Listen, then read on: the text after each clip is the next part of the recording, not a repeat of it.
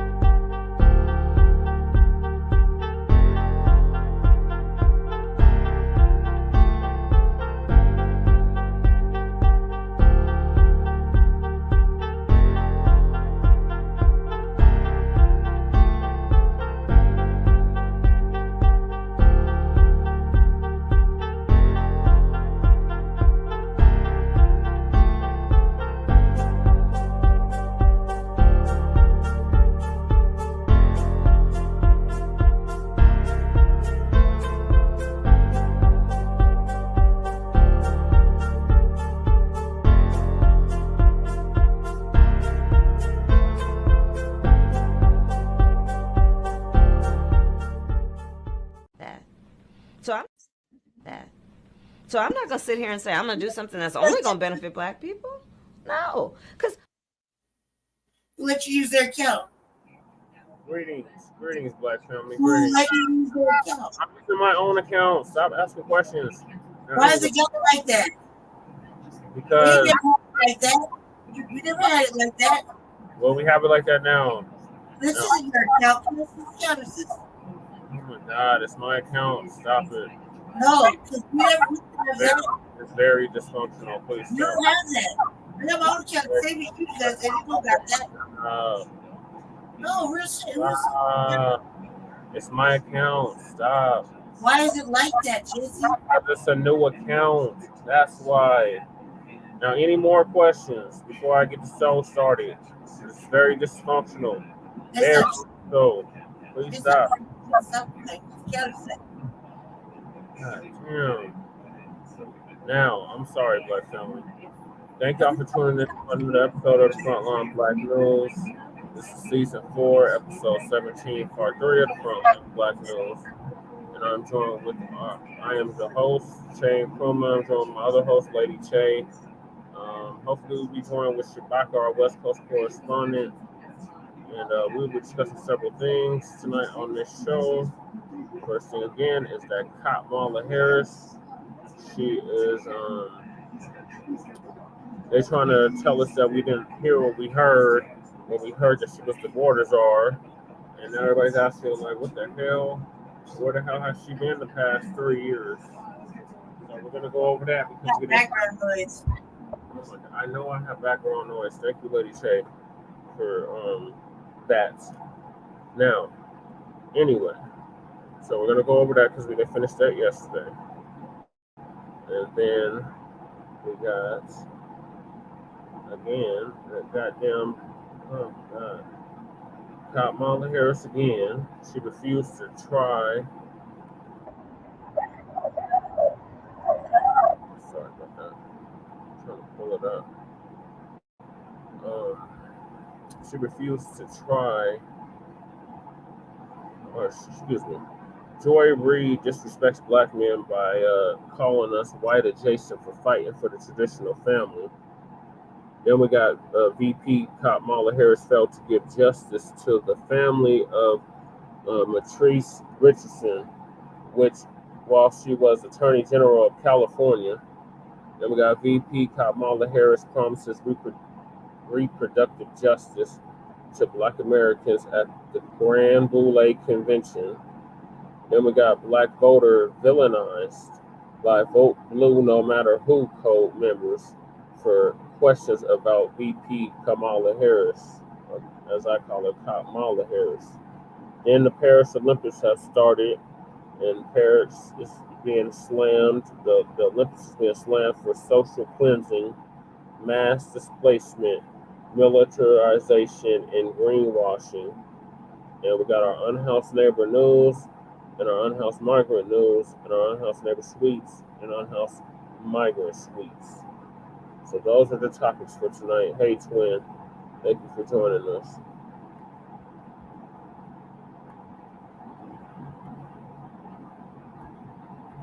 Alrighty, so we're going to hop right into it. Right here.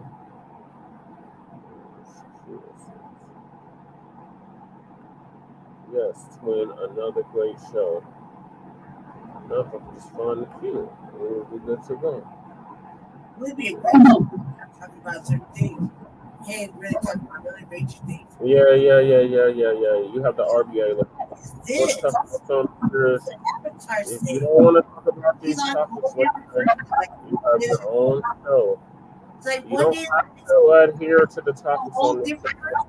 You have your own show. What does the avatar say? You can pick your topics. What does the avatar say? What does the avatar say? What avatar say? You know? It says no more malign neglect. Wire the funds. Pay reparations now. That's what it says. I'm glad mine looks really nice because you like you that's kind of magical right there. Like you got a whole new line, you got a whole new thing. It's like a whole new person. Oh my god. Sucks. Yeah, whatever. Is this a topic from yesterday? Yes, Lady Che, we didn't finish it up from yesterday. That's why we're starting with it. Okay. All right, I'm ready. All right, so Brother Tony from TV Media Group is going to give us an update on this. Kamala Harris exposed. Leaked DNC talking points to defend. Talk about this broadly. Because it's election season, Lady Che. You really don't care about it. Lady Che. No. Why are we talking about it though? We don't care if we're independent. Lady Che, stop. No real shit. Why are we talking about it? Because election season. That's why we're talking about it. Jesse, that's what I'm trying to say. We really don't care about it. So why are we talking about it? Lady Che. we are being pandered to by the Democratic Party to go vote abroad. Lady Chase, stop. It's very dysfunctional. Why It are really we is.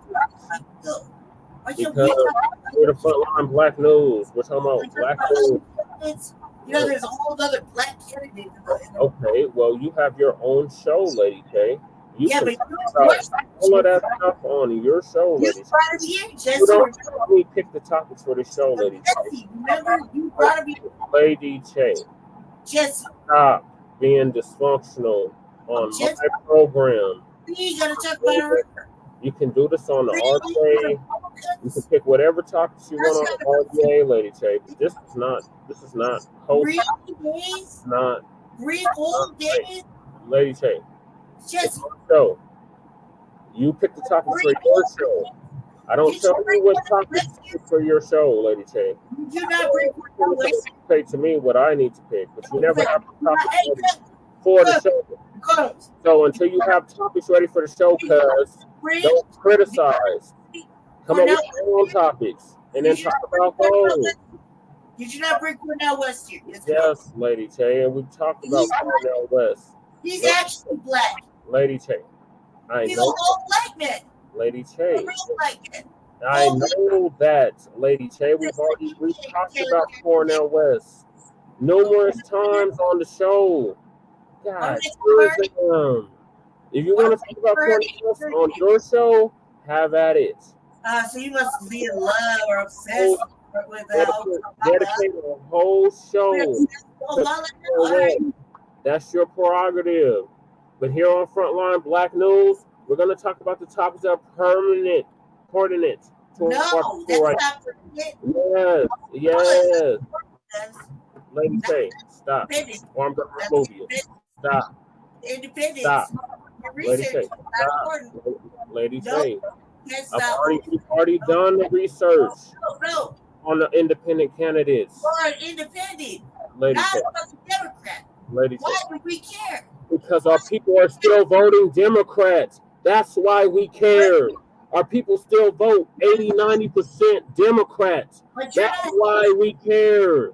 That's why we care. They're not voting independent 80-90%. Until then, Lady Tay, this is very. No, I'm not, Lady Tay. No, you're part of the problem. Lady Tay, you keep this up, I'm going to remove you from the show.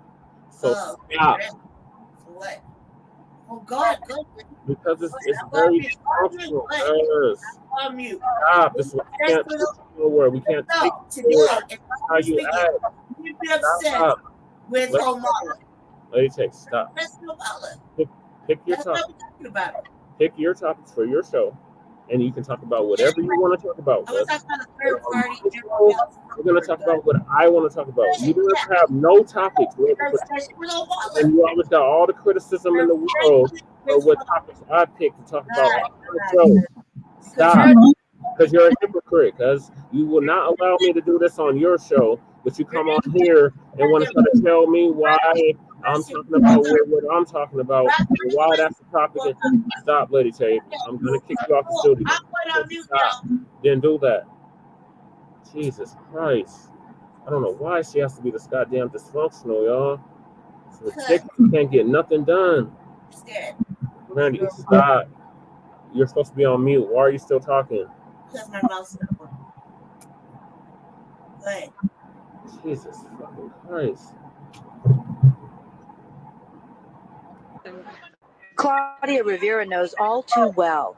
She spent for Kamala Harris is a vote for illegal immigration. And I want to play a couple video clips now that just really prove and highlight that point. This clip here is a news clip from about God knows how many years ago. I want to say probably 2005, 2006. And just take a listen to this here with Kamala Harris discussing illegal immigration and her stance on it as it pertains to sanctuary cities and everything of that nature. Let's listen to this. Underestimate how easy it is to become a U.S. citizen. Claudia Rivera knows all too well. She spent her Saturday at this immigrant resource fair in San Francisco, sponsored by Community Support Services and District Attorney Kamala Harris. We're immigrants. Sponsored by who? Who sponsored this event? Community Support Services and District Attorney Kamala Harris. Your immigrant status, whatever it is, does not, in our mind's eye, designate you as a criminal. Harris wants immigrants to know that San Francisco police and prosecutors will protect illegal immigrants if they are victims of crime. Claudia Rivera says she came here illegally 3 years ago and needs a good job, medical services, and yes, citizenship. The Mutiny Club, the hottest pleasure palace in Miami. Everyone was having too much fun. I'm good, woman. I'm not criminal. I make it all things very good, but I need help. Well, let's listen to that one more time. What did she just say? And needs a good job, medical services, and yes, citizenship. She crossed the border illegally and demanded a good job, free health care, and citizenship. That I crossed here illegally and you're going to give me these things. Just making demands way back then. And Kamala Harris sponsored this event, to which she essentially agrees that that's what illegal immigrants deserve. Cross the border illegally, so it doesn't matter. As a matter of fact, the border should be decriminalized. It should actually be decriminalized. Anybody can just cross the border whenever they want to and then make their demands when they get here. And you shouldn't have to pay any type of penalty by way of deportation or jail time or anything like that. It should be 100% decriminalized. That's not me just saying that about Kamala Harris. This is her saying this stuff herself. Very spirited debate on this stage last night on the topic of decriminalization of the border. If you'd be so kind, raise your hand if you think it should be a civil offense rather than a crime to cross the border without documentation. Can we keep the hands up so we could see them? Who is that with her hands up? Saying that the border should be decriminalized? Looks like Kamala Harris to me. Looks like a whole lot of Democrats. Bernie Sanders, you got Sleepy Joe, Pete Buttigieg. You never know. Pete might be her VP running mate. Pete Buttigieg might be her VP running mate. So watch out. We see who else wants to decriminalize the border. Andrew Yang, Marianne Williamson. Let's listen to this one more time. We had a very spirited debate on this stage last night on the topic of decriminalization of the border.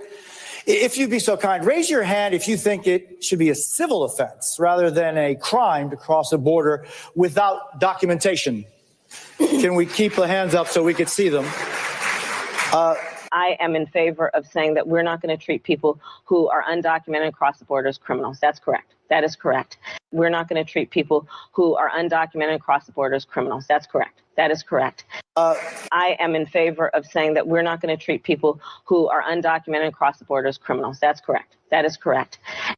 Once again, a vote for Kamala Harris is a vote for illegal immigration. If you have no issue with illegal immigration, if you have no issue with cities that used to be staple of this country, like Chicago and New York, being completely overrun, right? Bankrupt. And then just seeing the sheer disrespect of watching the citizens of these cities be passed up by illegal immigrants, not by way of working hard, but by way of handouts with all type of free housing, literally giving out free furniture, free everything, while the homeless populations in those same cities remain homeless, unhoused. If you don't have an issue with that, then vote for Kamala Harris. If you do have an issue with that, then you know what you need to do. And you know what I'm doing? I'm going to vote for Donald Trump. That's what I'm doing, just so there's no confusion. A lot of people, particularly, let me say this really quickly. A lot of Black folks online Y'all get up here and you do these streams like what I'm doing, and then you won't say that you're going to vote for Trump. I don't know why you guys are scared to say that. It's really ridiculous and it's very silly. Stop being scared. You're grown men and grown women. You clearly don't want Kamala Harris to win.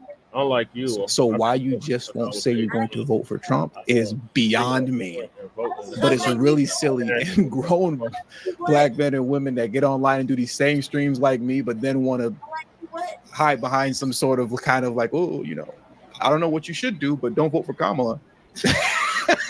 You should be ashamed of yourself, honestly, because it's disgusting. Knock it off. Stop it. Stop it already. Knock it off. Now, let's move forward, right? Let's carry on and let's move forward. But before I do that, I want to give my thank yous, man. Shout out to my man, Apex Prowler, for always coming through. He said, salute TD News and crew. I appreciate you, Apex Prowler, for being the first person to contribute to today's stream. And also shout out to my man, Saul, who keeps the lights on in my home. He said, might as well take off our yard fence and front doors. Basically, you might as well remove the take off your yard fence and front door at this point. I mean, and they know all about that in the city of Chicago. If you remember the city council meetings in Chicago, it wasn't just black folks in those meetings mad. It was legal immigrants. You had legal immigrants that lived in the neighborhood of, if I remember correctly, it was called what's going on, man? I was in all type of legal immigrants who were screaming and shouting at Brandon Johnson with strong upset over the fact that illegal immigrants have overrun their communities and that Brandon Johnson.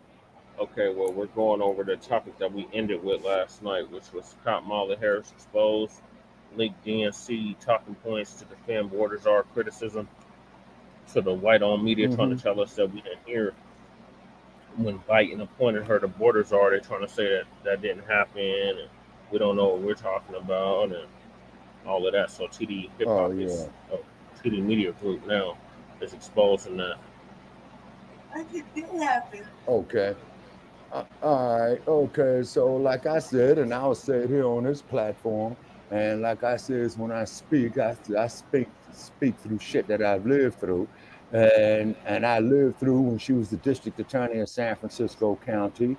I lived through when she wasn't shit as the attorney general of California, and I lived through when she was a UA twin, and I lived through when she was the U.S. Senator. Go, Jesse. She said and I it. go through it, you know. She said it. She said it. Yeah, it's pathetic. And then I lived through, of course, when she got selected, as the vice president. You know what I mean? And they're really trying to build this individual up. And it will be a big mistake for black people. Obama 2.0, that's what they're trying to do. We already know about her. So we didn't know about Osama. First of all, you can't even say it's Obama 2.0 because Obama's black. She's not. So that's not. Well, she's black adjacent. She's black adjacent. They think she's black. We know she's not black. They don't but think they that. Would you call her Italian? Yes. Like, don't you see the light? Look, the light is a marketing put. That's all that's about. That's why I said it's Obama 2.0. No, Obama was actually black. But that was a marketing ploy. He wasn't FBA though. That was the Trojan horse. He was American. That was all that mattered. Oh my God. No, that's not all that mattered. At that time, no, I worked at DNC, so you ain't gonna tell me. I was here when he got the nomination. You can't be a tether for president, yes, you can. No, you can't. His parents. He's a tether anchor baby. You have anchor babies. He's an anchor baby. He's an anchor baby, Lady Che. I don't know why you're trying to argue with me about this. Like you worked on his campaign or something. I worked on his campaign. I worked on both of his campaigns. How you gonna tell me something about old Sambo and if he's a tether or not? Let it go. Indian chick. He's a tether. Obama was black. Indian chick. Obama is Kenyan and American. He has a white husband. Let it go. Let it go. Oh my God. I didn't even bring up her husband. Simple, man. It's no, so what's simple is voting blue no matter who and voting for people just because you think they look like you. That's what's simple. Right. Yeah, see, and we got to come up out of that brain dead shit, you know? And see, and that's what I call brain dead shit, is because even when they was trying to get Shirley Chisholm in 1972, once again, you know, that's where they started all this shit, you know what I'm saying? And where they say, that, oh, well, you got to vote for her. She's black, a black president and all that. And, you know, Sambo let everybody down, you know, of the shit that he did. You see what I mean? And what I mean by that is he did shit for everybody else except us. Now, I'm going to tell you something. Now, he never said he was going to do anything for us. And then on top of it, too, Che, the only thing he did, Obama, and that was his second term, because remember his first term, they controlled the House and the Senate. They could get anything passed that they wanted to get passed. Instead, not wasting time. People got amnesia, so I got to bring them up to speed on what was going on at that time. Nobody cares. That's No one cares. That's what I said. Mama She doesn't do nothing for black people, cuz. She told us she wasn't going to do anything specifically. She actually told us, though. Obama didn't tell us. Why are we? Yeah, but at least Cornell West. Okay. Cornell West don't have ballot access in all 50 states. We could get ballot access. Not in all 50 states. No, we don't. He was just interviewed. We don't have ballot access in all 50 states. Why don't we help him? I am helping him. I'm one of his electors. I'm just waiting on the call to go to the state to try to help him get on the ballot in these other states. Mm-hmm. You don't know how it works. Who is this trying to get on the ballot? That's right. I'm definitely true to this. Sure you are. But, that's right. Let's get him on the ballot. But her, she already said she's not going to do nothing. I don't even know why we're wasting time talking about her instead of educating the people who can get on the ballot. You know what I mean? Well, Lady Che, you have your own show. And we have two other platforms where we can do that. Nobody helps me come up with the topics for the show. So I go based off of what I come across. So you're following some shit. And you're not thinking by yourself, right? No, Lady Che. I've been thinking for myself. And you would think that this is a better. No black media just backs up what I've been thinking. No. It's all about you. And you think for yourself. Yes, I really do. Why would you waste your time on a broad that says she's not going to do nothing for us? Duh, we already know that. We know everybody that. Knows that. No, everybody does not know that. Because if everybody knew that, they wouldn't be trying to market her like she actually means something to us. This is a nothing burger. And this is why we have platforms like this, so we can let our people know. Because Jeff Hart and Roly Poly Martin and Joyless Reid and Tiffany Cross and all the rest of them bootlick and chills is not letting our people know that. Get off the internet, bro. They're not doing that. So it's up to us as the new black media and the signal boosters of the new black media to do that. Educating everybody for a year. Oh my God. Yeah. So you're just defeated. I got it. I'm not defeated. I'm not throwing in the towel. So with that being said, you sound defeated. No, what it is that I'm so defeated. Jesse, listen. I already know who I'm gonna vote for. I already know. Well, we've already stated that. We've already stated who we're going to vote for. So No, it's your choice no. under this illusion of choice Listen, to pick somebody to vote for. We're letting you know there's other people besides You don't have a choice? Kamala Harris in the dump, as in human shit. Yes, I got Cornell West. We want to make that perfectly clear. You have a choice not to do I got you. And check out Cornell West. Like I said, nobody helps me with the titles for the show. So nobody ever has their titles ready for the show. So I gotta come. Excuse me, not titles, topics for the show. Subjects for the show. Go ahead, Jason. Go ahead. Run your control factor. Yes, I'm trying to. Thank you. You're welcome. Is prioritizing illegal immigrants over the legal migrants who are doing things the right way. So they know all about that over there. They know all about it. And shout out to my man Walter Wilborn for coming through as he always does. Thank you very much, brother. Thank you very much, Walter. Now, please hit the like button if you haven't already. And let's carry on and move forward. I see a couple other super chats have come through, but I want to keep things kind of flowing along rather smoothly and not just go through a whole bunch of super chats in the middle of the stream. But I will come back to you guys. Thank you very much for your support, and I deeply appreciate it. Now, let's talk about the migrant crisis, right? Like I said, a vote for Kamala Harris is a vote for illegal immigration, right? It's a vote for illegal immigration. We can say that with an absolute fact, not just because of her past rhetoric, like what we just played for you, but her most recent actions with her and the Biden administration. Kamala Harris and Biden didn't just give us illegal immigration. They literally gave us a whole migrant crisis, intentionally, deliberately man-made. We're going to go through that information right now so I can prove that point.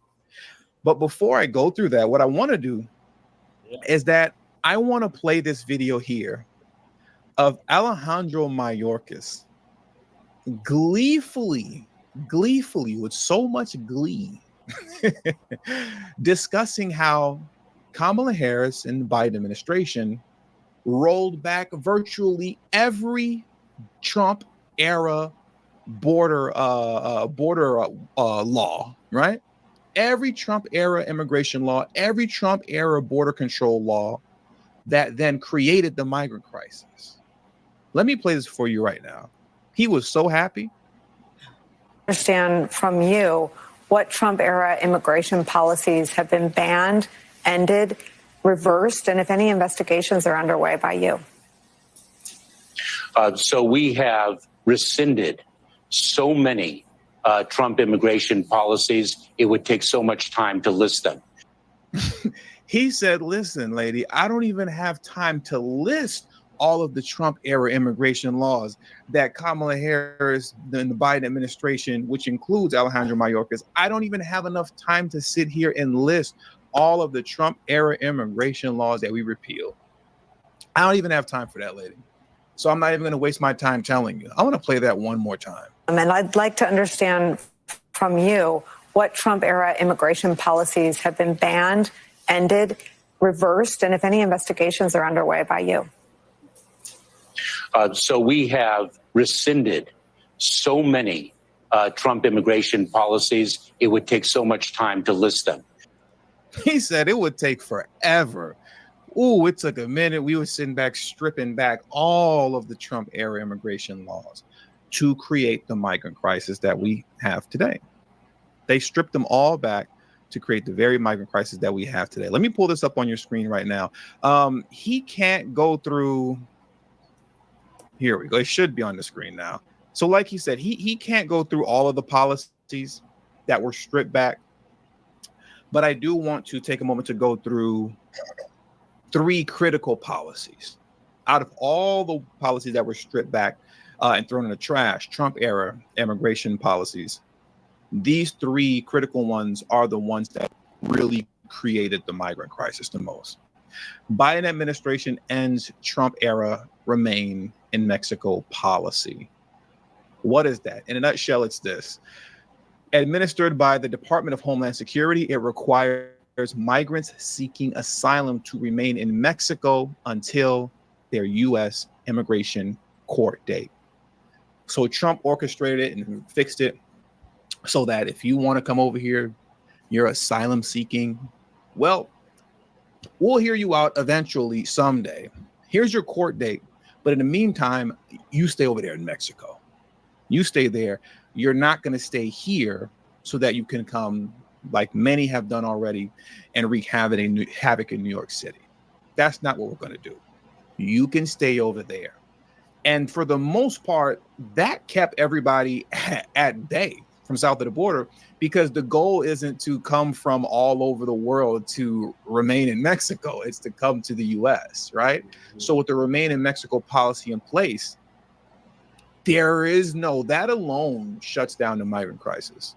That alone, reinstating that would have shut it down alone, right? But then even worse, what Biden turns around and does, Harris and Biden, I should say, what Kamala Harris and Biden turn around and do, after repealing and throwing away Remain in Mexico, they turn around and reinstate catch and release.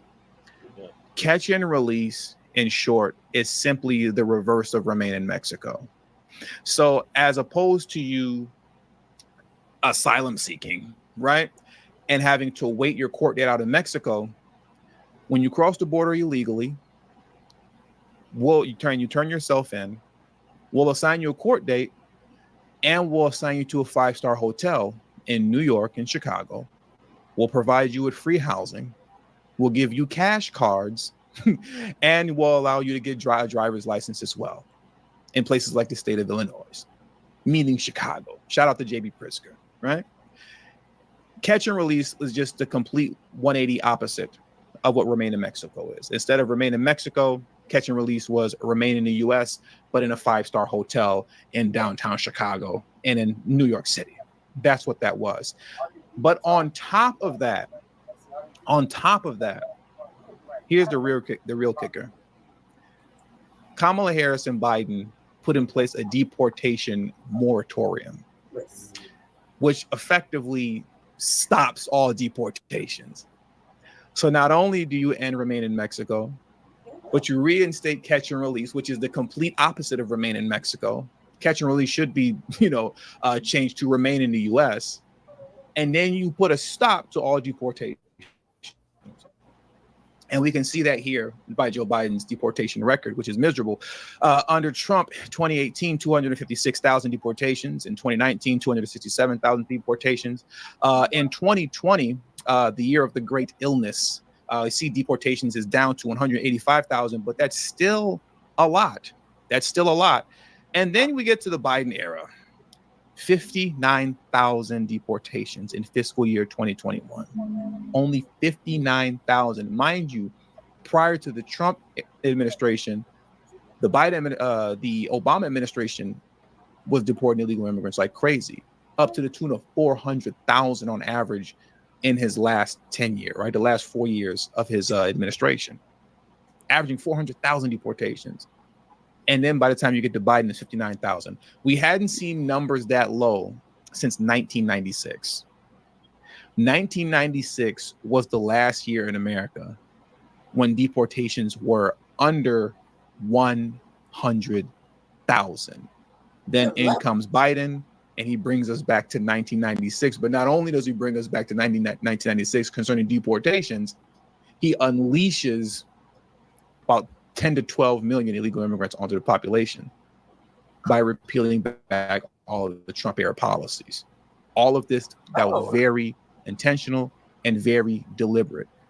These 3 key policy changes alone, repealing Remain in Mexico, reinstating catch and release, and placing in a deportation moratorium to effectively stop all deportations, that alone created the migrant crisis. And then after creating the migrant crisis, what did they do? They lied to us over and over again, stating that there was no problem, the borders are secure, and anyone who said that the borders are open, they're spreading misinformation, disinformation, fake news, right? Let me play a couple of those video clips for you right now, where we're literally going to watch Alejandro Mayorkas, Biden, Harris, Karine Jean-Pierre, the entire Kamala Harris-Biden administration lied to the American people literally over and over and over again about the borders being secure when they clearly were not. Let's get into those clips right now. It's closed. The border is. Let me rewind that back just a little bit. The border is closed. The border is secure. The border is secure. The border is closed. The border is secure, and the border is not open. We have a secure border. I can tell you the border is secure. By what measure is it secure now, sir? So there is not a common definition. The president has done more to secure the border and to deal with this issue of immigration than anybody else. That is such a bold-faced lie. Listen to how they just lie to you. Just lie with a straight face. Did you hear what Karine Jean-Pierre said? Let's listen to that one more time. Just lied. Definition. The president has done more to secure the border and to deal with this issue of immigration than anybody else. He really has. We're certainly doing a lot more to secure the border. As you know, the president has done everything that he can. He's done that alone without the help of Republicans. Why aren't you guys stopping the flow at the border? We are stopping the flow at the border. Secretary Mayorkas, do you continue to maintain that the border is secure? Yes, and we are working day in and day out to enhance its security. It should be criminal to lie like this. It should literally be criminal to lie the way that the Kamala Harris Biden administration lied to us every day, day in and day out. Removal of Title 42 does not mean the border is open. The border is secure, but we also have a broken immigration system. You created it. Listen to President Harris. Listen to President Harris, 2024 President Harris. They lied to you to your face. The border is open. The border is secure, but we also have a broken immigration system. You broke it. You literally broke it. She said the border is secure, which was a lie, but we also have a broken immigration system, a system that she and the Biden administration literally and intentionally broke. Literally and intentionally broke. And then after breaking it, they placed Kamala Harris, Joe Biden. He put her in charge of the border to stem the tides of illegal immigration. There are plenty of articles that you can read, particularly from March of 2021. Put that in, March of 2021. In March of 2021, there are 1,000,001 articles that you can read that discuss how Joe Biden placed Kamala Harris in charge of the border to stem the tides of illegal immigration. She was in charge of that. And then from there, we were inundated by left-leaning DNC media outlets that told us that Kamala Harris was the border czar. Now they're telling us that we didn't see it here, what we did see it here, and that it was the Republicans who are now saying that Kamala Harris is the border czar and that they're spreading and pushing fake news, misinformation, disinformation. When literally they told us this, and it's all on video, and I'm going to play it for you right now. But before I do that, I do have to go back to giving my thank yous to everyone who has showed support to the channel so far. It is deeply appreciated. I do not exist without you guys. Thank you very much, Crystal Watson, for the super sticker. I appreciate you. Shout out to Presidential Mike. Presidential Mike came through and stated they caught El Chapo's boss in Texas today. I'm sure he was just visiting, not drug trafficking. I'm pretty sure the same thing. I'm pretty sure. Shout out to my man TS175 for the super sticker. I appreciate the support, TS. Thank you, Brian Thomas, for the super sticker. I appreciate the support. shout out to Antoine McGee. Antoine McGee said, or Antoine McGee, I think it's Antoine McGee, said, always watch your content, first time donating, keep up the great work. I appreciate your first time donation, brother. Thank you very much. Like I say, you guys keep the lights on. Well, Saul, you know, you keep the lights on. Yeah, You feed man. my Well, son. we need somebody to do the same goddamn thing for us. And the very last one, we're going to get back to stream. The King 83 said the Dems, it ain't our what? To the Dems, it ain't a crisis. They're future voters. There you go. There you go. And that is something that I've covered on numerous occasions here on this channel, particularly what we've seen occur throughout the country with a strong push for non-citizen voting in local elections throughout numerous cities in the country. It was tried in Boston twice. I believe it failed. It did fail both times. Non-citizen voting was attempted in, I believe it was New York. It failed over there. The Supreme Court, the state Supreme Court actually shut it down, but that is being appealed at the moment. But luckily they shut it down over there. Brandon Johnson in Chicago, Emperor Brandon Johnson, Emperor of the People's Republic of Chicago, he's been tap dancing around it. He hasn't spoken much about it once before. He addressed it slightly once when he was running for Emperor of Chicago. And then he talked around it as he talked around everything. But believe me, that's on his mind, as well as the governor of Illinois, J.B. Pritzker. That's on his mind as well. And it did pass in Washington, D.C. In Washington, D.C., they do now have non-citizen voting in local elections in Washington, D.C. So the push for these folks to be able to vote is strong. It's strong. Now, let's get into all of the DNC media outlets literally telling us that Kamala Harris is the border czar, and then turning around and telling us that they didn't say she's the border czar. It was the Republicans that said it, when literally they told us she was the border czar for 4 years straight, up until she's now running for re-election. Right? Let's play this. Right. You know what? We're gonna get so mad. Rewind it back just a little bit. Please hit the like button if you haven't already. Like, What are borders are? Vice President Harris was not a border czar. Meantime, Vice President and border czar Kamala Harris facing some backlash. What he said about Harris and immigration was not true. She was never appointed border czar. And this will be her first visit to the U.S.-Mexico border region since she was appointed as the border czar by President Biden. People gonna have to counter the misinformation. You already hear folks talking about the border czar. She wasn't the border czar. President Biden tapped Kamala Harris, Vice President Kamala Harris, to be the border czar. Now, she wasn't the border czar. That's what Republicans labeled her. It is unbelievable. I don't think we call it. I think she's the charge of the border. I thought the thing. Pay attention. There's about 30 more seconds left so far in the first 30 seconds of this clip.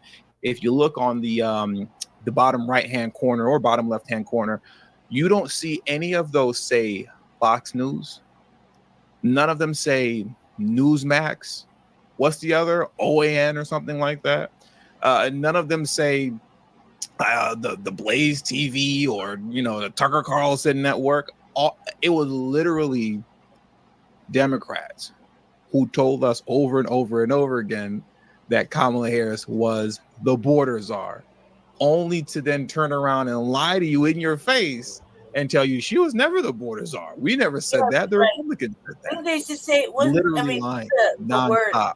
Now, she wasn't the border czar. That's what Republicans labeled her. We were very critical of Kamala Harris, especially in her role as border czar. Now what she's up against is folks lying about her border record, calling her a border czar. Kamala Harris, who was appointed as the border czar. The Biden team didn't declare her the border czar. They wanted her to work on kind of the root causes of immigration. There has been so much criticism against Kamala Harris. She was the border czar. Calling her sort of the border czar, which wasn't necessarily the case. So the border, if they weren't planning to address it in a major way, do not make her your border czar. She met with some of the Northern Triangle countries, but nothing has effectively changed. Now, here is what's really interesting. And this is something that we all knew and understood already concerning talking points being pushed. but it's one thing to kind of see the evidence of it, right? I thought this is what I thought happened. I remember correctly that Biden said she was in charge. Like, we're gonna put Kamala up front over there at the border. She's gonna be in charge of the border for the day-to-day demands of, the border and whatnot, right? And everybody started calling her the czar, like the border czar, as a joke, right? It wasn't like, like that was her title. That wasn't the title. She was just in charge of the border. And we started calling her the czar as a joke, right? Because it's usually like foreign countries that have czars. If I remember correctly. Am I right, brother? No. Am I right about that? He didn't say she was the border czar. He said she was in charge of the border back then, right? And everybody named her the czar because as a joke, right? Because calling countries have czars, because only Russian countries have czars, right? So it was a joke. It was a joke that we called her the border czar as a joke, and just because nobody likes her, nobody liked her, right? So she wasn't. She's supposed to be in charge of the border, and she was never doing her job. So everybody's like, well, where's the border czar, right? It's a joke, because the czar part was supposed to be the joke, right? Because she really wasn't doing her job at the border at all, if I remember correctly. All right, carry on. But it doesn't take away from the facts. The facts is what's being thrown out right now. She wasn't doing her job. Yeah, she was MIA the whole time. MIA so much that they dropped the book hit immigrants at her door, and she still wasn't there. All right, go ahead, Jesse. That was funny. Go ahead. All right. It's another thing to see the evidence of it. This person here, let me pull this tweet up for you. Give me just a second. Here we go. And I'm going to zoom in just a little bit. Laura Loomer, who is an investigative journalist. Hey, it's JD Vance. If you can't afford to donate because of the wreckage of Joe Biden's economy, I understand. She posted this. Kamala Harris and the DNC are giving Democrat elected officials, surrogates, Roland Martin, and members of the media talking points about Kamala being the border czar. Here's a copy of their talking points. They don't want you to see their talking points are all scripted. How embarrassing. They have to tell people what to say. Kamala needs notes, just like Joe Biden. Now, what I want you to do here is look at this video that was created and how they have the scripted notes here lined up perfectly with what the news outlet, what the news members are actually saying, right? Concerning following the script that they were told to follow. So let me pull that up on the screen for you right now. Borders are. Let me rewind it just a little bit. I'm going to make it full screen. And then I'll talk with it like this because I want you to see it better. So first, Vice President Harris was never appointed border czar. There has never been such a position. It doesn't exist. Mind you, these are the same people that told us that she was the border czar. They're now saying otherwise. But check this out. Never actually border czar. Border czar, which was not something that was formally conveyed upon her. She's been labeled incorrectly by some members of the right as the border czar. Republicans named her the border czar. Republicans have always exaggerated what her job was at the border. Republicans, again, have labeled her the border czar. Oh, my God. You see how that's scripted? How stupid they are. Border czar title invented by Republicans and press repeats. We just watched a sequence of videos in which it was literally Democrats, DNC news outlets that reported on that and pushed that narrative. Now they're following their new notes to lie on Republicans and say that they're the ones who did it when they didn't, because we literally just saw the video evidence. The border czar. Republicans have always exaggerated what her job was at the border. Republicans, again, have labeled her the border czar. But that's not exactly what President Biden asked her to do. She was never put in charge of the border. That wasn't actually her task. Not to secure it, but to address the underlying roots of migration. She was charged with leading the administration's efforts to address the root causes of migration. The root causes of migration to the U.S. Root causes of immigration. We also want to point. Yeah, they're all good actors. I'll give it to them. They are definitely following the script. They are definitely following the script. And as Ruthless Millennium stated, and I said earlier, I don't see Fox News, News Nation, Newsmax, Scripts, it's literally all the DNC news outlets, that told us this. And now they're trying to walk it back and say that it was the other guys when it was them.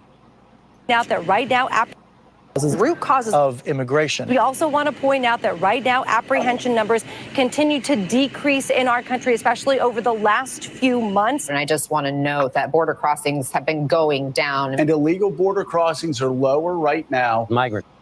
I love that talking point of how illegal border crossings are lower right now. You can't create a migrant crisis and then turn around and try to run on, look at how we're fixing the border. No, you literally created the problem. Right. You very literally created the problem. It's cold. Whoa, you don't get shit. to run on, we're fixing the problem that we created. Crossings continue to drop. Border crossings are way down. Border crossings are down. Apparently they're down, right? When they're down after they created it. Understand from you what Trump era immigration policies have been banned, ended, reversed, and if any investigations are underway by you.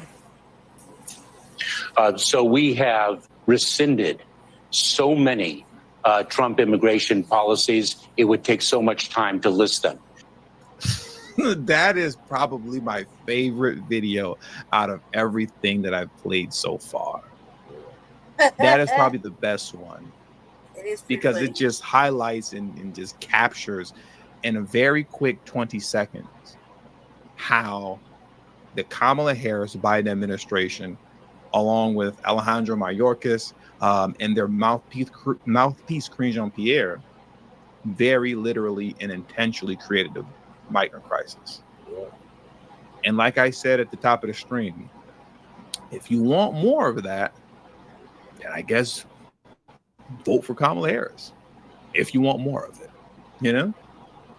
If you don't want more of that, vote Trump. Those are your options. Those are your I'm options. on the goddamn couch, And man. with I all can't that being waste my said, time with these stupid motherfuckers. that does it for today's stream. What's the consensus? So Is she gonna stop or is she gonna keep the situation afloat? What's that? No, I'm saying, Lady Shay, okay, if Kamala makes it, okay, which I doubt, okay, she would keep this bullshit going on. She'll come up here with this all-inclusive shit, thereby eroding from black people again and again and again, resources that we need to upgrade the quality of life in our communities, resources that we need from education, Department of Commerce and what have you to build up black businesses. And I don't hear not one of them lousy, sorry, stinking motherfuckers talking about that. Vote, as Brother Jay says, vote blue no matter who. If you don't vote Democrat, you ain't black. Fuck all that. See, what you need to do is we need to tell all these individuals who have that mindset, hey, man, go wipe your ass with that bullshit, man, because see, what it is we got to build up our own damn infrastructures because that's all what these other motherfuckers is doing. And all these bastards come to the black community to get paid. Now, I ain't the most brilliant motherfucker there is, but don't you think there's something that's wrong with that? I do. I mean, I'm surprised we haven't heard that this week, that if we don't vote Democrat, then we're not black. And shit like that. I'm really surprised about that. Because they have been pandering directly to us here in our own city people that live in our areas, that we know well. have been pandering to us like very forcefully, very what would you say, bullying, like very forcefully, like Very landing, plantation master. yeah, like or else kind of a manner. You know, I'm surprised they Yeah, didn't say, right. you know, the blackness on your skin is gonna come off if you vote Republican or you vote third party. Overseers. Yeah, like Very overseers. very, yeah, Like you're oligarch. going to do this. You're going to do that. Yeah, like a demander. Like they don't give a fuck if we have an opinion or not, type of shit. And I think that's the frustration. Like, And then these same individuals have the audacity to call this shit free thinking. Ain't free nothing thinking, free thinking about that coonery and buffoonery that it's comes just, on Monday through Friday at 2 p.m. our time. I think that he should. I think that you should talk about them if you're gonna keep fucking with them. Secondly, and this is my opinion only. And the other thing is that he's not wrong though. He is not wrong. Jesse's not wrong. I just think that if you're gonna keep fucking with them and fucking talking shit in their places, then you deserve everything you get. So you gotta leave them alone, in my opinion only. But I think he just is not wrong though. They are that is what's happening over there. I don't really I seen it in other spaces too. Anywhere where any of those people from that they like to hang out over there and get in the chat and stuff. Any of those individuals are, I find that he's not wrong. It's not wrong about that. That is happening. It's happening all over the city. It's like a fucking like an epidemic.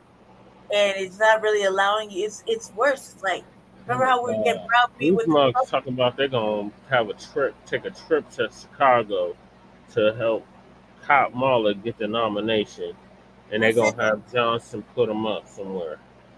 Who said that? It's Stephanie Rose, the free thinking coons. Oh, they're stupid. That is stupid. I would try to get on there just to fucking oppose that because that's wrong. Like, first of all, like we didn't get nothing. Like seriously. I mean, I'm like it sounds dysfunctional as I am. We didn't get nothing from a Biden Harris administration. She's not gonna give us nothing. She's not even gonna think about black folk. No. This is real. If this is part of your heritage or you're part of your identity, allegedly, right? Allegedly, you would think that you would put your people up first, right? That you would think about black folk first, and she's not, and that's what's that's why I'm all at arms, right? Because for somebody who says for the way they promoted her, she's black, and we, all these, especially with these sisters here, you know what I mean? The sisters here are like deeply melanated, and they're talking about we need to vote. They look at us directly in our face and say we need to vote for Kamala, right? Because she's a black woman, or the first black woman, or the first woman, right, or whatever. And I'm like, you smoking rocks? Like, how dare you? Did I see that shit come across X or whatever, Twitter or whatever, for Colorado politics? I put in big caps. No. Why? She didn't give us nothing. She's not going to do nothing. And we're wasting an entire 3 months talking about her because she don't care about black folk. If she cared about black folk, we would have saw that throughout the 3 years of fucking her administration with Joe Biden. We didn't see that. Yeah, even before that administration, she told us she wasn't gonna do nothing specifically for us.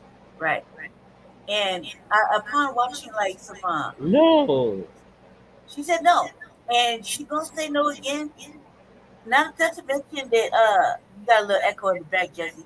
Not to mention that we're taking cues from Cardi B, cuz and motherfucking whoever else, whatever else Democratic person who wants to fucking say they want this.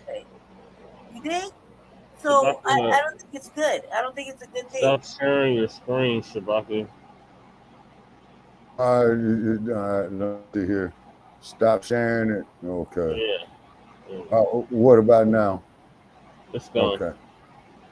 Okay, so So what are y'all getting back to this? What are y'all thoughts on this right here, though? the Czar part is something that was made up as a joke, like to give her a bad name, like to talk shit about her. But he did point her to the fucking border, so you can't take that back. She's supposed to be in charge of the border. It was nobody else. No one's name was ever mentioned at the border, like Mayorkas, fucking anybody. Nobody's name was mentioned. You know what I mean? So it was just her who was supposed to be in charge of the border. She wasn't there at the border for the first 3.5, 4 years, 3.5 years. I think she went one time, right? As far as Czar No, I don't even think she went at all. yeah, She kept saying she was gonna go, but even the musty man went, and she still didn't go. the musty man don't even count. He's just a regular civilian with money. He don't count. He's not a politician. He's not important. This is the thing. So, if she didn't go, I think she only went one time and barely went through it. I think as far as the Czar part, yeah, that shit was made up. That shit was like calling her like the border bitch. It's like that. You know what I mean? We're just joking around, and it's stuck on there. And she didn't live up to the Czar part. That's the funny part. She didn't live up to the Czar part. Oh, they just let the shit fly the hell over. All right, Shabaka, what are your thoughts on this?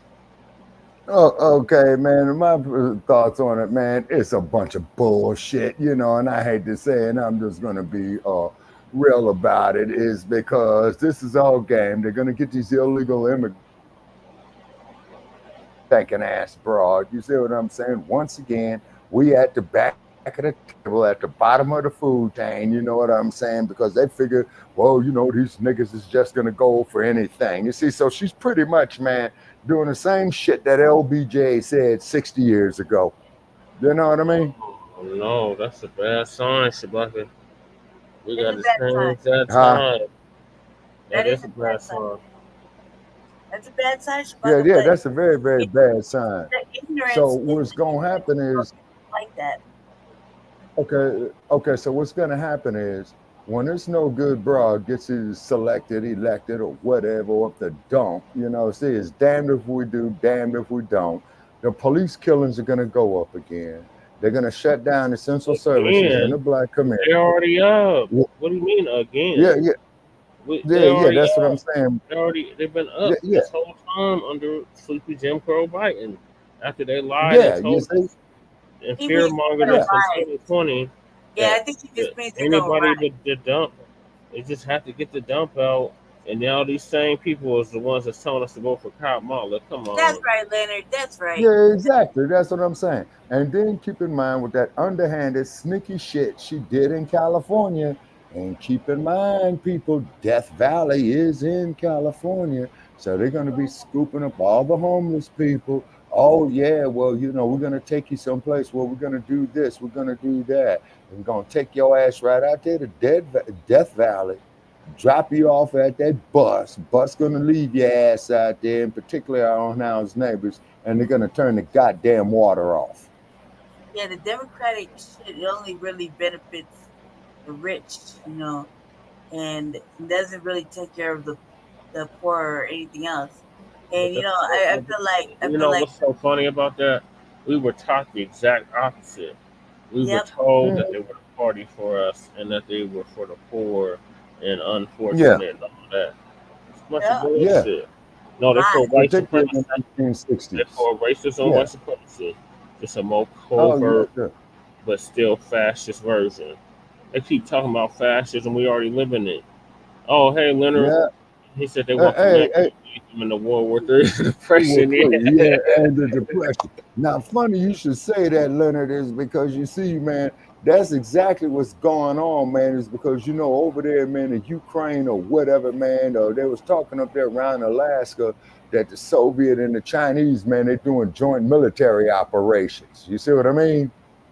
And if that shit escalates, you're going to get these roly-poly Martins, other ass scratches, Yasa Boss. That's all, folks. Exactly. Well, black man go join the military, defend the country again. And black veterans, man, have been fucked over, man, ever since the Revolutionary War. You know what I'm saying? Because as you point, Brother Che, black people have fought in every war this country has ever had. Involved in, and then each time they came back, they were always treated like shit. You see what I'm saying? Yep. Yeah, I'm like, and then burnt alive in their uniforms. Remember the Devil's Punch Bowl down in the Delta? Yeah. Down in the okay, yeah. What's that? Mississippi, I believe. Yeah, the Devil's Punch Bowl. Yeah, where they put a lot of peach groves over that. You know what I'm saying? And then what it is that they figure that we just supposed to be up there like puppy dogs, keep kissing their ass, licking their hands, all master like your Tim Scotts and what have you. Kamala doing the same bullshit.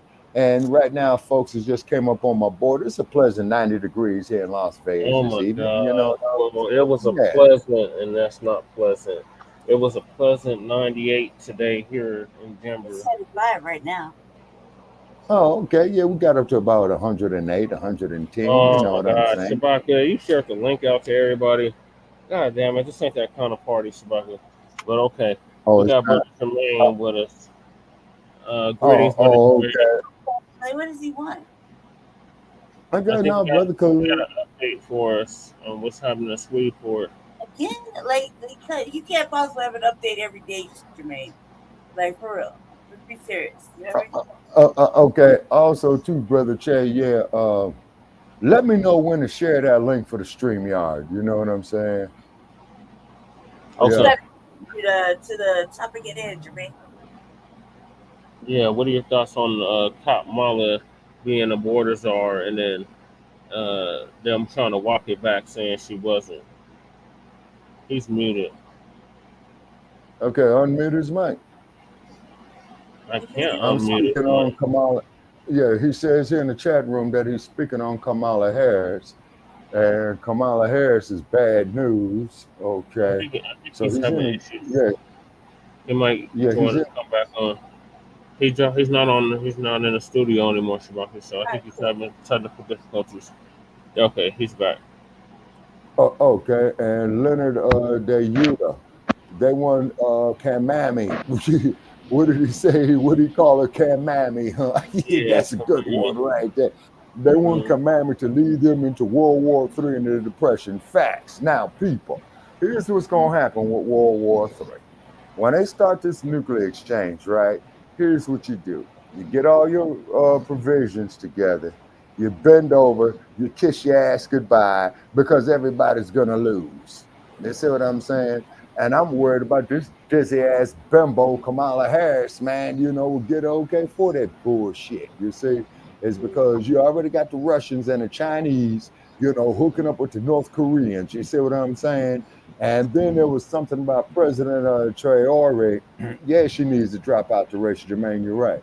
And there was something about President Traore over there in Burkina Faso. Okay, they got that feedback real bad on his end.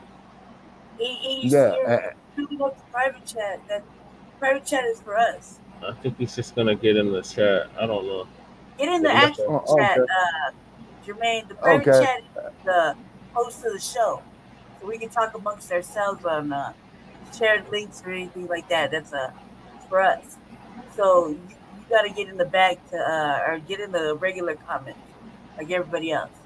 Yeah, he's just join the chat on the YouTube. Yeah, join the chat on the YouTube. Like the private chat is for the host. That means Felicia. You know what I mean? That's for us. Huh, okay. Hello, everyone. He's saying hello to everyone. Okay, he says he's back. Okay, and then also too, the spirit of the ancestors is coming across the Gulf again, and I think they're getting ready to go down there and hit Florida. So therefore, hurricanes. Please, Kamala Harris been lying. Hell, she's been lying, man, for the last 8 years that I know of. And then I'm hoping that the hurricane goes down there and go hit the dude with the panties. You know what I'm saying? Oh, he says the hurricane is turning west. Okay, so then that means it's going towards Louisiana and Mexico. Okay, damn, needed to go east, man, to go hit Florida. You know what I'm saying? And later for the panties and all that, and all these stupid ass people out here believing that these repubs is the answer. Guess what? You're crazy. What you could do is call in at 516-418-5996 on Tuesday night, and let's talk about it. Yeah, let's talk about this political trickery. Oh, yes, sir. Most definitely. You see what I'm saying? Most definitely. And Then then, go to the regular comments. I'm sorry? I was talking to Jermaine, telling him stay out of our private chat. It's filling up, and go into the comment section. Because the private chat is for the host. That's us three. Oh, okay. Wait a minute. Hold on, Lady Chair. I didn't know that. Hold on. Oh, I see. Yeah, I just learned something. Okay, Yeah. sure, you're right. Okay, I'm in the comments right here. Okay, Jermaine, so what you got to do, man, is go up there and hit comments, and then you can see, where everybody's in, because Twin Pyramid has been in there with us. We got Leonard DeYoto with us, and then Leonard DeYoto, he just stated, 6 minutes ago that we are stating facts. And what it is, ladies and gentlemen, we do our damnedest now, to get our facts right. But keep in mind here on these platforms of Frontline Black News and Shabaka's Black Experience Enhanced, which is a division of Frontline Black News, and also in association with the Revolutionary Agenda. Oh, we research our shit, because you ought to see these damn notes and stuff I got around there for the last 5 and 6 years and what have you. But we just ain't listening to brain dead motherfuckers with bullshit like Tim Scott, Ron DeSantis, Donald Duck, Kamala Harris. She is bad news, Black family. Now, I appreciate everybody out there saying, well, they fighting for justice. Okay, yeah, that there's Brother Jermaine. Okay, he's saying greetings. Okay, now we appreciate that, but look what happened with Obama. Okay, see, Obama came up with that shit. We reelected that motherfucker, 4 years later, after he said that classic line in Denver, Colorado about change that we can believe in. And yeah, never told us what that hope and change was. It just sounded good. Brother Che, we can look at the goddamn change that he did. This motherfucker goes to Kenya. Hey, man, Kenya. Yeah, Kamala needs a step down. Yeah, she's selling folks' dreams, pipe dreams at that. Oh, well, we want to promote homosexuality in Kenya. And what did President Kenyatta said, man, you're going to have to shut the spot with that bullshit, homie. Right. We don't do that here. Yeah, and then Judas Fagara, if I'm saying your name correctly, that she did lock up so many black men. Yeah, he's right about that. You see what I'm saying? And then gonna sit up there, man, and leave them in the damn slammer after they did their time. And from what I understand, research that I did. Okay, he's in the chat now. Hey, okay, you're fighting for justice. Greetings, and the state of California had a check on her, and Judas right. Kamala's Obama with curry, spice, and a dress. Exactly. Yep, you see what I mean? And then the cold, and yeah, she locked up so many black men. You see what I'm saying? And then when I get back there to Oakland, I'm going to have the painstaking task, and that's why we need some donations, people, because what I'm going to do, and it's going to take me about 3 days to do it, is that I got to go over there to the Alameda County Law Library, which is right across the street from Alameda County, Florida. And look what she did, not for us. Yeah. Did you invite an OTB to the program? OTB? Yeah. Who's OTB? Other than Black? Oh, okay. Who's the OTB? Tave. Tave. Oh yeah, I told Tave. I invited him. Why? Did I make an error? Yes. We don't invite. We don't have OTBs on over here. Okay. All right. My bad. You know what I'm saying? I gotta own up to it. You know what I mean? But I think that correct me if I'm wrong. I don't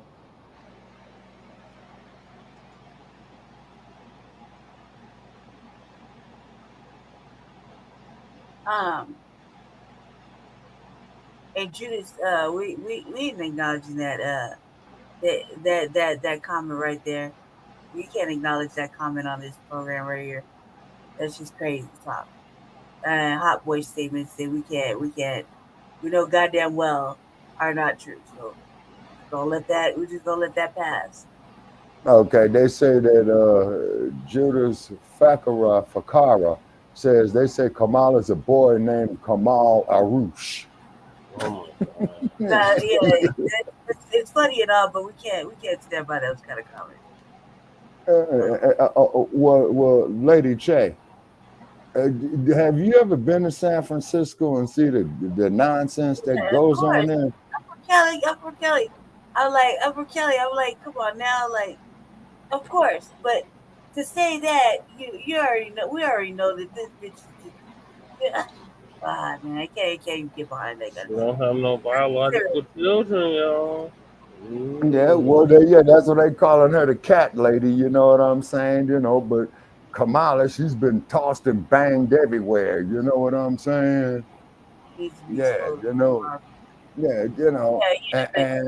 And fighting for justice. Okay, my man here. Oh yeah, we definitely gonna continue. Yes. We're gonna carry on with the show. New chatsters, new visitors, though. Come on now. And then anybody who disagree with what I'm saying, call into Shabaka's Black Experience Tuesday night. And I lived in California when she was the DA of Frisco, when she was the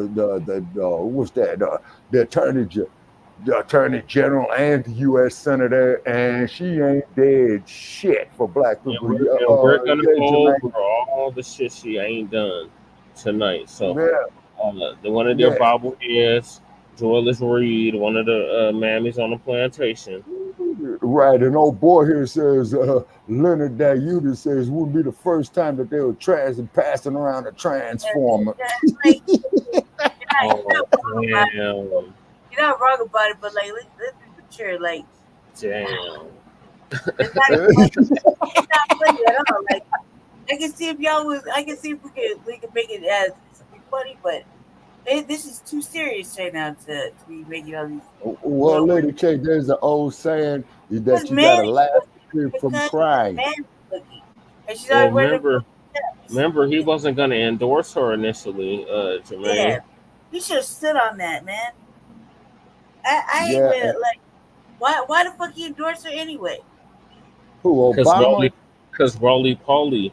That Boule came up there with that bullshit there, Lady Che. Talking about, we got to endorse Kamala. You know what I'm saying? Roly Poly was going off about it for like a whole week on his show. Yeah, and it's been alleged that she was a prostitute. I mean, look at her, Willie Brown. I mean, Willie Brown, 60-year-old ass motherfucker, and she was 30 years old. Now you tell me. You see what I'm saying? You tell me. The only reason that a 30-year-old woman will be with an old ass 60-year-old motherfucker is to bump his head and trick his ass, which she did, and Willie Brown wound up getting a divorce behind that, and to former mayor Willie Brown. Your ass is welcome to call in at 516-418-5996 and denied. And Gruesome Newsom, you raggedy motherfucker, governor of California, your stinking ass can call in too. And guess what, you good motherfuckers? I'm in Nevada. So you can't send the highway patrol or the state police or the lap dogs over here. Shit.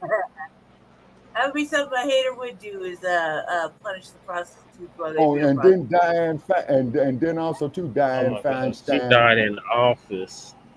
Yeah, Diane Feinstein. Yeah, she was screwing Sandoval in the 90s in Reno. Why am I not surprised? Why am I not surprised? Oh, California's a mess. You know what I'm saying? California's a mess. And then anytime that you had a senile, old-ass, raggedy motherfucker with special effects, with Lucia Formula and Crazy Glue, and you elect him the 40th president, what the hell did you expect? Reagan was a goddamn movie actor before he became the governor. Yeah. Yep. Yeah. All right, Jesse, Yeah. what's next on the program list? On the program list, Lady Shay, is Joyless Reid trying to tell us. Oh yeah, let's talk about Joyless Reid. Yeah, go ahead. My bad. I'm muting my mic for a minute. Sorry Joyless about Reid, errors.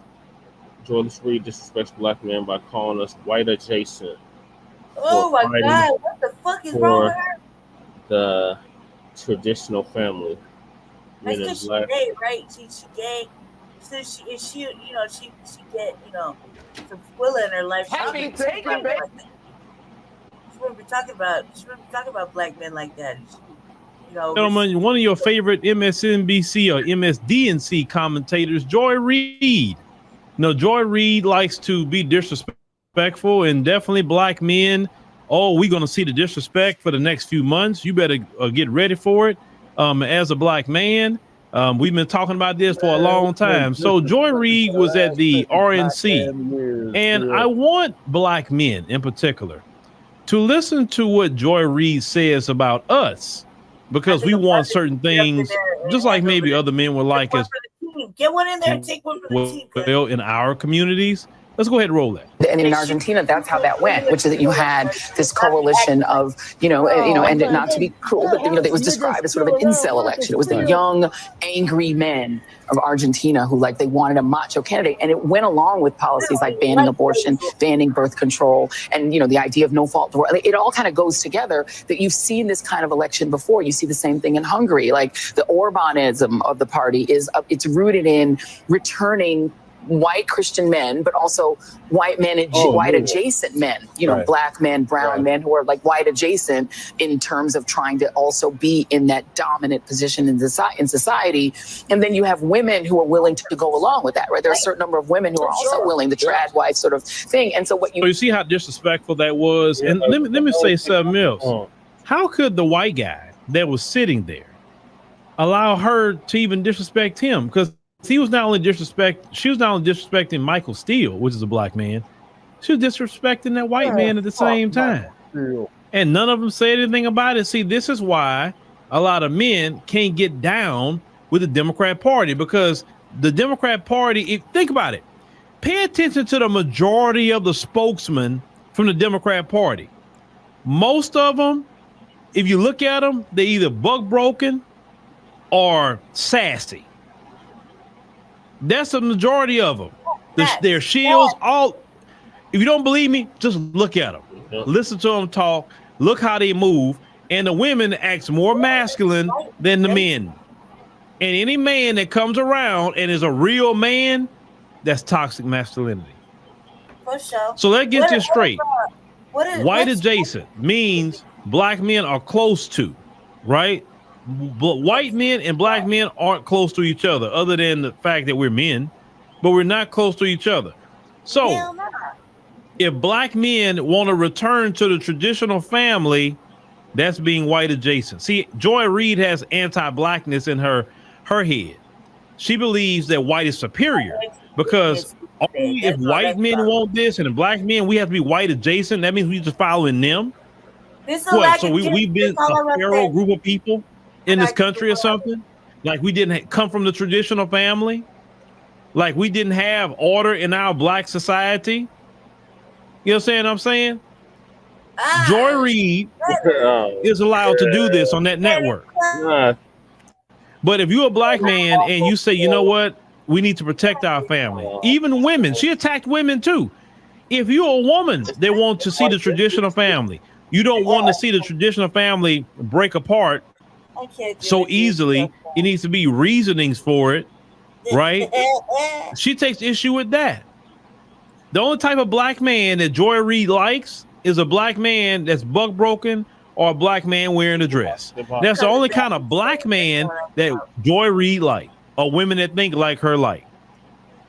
They disrespect black men. They yell at black men, talk to black men any kind of way, but you better go out there and vote for Kamala Harris, though. See, the problem that y'all gonna run into, Joy Reid, is going to be black men. I promise you, because the day of y'all disrespecting the black man is over. We're not going to sit up here and let y'all disrespect us like that, and then we're gonna sit up here and go promote a candidate that was for that. Once again, look at Georgia. Look what happened with Stacey Abrams. I'm gonna keep going back to that. Stacey Abrams was doing the exact same thing Joy Reid is doing. A lot of you Democrat shills that's running around here talking about Kamala and trying to disrespect black men, you're gonna turn them off. Maybe some of them may think about her, but you turn them off because you're being disrespectful. You're being disrespectful. And the more you're disrespectful, the more name calling you're doing. You're going to get those men to stay on the couch or go to Trump. One or two, but they're not going to vote for this lady because of y'all, not even because of her. I'm going to tell you Democrat shield something. It's going to be y'all that's going to stop black men from voting for Kamala more than Kamala herself. I'm telling you ahead of time because I see what y'all doing. You're doing too much. Already you're doing too much. You're going to be the reason why a lot of brothers going to choose the couch or Trump. It's going to be you. More so you now than before than was Biden. See, at first, it was more so Biden himself. But now since Kamala got into the play, it's a little different now. So if anybody draws someone to the couch, it's probably going to be you, the shields, you. You don't go talk to white people like that. You don't go talk to Hispanics or any other group of men like that. Only black men. I'm seeing the disrespect all online. Anybody that questions this lady about her policies or anything, you're attacking. Yep. You're not going to get that person. Like what? I don't know. Like who told y'all just to attack her, and you're forced them to vote. That don't work. Them days are gone. Oh no. Joy Reid. Those days are gone, Joy Reid. Black men do want the traditional family back. Yes, they do. Black men do want to raise their children. They do. Black men do want a society that's of order. Yeah. Black men don't want this. That's what's drawing black men, part of it, to Donald Trump. Is wanting the traditional family, and the party you're a part of don't promote the traditional family because you're absentee voters. So you can't do that. So you're alienating the traditional family voter. Now you have like far left and of them going on. But it's gonna be it, and it's time for black men to stand on your square. Now you got a lot of black men who are broke.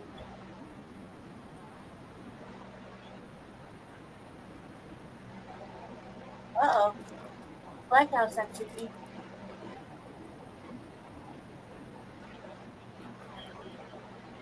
All right, cool. Wait.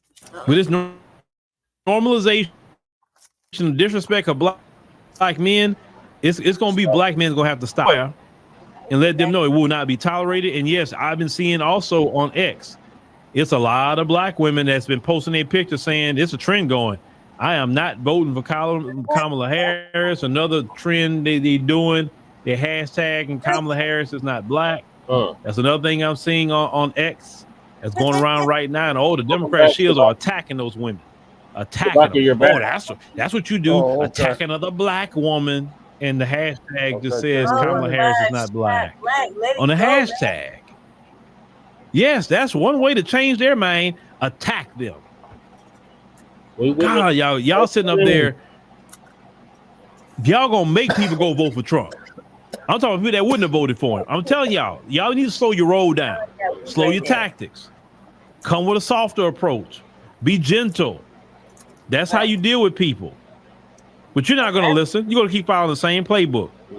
Hillary Clinton actually won a popular vote. She did, but she lost the Electoral College. Yeah. Okay. See, that's why they need to get rid of Kamala herself got a lot of questions to answer about her record and what she's done to black men. Yeah. She got herself. All of that. So what I'm saying to all of y'all, is this: if you think you're gonna get Kamala more votes by being disrespectful, watch. You will see what happened in November. You will see. You will see. You think disrespecting black women, on top of that, who support black men, who love black men, you think that's gonna get them to go vote for her by being disrespectful? You will see. You will see. I promise you. I promise you. You will see. What will happen on that? I think they take black But men. Joy Reid, if should have said this about any other race of men, they'd have suspended her behind. But I want you to see how MSDNC is. Yeah. You can disrespect black men and she can keep her job all day. But if she said this about a white Jewish man or Jewish men want to defend their community, she'd have been. For sure. Yeah. Car shop now has easy online. You already know she would have been kicked to the curb. Yeah, I think that they just take black men, period, for granted. You have to speak about and show them what it really is. Yeah, we're gonna pop out and show them in November. I think that Joy Reid is a word dog. you shouldn't.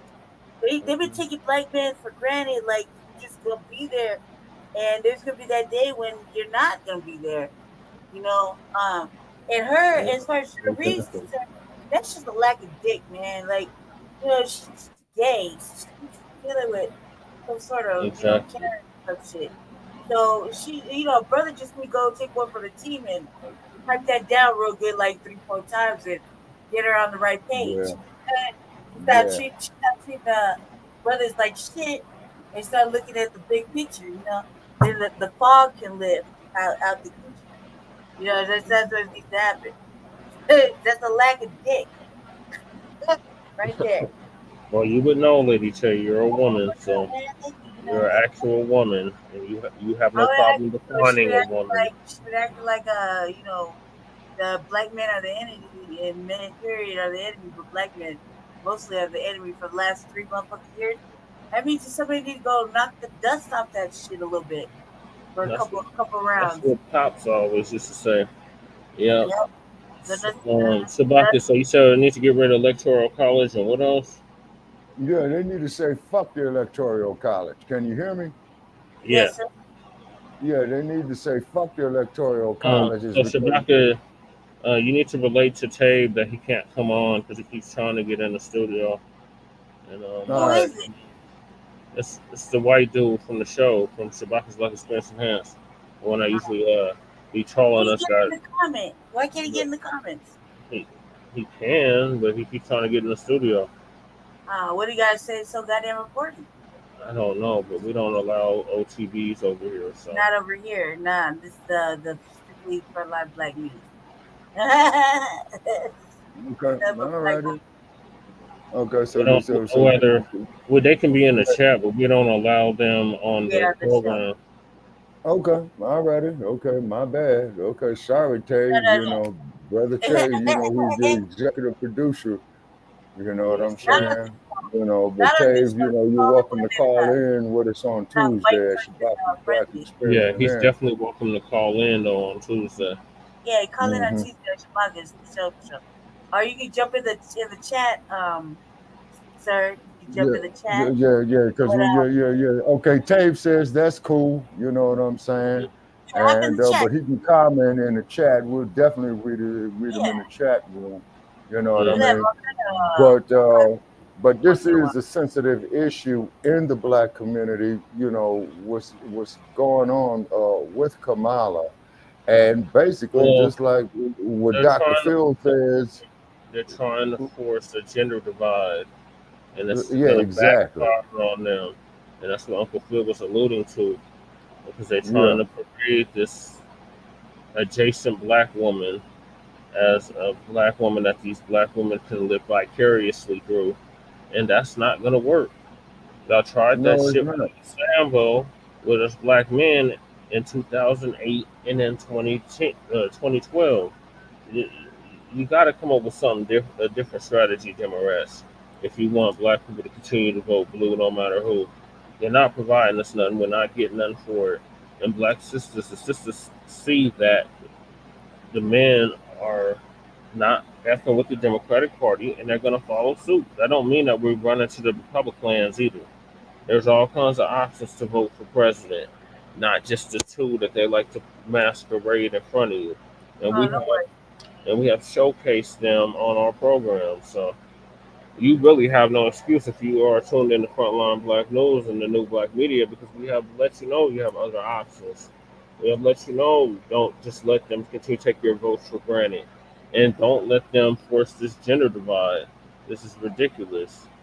That they Yeah, it is ridiculous. It's because you see, just like with the Willie Lynch doctrine, they had always used the gender divide. You see what I'm saying? And this is no different right here. You see, and this is why they would have feminized black men in the presence of the black woman. You see, and then look where Kamala is from. Their capital. You see what I'm saying? Her family's from India, Shabaka. There's a whole caste system. And quiet as it's kept, there's a caste system here in America. Word. Yeah. Word. Yeah. It's true too. I mean, nobody, they try to make a little statement towards it, talking about segregation still goes on and de facto and shit like that. But I don't think she used the word de facto. Yeah, all these weirdos running psyops. It's crazy, truth be told. Right. Yeah, it is. Yeah, it's psychological operations like a motherfucker. And Jermaine saying, I got signed to a massive candlelight vigil plan for tomorrow, 6 p.m. downtown Shreveport. Yeah. Come out and support. Last week. Okay, be sure to hit the walls with it. Be sure to hit the walls with it. Shabaka's Black Experience Enhanced on it. Be sure to hit the walls on it. You know what I'm saying? It's because what happened with me is massive. That there was a crime against nature, and then I even seen that some people, man, were putting up photographs of Sandra Bland and Miss Macy up there. Now, another reason too that I came across too, Brother Che, is that they had killed Miss Massey's little cousin. You see what I'm saying? Oh, and I don't know.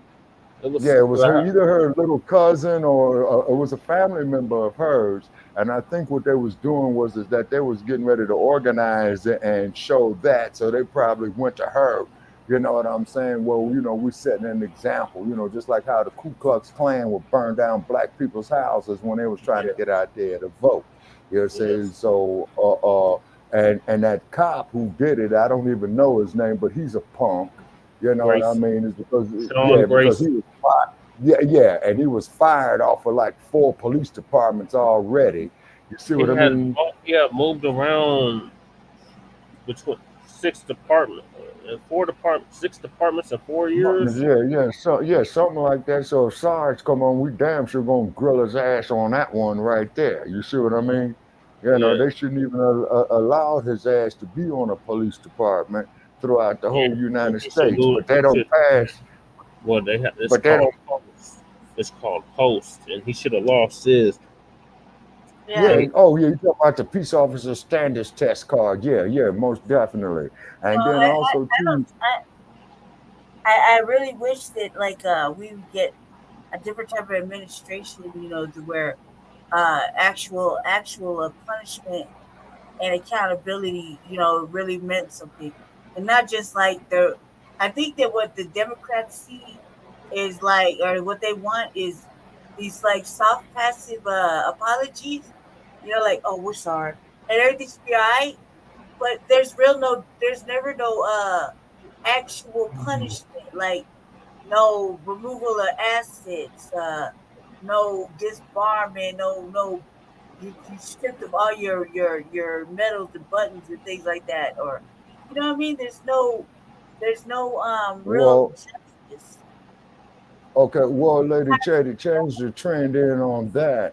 It's when the police go out here and murder people, instead of suing the city, you need to go after the cops' pension, his assets. You see what I'm saying? And throw that son of a bitch in a cardboard box on the side of the goddamn freeway, begging for a handout. I bet you that shit things in. Right there, you need a major example, like in this case, for example, this case that we're talking about right here. Right, and like Jermaine said, the officer was never charged again. Like they just take them and strip the race over. everybody. Not just their status, but you strip the family of everything. You strip everything because you're taking away, like when you think about when they kill somebody, they're taking away somebody out of a whole family, whether it be a husband, wife, father, brother. You dig? And that person has a responsibility to the Black community. He's part of the Black community, so all his actions got it. Like Dr. Umar says, your asses should go back to the Black community, right? So, he's taking away. They're taking away something out of our community. So we should take some. So we should illegally, what I meant to say, legally, be able to take something away from their community. Okay, and you see, well, it's eye for eye, for tooth for a tooth, but they don't see it that way. Legally, not streetwise. Because if I said it like the way I really meant it, motherfucker might be ghosted out the city themselves later in the week. Some actual retribution. Yeah, but legally, right? I say that because if I say it how I mean it, then I could be driving in the street and get bumped off, right? You think? So I mean legally, like a legal form of justice. Yeah, they need to lose their pensions. They need to lose their retirement. They need to lose all of that, and they should never be able to work as a police officer. They can't even secure a mall. Yeah, that's what I'm talking about. I mean, I'm talking, don't even let the motherfucker be like Paul Blart, the mall cop. You know what I'm saying? Yeah, he can't guard his own family. Yeah, you say. And then too is that, see, we all pay taxes. You see what I'm saying? So which means is that the people that they kill, okay, are taxpayers that pay their salaries rather directly or indirectly. You see what I mean? Just like in states, they got weed tax. The state and the county is taking some of that money, man, for their general fund, which is paying the police, the trash collectors, still want to audit on that shit. Because they've been they've been getting that tax money for 12 years now out here. Not only that, but if you look at the ballots that they sent out, right, the book, I think me and you counted that one year where they were trying to use the marijuana tax 6 different ways. Yeah, exactly. Now here's something for you. Here's something for you that you all gonna love in California when you buy MJ, right? Okay. They would say, you're paying sales tax, you're paying a marijuana sales tax, you're paying another tax that's dealing with it. So which means is you taxing the general public 3 times on the MJ when you should only be taxing them once. You see what I'm saying? Yeah, so it's great. So it's getting back to these bobbleheads. So Joyce Reid, she means it's no good. She does not speak for us. She's definitely not like us. Even though she's African, she's not like us at all. Exactly. And we need to dismiss these clowns. We need to put them all out of business come November. All these Democratic ships go into the unemployment line because they don't have the. Absolutely. They don't control the narrative no more, and that's what they're trying to stomp out platforms such as ourselves. Yes, sir. Absolutely. That's real talk. And we're very unapologetic about it. So right. So because I gotta move this along. Go right ahead. Yes.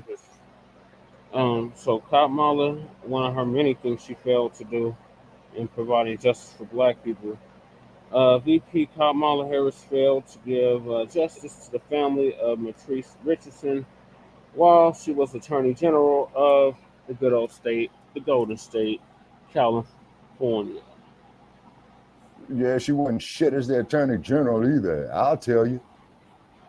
I lived in the motherfucker. So you're familiar with the case, Shabaka. So Uncle Phil's gonna give us the update on that or the reminder about that. Okay. And then after this one here, Brother Chair, I gotta go. A prayer service to honor the memory of Mitrice Richardson and to remind people that after all this time, the 24-year-old's death is still unexplained. It's been 10 years, and we still have no answers as to what happened to Mitrice Richardson. Family and friends say the young woman, a Cal State Fullerton grad, had mental health issues ignored by the sheriff's department after an arrest in Malibu for not paying a restaurant bill. She was simply released from the Lost Hill station at 12:30 in the morning. No money, phone, or car. Almost a year later, her remains were discovered in a remote Malibu canyon and airlifted out. Cause of death officially undetermined. At the jail, when they were booking Mitrice into the system, she did not display or act in any way irrational that the jailers were then concerned about it, because that might have altered the course. Clearly, in this case, we have yet to uncover any new information in the past several years.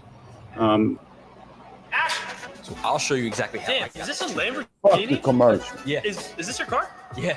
Fuck Do you the mind commercial, man. It's my Shit, go understanding hijack that the that motherfucker. Go revolt sell the law car. shortly Fuck after you, man. Mitrice's disappearance is still in effect. Multiple investigations cleared the sheriffs of any wrongdoing. Richardson's friends don't buy it, saying she was never evaluated for mental illness. She was released alone without phone or money. The sheriff suppressed video of her behavior in her jail cell, and they moved her remains before the coroner arrived. A coroner spokesman saying at the time, the sheriff's department moved her remains without our permission. I don't think we'll ever know what happened unless someone comes forward. That's exactly what family and friends hope for now. What happened to her was wrong, and I don't give a damn about what the DA said, or the Attorney General said, or the Internal Affairs said. I don't care what anybody says, because common sense says you do not release a young woman or anybody in the middle of the night with no means of caring for themselves. Ironically, in the lobby of the Lost Hill Sheriff Station, a That's brochure. Los Angeles Need help County with for mental you. illness? That's LA LASD County. cares.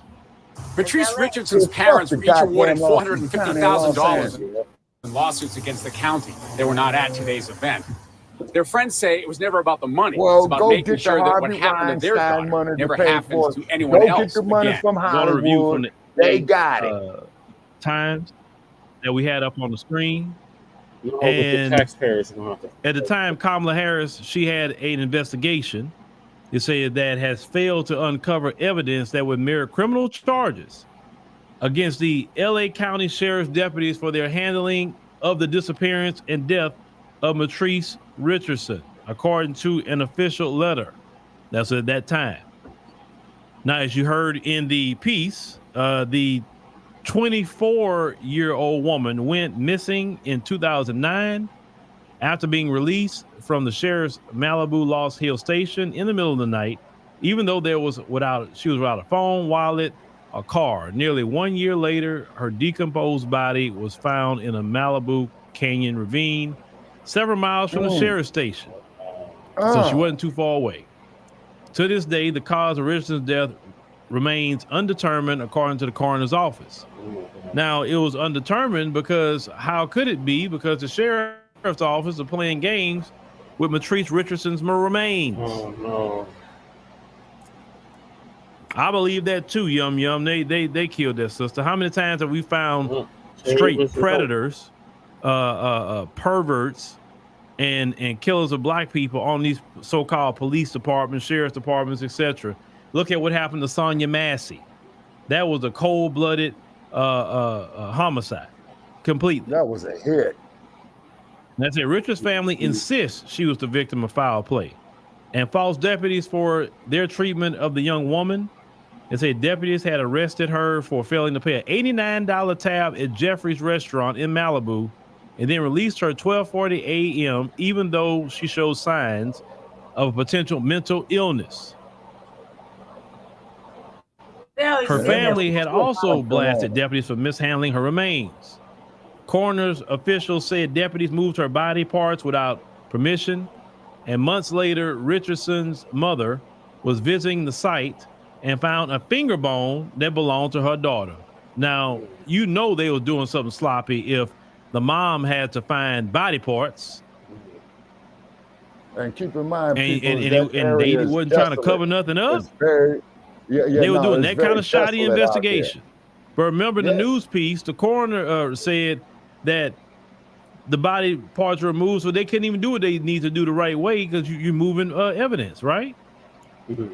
Now, the office of your ski-wee sister girl at the time, Attorney General Kamala Harris, balked at reviewing the case in 2015, saying there was no reasonable interference. that deputies broke the law. The middle of nowhere. Fighting for justice. But months later, in February 2016, the case appeared to gain new momentum after Harris agreed to review the matter at the request of Richardson's father, Michael Richardson.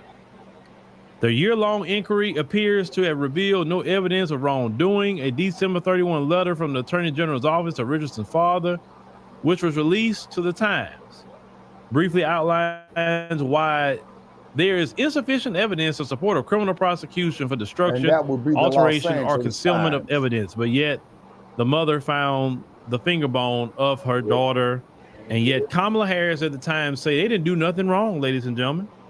They didn't do nothing wrong. To all the Democrat shields, this is the kind of person that you're supporting, right? That when she had the opportunity to solve a crime against a black woman, I guess we're gonna ski weed out of that too. Is that what we're doing? That's Los Angeles County. Tinseltown is there. The police did nothing wrong. But remember, these are the same people that's law and order now. So I guess that's okay now. I guess, because they all law and order now, guys and ladies. They say the closure of the investigation was first reported, let me make sure I hit this, by the LA Daily News. I'm familiar with it. And the letter to Richardson's father also noted that the statute of limitations for concealment or tampering of evidence had passed more than 2 years ago. This is what her letter said to the father. Now, he was reached by phone at that time period. Michael Richardson said he was disappointed in the findings of Attorney General Kamala Harris and angered by the knowledge of the statute of limitations preventing prosecution. He maintains his daughter was unalived and that her killer remains at large. Now, if she did it under big time fighting for murder, justice, corruption, big time. There's no statute of limitations for murder. She Not could in have did it California, it ain't. But she did it under tampering with evidence. That's what she did it under. Dun, dun, dun, dun. Okay, even though this woman lost her life. Not the woman losing her life, but tampering with evidence. Her father said, I am a great deal upset. He said, we have too many loopholes and too many unanswered questions. Michael Richardson also accused Kamala Harris at the time of taking interest in the case as part of an election year bid for publicity. So Kamala Harris at that time used Mitrice Richardson to get publicity and for politics. She had no intention on solving that crime. She already knew what she wanted to do and how she wanted to do it. She just wanted to get y'all stirred up in California that she was for the people. But she knew what she was doing. She knew what the law was. She knew. She knows there's no statute of limitation on murder. But she also knew a statute of limitation on evidence. She knew that. So she told you that she was going to open the books and do the research into this case. But she did it in a way that in the end, nothing happens to the police. So obviously, ski-wee, guys. Hold them accountable. And she's supposed to be the chief law enforcement official. The Attorney General is the chief law enforcement official of any state, rather at the state level or at the now let's continue. Federal Noting that the announcement in February 2016 that she would review the case coincided with her campaign for the U.S. Senate. Now, Harris was elected to the Senate in November. Good condolences. Michael Richardson said, and I quote, Kamala Harris is a phony. He continued to say, we don't need people like that leading us. This is from the father of Mitrice Richardson, Michael Richardson. I'm going to repeat that again. He said Kamala Harris is a phony, and we don't need people like that leading us. That's not my words. That's Michael Richardson's words. And now she wants to lead the country. Oh, you're welcome. Now, if she'd have done right by Michael Richardson and the Richardson family, she can get on the campaign trail and say, hey, you know, I looked at the case of Mitrice Richardson. I solved that case. This person went to jail. I'm not going to be having this going on. She could a lot of things she could have said that have been wins for her to help her. If you go back into her cases, that's what's going to defeat her in an election, really, is her cases, how she got down all these years. So she has a history of using people to boost herself. Yep. So now she's using Black Americans to boost herself now. When she gets elected in other places, in the past, she says she's an Indian American. Well, she is an East Indian. She is. I'm not taking that away from her. But that's why I've always said that she's a Black adjacent. She's not Black American from the soil. She's Black adjacent. Now let's continue. Say a spokesman for Kamala Harris at that time did not immediately respond to a request for comment and say in its review, the Attorney General's office looked at whether sheriff's officials. Yeah, her people were enslaved in India. This is why they have the caste system in the first place. And we have a caste system right here. And they want to make her in charge of it. And she's Brahmin. She's Brahmin, Bibik's Brahmin, Namrata, Nikki. Yeah, and that's at the top of that caste system they have right there, right? Yeah, and who's at the bottom? The untouchables, which would be us by their standards. Yeah, the Dalits, the Dravidians. Yeah, and then Jermaine, she's from East India and she ain't Black, you're right. Although she has African blood through her father, and under American law, she was still qualified for the auction. The jury's still out on the father. That father don't look like. He looks East Indian. Now let me ask you this here, brother Chad. A picture of him. He looks now was it like Asian, like you can tell he's Asian, like he's not Black. Like there's Black Asians, he's not one of them. Right. Now let me ask you this. Now under the law when slavery was the law of the land, and her father was from Jamaica, his ass could have been sold to Louisiana, in Georgia, in Haiti, and Dominican Republic. How would that would have worked, brother Tech? I disagree. They're from the Brahmin class. Which is at the top of the top of the caste system in India. I know that. And they have a lot of Indians in Jamaica. They want us to think when we hear Jamaica, it's Black Island. That's not the case. There's people from all over the world in Jamaica. Yeah, man, he made me walk it back after he gave me the whole. I didn't know that. I just learned something. The way because I was looking at a picture, and on this one PBS program, I was talking about on the RVA, and I had to walk that back. Y'all know I hate walking shit back in church. I had to walk it back and apologize. I was like, hey, you right, so you right. That's how I went down. It was so hard. Yeah, if you actually see a picture of her father, you'll like.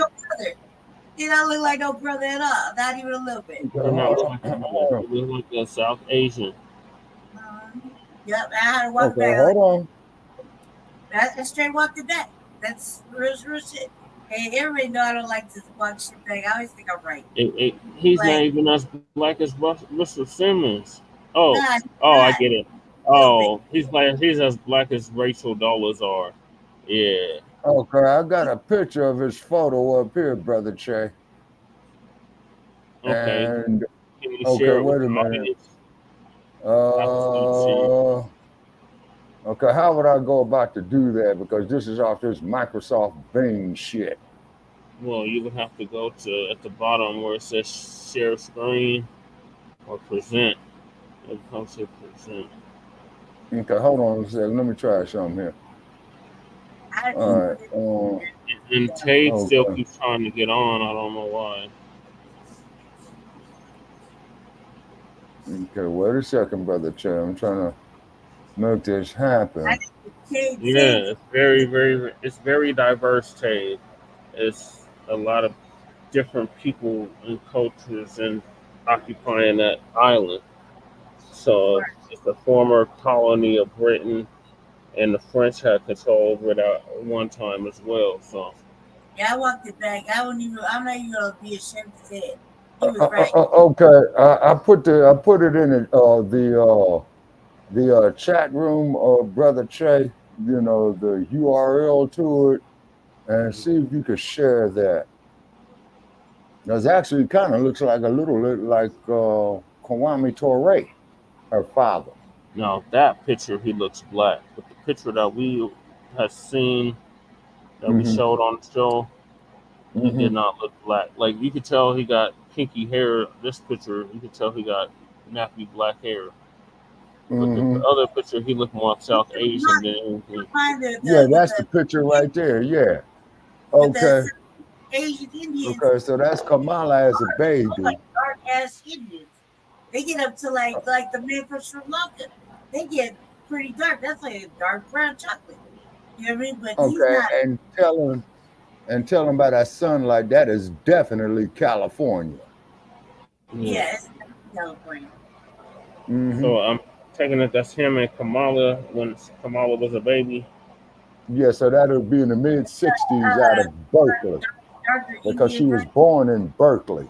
And that's Alameda County. Like he looked like black. In this picture, he looks like Blackanese or Black Asian, like Malaysian. They call him Malaysian. He looks Malaysian. And then Tabe said she was ugly then too. Tabe has been clowning in this chat. Yeah. But see, but this broad man is dangerous. Black family. She is. Yeah. Oh, Tabe. Well, you know, from what I understand, she got a pair of knee pads. You know what I mean? Somebody put a meme up there with her knee pads on. You know, so connect the dots. I didn't say it. You know. All right, so what are y'all thoughts on what I just played?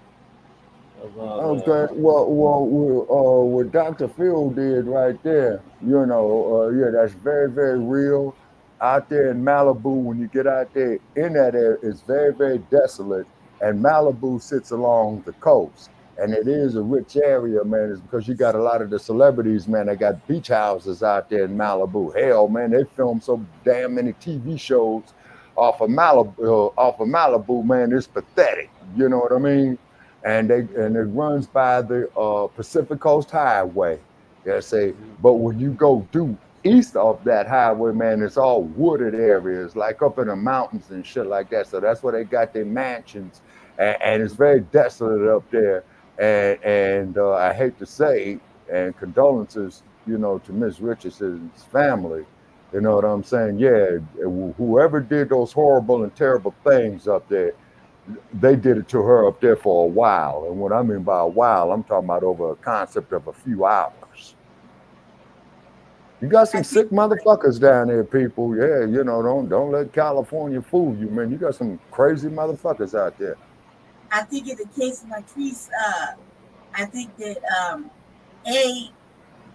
she shouldn't have went to jail for no dining dash. She should have got a ticket. B, in jail, especially LA, any like Orlando, fucking Denver. Okay, so probably what they did, Lady Che, they probably took over there to the women's section over there at the Twin Towers, you know what I'm saying, which is quite a distance from Malibu. But based on what they're saying, it sounded like that she was there in the local substation as opposed to getting on a bus, you know, going to the county. You know what I mean? Meaning the Twin Towers. And this is another thing I really don't agree with. So like, all right, so she did a trouble into a little dining dash over $80 bill, right? And these motherfucking restaurants couldn't work with her and wouldn't let her watch it up or just let her ride it out, right? So they call the police on her, right? So the police go get her. And they make her take her hair down, right? That's typical. This is what we go through when we go to jail. So they gotta take her hair down. Right in the book, they take the worst ass motherfucking picture And then they come up with this narrative that she's crazy, that she's got psychological problems, whatever the fuck, right? So keep in mind, family, this is what really happens. You go to jail. As soon as you walk in there, they're making you take out, they're patting you down and making you take your hair out, right?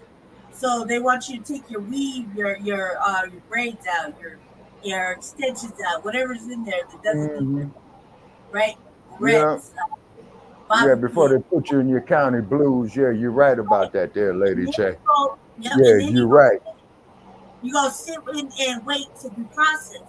And that process, Right, which takes all night. Yeah, it goes all night long, right? Till you process, then you switch out, and then you go up to your designated pod, right? So, right. So when the time she gets to the picture section, she done already ran her hands through her hair. That's her hair, right? Ran her hands through her hair. She's fucking like, probably sat there, cried a little bit, thought about some shit, whatever, right? Been a couple hours. Then they send her out, and it's late at night, and she looks like a nice looking woman. So they send her out, and somebody, she got to hitchhike home. She got no money because she went in on a dining debt. And then keep in mind too, Lady Che, to prove your point even further, is that the Pacific Coast Highway is very desolate at that time of night. So she probably does, like, somebody, probably blinked at her with the flash with the lights and said, "Oh, do you ride up to LA or whatever," right? So she gets in the car. No, it was up in the Malibu Hills, Lady Che, which is about 21 miles north of LA. I tell you, wait a minute. Malibu, hold on, Lady Che, because I drove up to PCH one time, and I think that Malibu is like about 21 miles north of Santa Monica on Highway 1, which is the, Tabe, no fucking lights. You know what I'm saying? Hitchhiker's nightmare, you know what I mean? Yeah, and they found all kind of motherfuckers up there missing. Hell, you probably got motherfuckers up in there still missing from the goddamn 1950s and shit. I wouldn't be surprised. So either way, regardless of the direction, but so she's up there. Nobody could find her, right? That went on for a minute, and then they finally find her. They pull her out. They tamper with the evidence and whatnot, right? But the whole time, the narrative is she's fucking crazy. She has some little mental health issues, et cetera. And look, they always will say that about a sister who's not used to being in jail. Okay, now ask yourself this. It's going off on somebody. Okay, not cutting your wisdom, Lady Che, not cutting your wisdom, but check this out. Here's the scenario for you. Here off of Interstate 15 in San Bernardino County, there was a California Highway Patrol officer by the name of Gwaltney that picked up a woman that was hitchhiking, and he violated her and he killed her. Now, you know how the motherfucker got busted? Is that he had went to change the barrel on his service revolver to change, what do they call that shit there? The rifling on the bullet when they do the forensics on it. You see what I'm saying? And that's Tabe, them some sick fucks out there that dump bodies for animals to eat up and scavenge. And so what happened with this dude Gwaltney out here in San Bernardino County, which is just about 50 miles down the road from me, and they busted his ass, and they caught his ass dirty because when they raided his garage, they saw that he was trying to change the barrel on his gun is because he used a pair of vice grips, you see what I'm saying, to twist it off. You see what I mean? So that's but keep in mind though, it took him like about 7 years to get that motherfucker. You know what I'm saying? Yeah. Yeah. Okay. Well.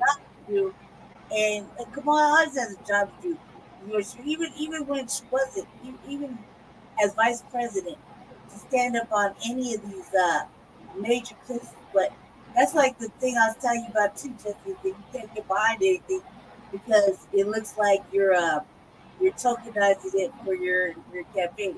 Remember that one time I said that, right? Mm. But it's because of things like this, like Kamala getting behind certain situations during elections. She's not the only one. during motherfucking campaign season. They are not the only one. Not the only one. Trump does it. Everybody's done it at one point in time. You know what I mean? To show that they're out there for the people. And it really sucks because it's tokenizing. It's putting the black people's paying debt and shames up the front, and then not doing nothing for black people is even worse. Well, now she's trying to campaign on reproductive justice for black women. So that's okay, now you see how she's playing that? Now you see how she's playing that, folks. Is now she's going that because she knows that's a hot issue. You see what I'm saying? You see, that's what she's doing. So what she's going after, man, is the Roe versus Wade people, black woman voters, and then she's also going to figure that she's going to get the black man's vote just off the default, which ain't going to happen. See, and this is why I appreciate Phil and others, you know what I'm saying, you know, exposing that raggedy motherfucker for what she is. Yeah. She's dangerous. She is dangerous. She's poison. She's poisonous about it. Carry on. Yeah, you know, I mean, she's a rattlesnake, a scorpion, a rat, all combined into one. You know what I'm saying? And if anybody out there here looking at us, call in on Shabaka's Black Experience Enhanced. The link is there in the chat room. We'll be happy to hear from you. R.I.P. Eric Mays. All right, here we go. Oh, yeah, Eric Mays. Yeah, may that brother rest in power. I dug some Eric Mays.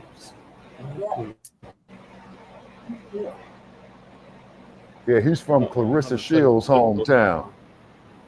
And then just a brief note, ladies and gentlemen, Clarissa Shields, you know, Madam Boxing Champion, she approved her record the other night. She is now the light heavyweight and heavyweight champion in women's boxing. Yep. Yeah. Yeah, she's great. Lordy, she's great. And when she said that she's the greatest woman of all time, she spoke the truth. She's bad, folks. She's bad. Uh-oh. All right, ladies and gentlemen, that was our dearly departed brother, Eric Mays. Yeah. So definitely shout out to him. All right, so let's go ahead on and get to your ski-wee sister girl, Kamala Harris. My sister girl. So Kamala Harris had went to the Grand Boule convention. Yes, the Grand Boule. Look, not just Boule, the Grand Boule. Okay, y'all can't get no more Boule than that. It becomes the Grand Boule. And at the Grand Boule convention, Vice President Harris was starting to give some promises. At the Grand Boule convention. Now, I know that the rank and file black woman was not invited to the Grand Boule convention, and you wonder why we speak about the Boule. And you wonder why a lot of us feel that the Boule is the enemy of black America. Because the Boule is not looking out for black America. The Boule is looking out for themselves. The Boule is tied in with the Democrat Party. Yep. The Boule is only wanting things for their group. Yep. When it comes to Joe Biden and talking about forgiving student loan debt, the Boule benefits the most off of that because they have a lot of student loan debt. Yeah. But the rank and file black American don't benefit from a student loan debt anything, right? Because most black Americans don't have college debt. Let's call it what it is. I did research on that. Yeah. But we want to, you know, play what your vice president has to say, and just ask a question: is reproductive justice, or AKA abortion, AKA unaliving children in the womb, is that a concern for you in the 2024 election? Is it? Well, let's go ahead and play this clip, and let's get to it. Hold on, let me pull up this. Where are we at? There we go.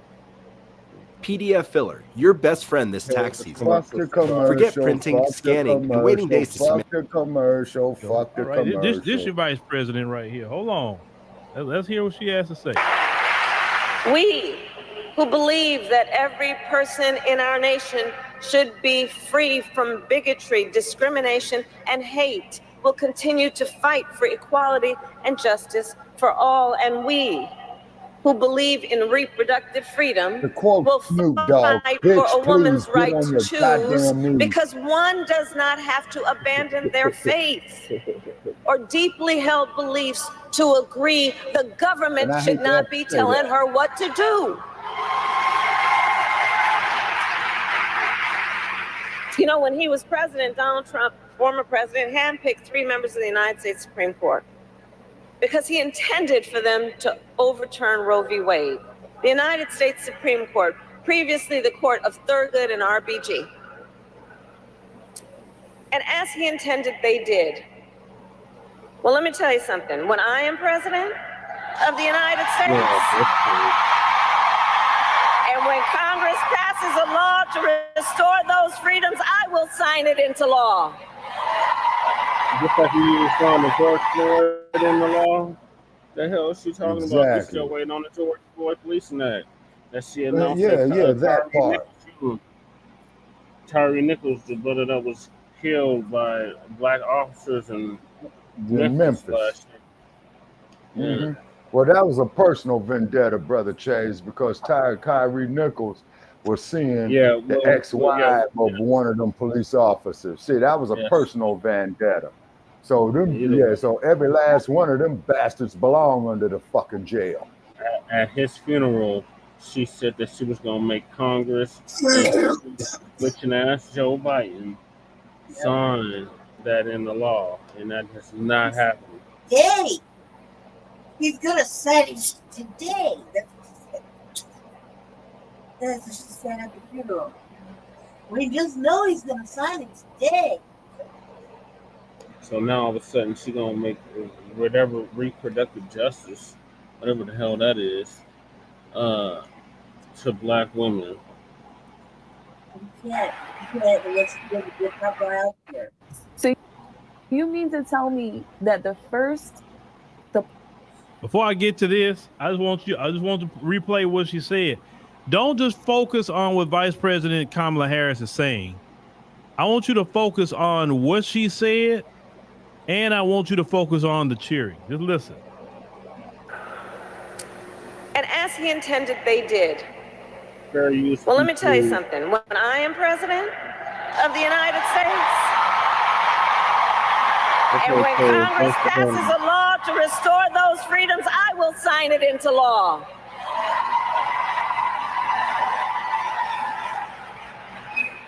Well, let me tell you something. When I am president of the United States, and when Congress passes a law to restore those freedoms, I will sign it into law.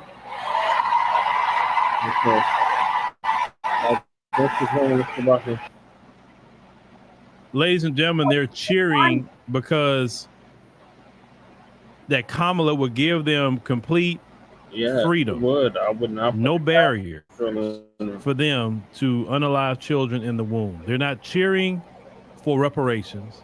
They're not cheering for an anti-black hate crime bill. They're not cheering for anything that's positive for Black America. Right. They're cheering to unalive children in the womb. Let's play this again, because this is the vile wickedness that's in Black America. Of the United States. And when Congress passes a law to restore those freedoms, I will sign it into law.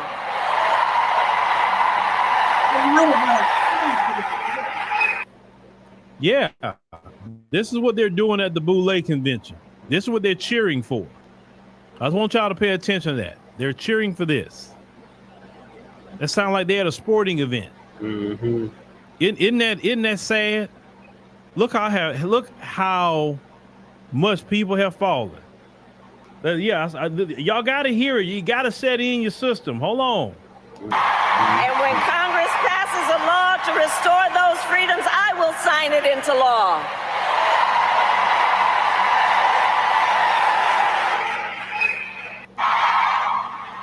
And when Congress passes a law to restore those freedoms, I will sign it into law.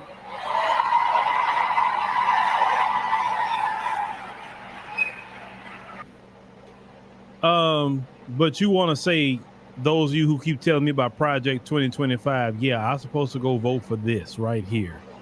I'm supposed to go vote, and you got, I mean, this is nothing. Don't this sound like the Roman Colosseum? Mm-hmm. Let's listen to this again. And when Congress passes a law to restore those freedoms, I will sign it into law.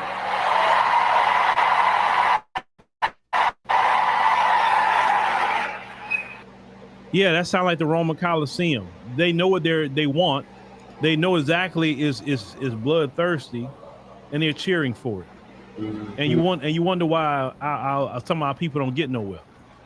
Well, let's continue.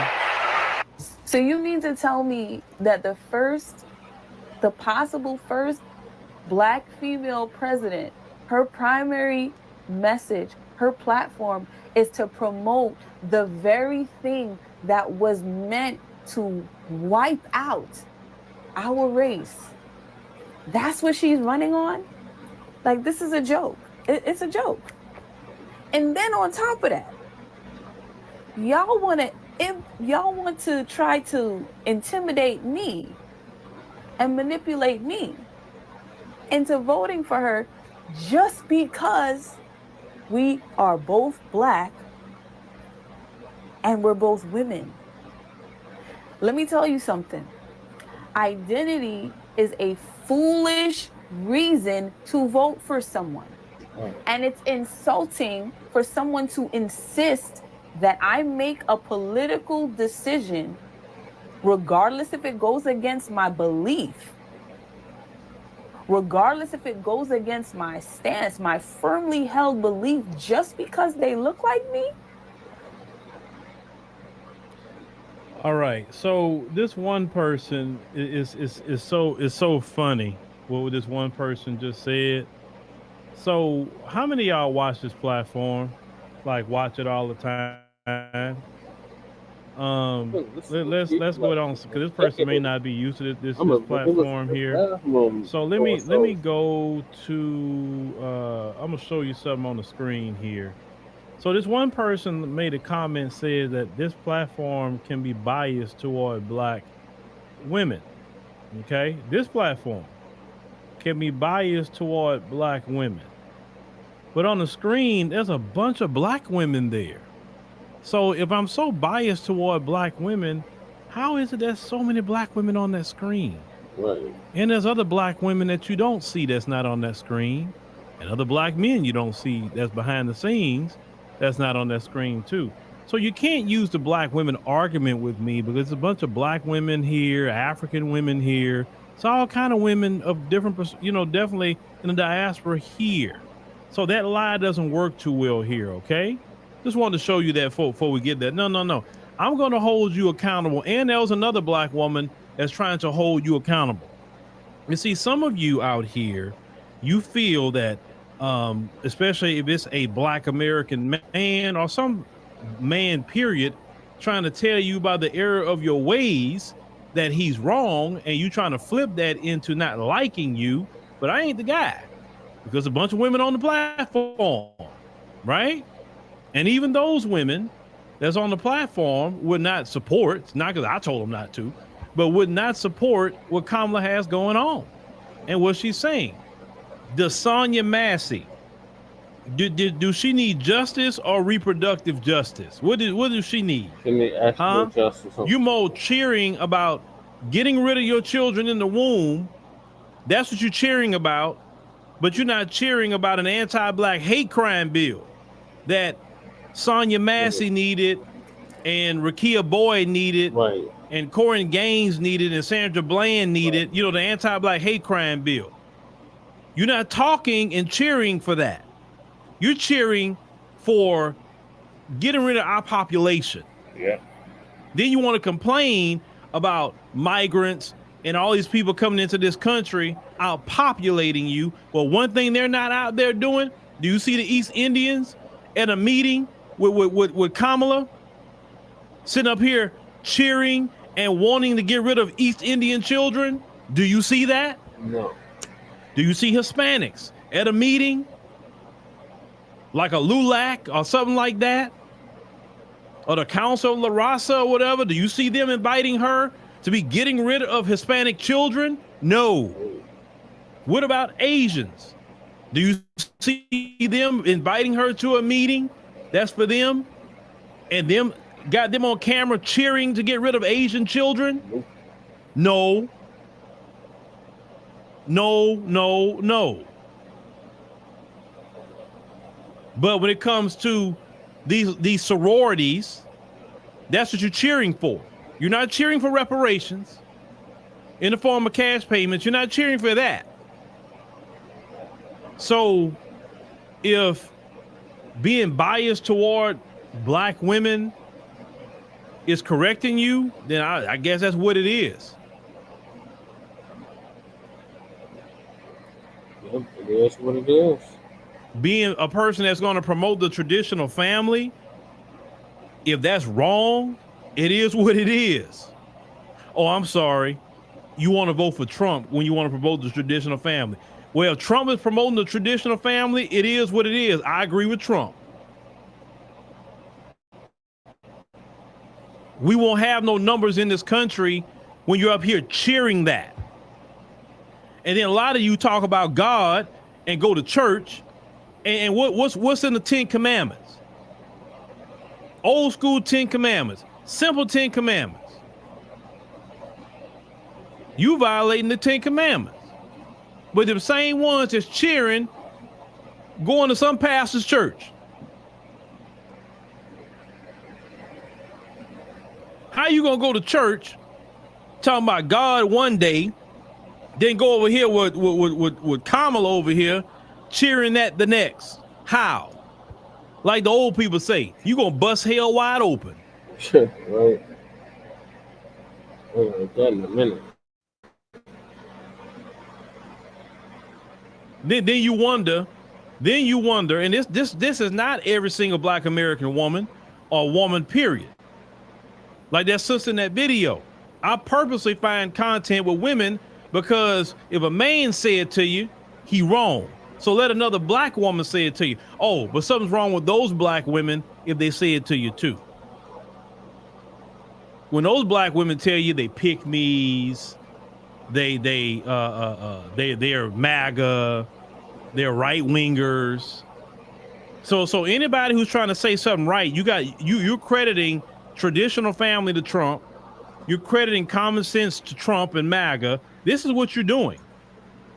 And this is why I have said on our podcast that the Vote Blue No Matter Who cult is real. Yep, it is. They are real. They are literally a cult. Yep. And think about it, if you God himself sitting up in heaven, looking down and listening and knowing the intent of the heart of those who cheering that. Could you imagine? See, I couldn't be God. Oh, I'm thank God I'm not him. Good. He got a patience that I don't have. Right. Because that is wickedness. And even statistics show only 2% of those who go through that procedure is because of incest and violation and all of that. 2%. 1% medical necessity. The rest is you using it as a form of birth control. Yep.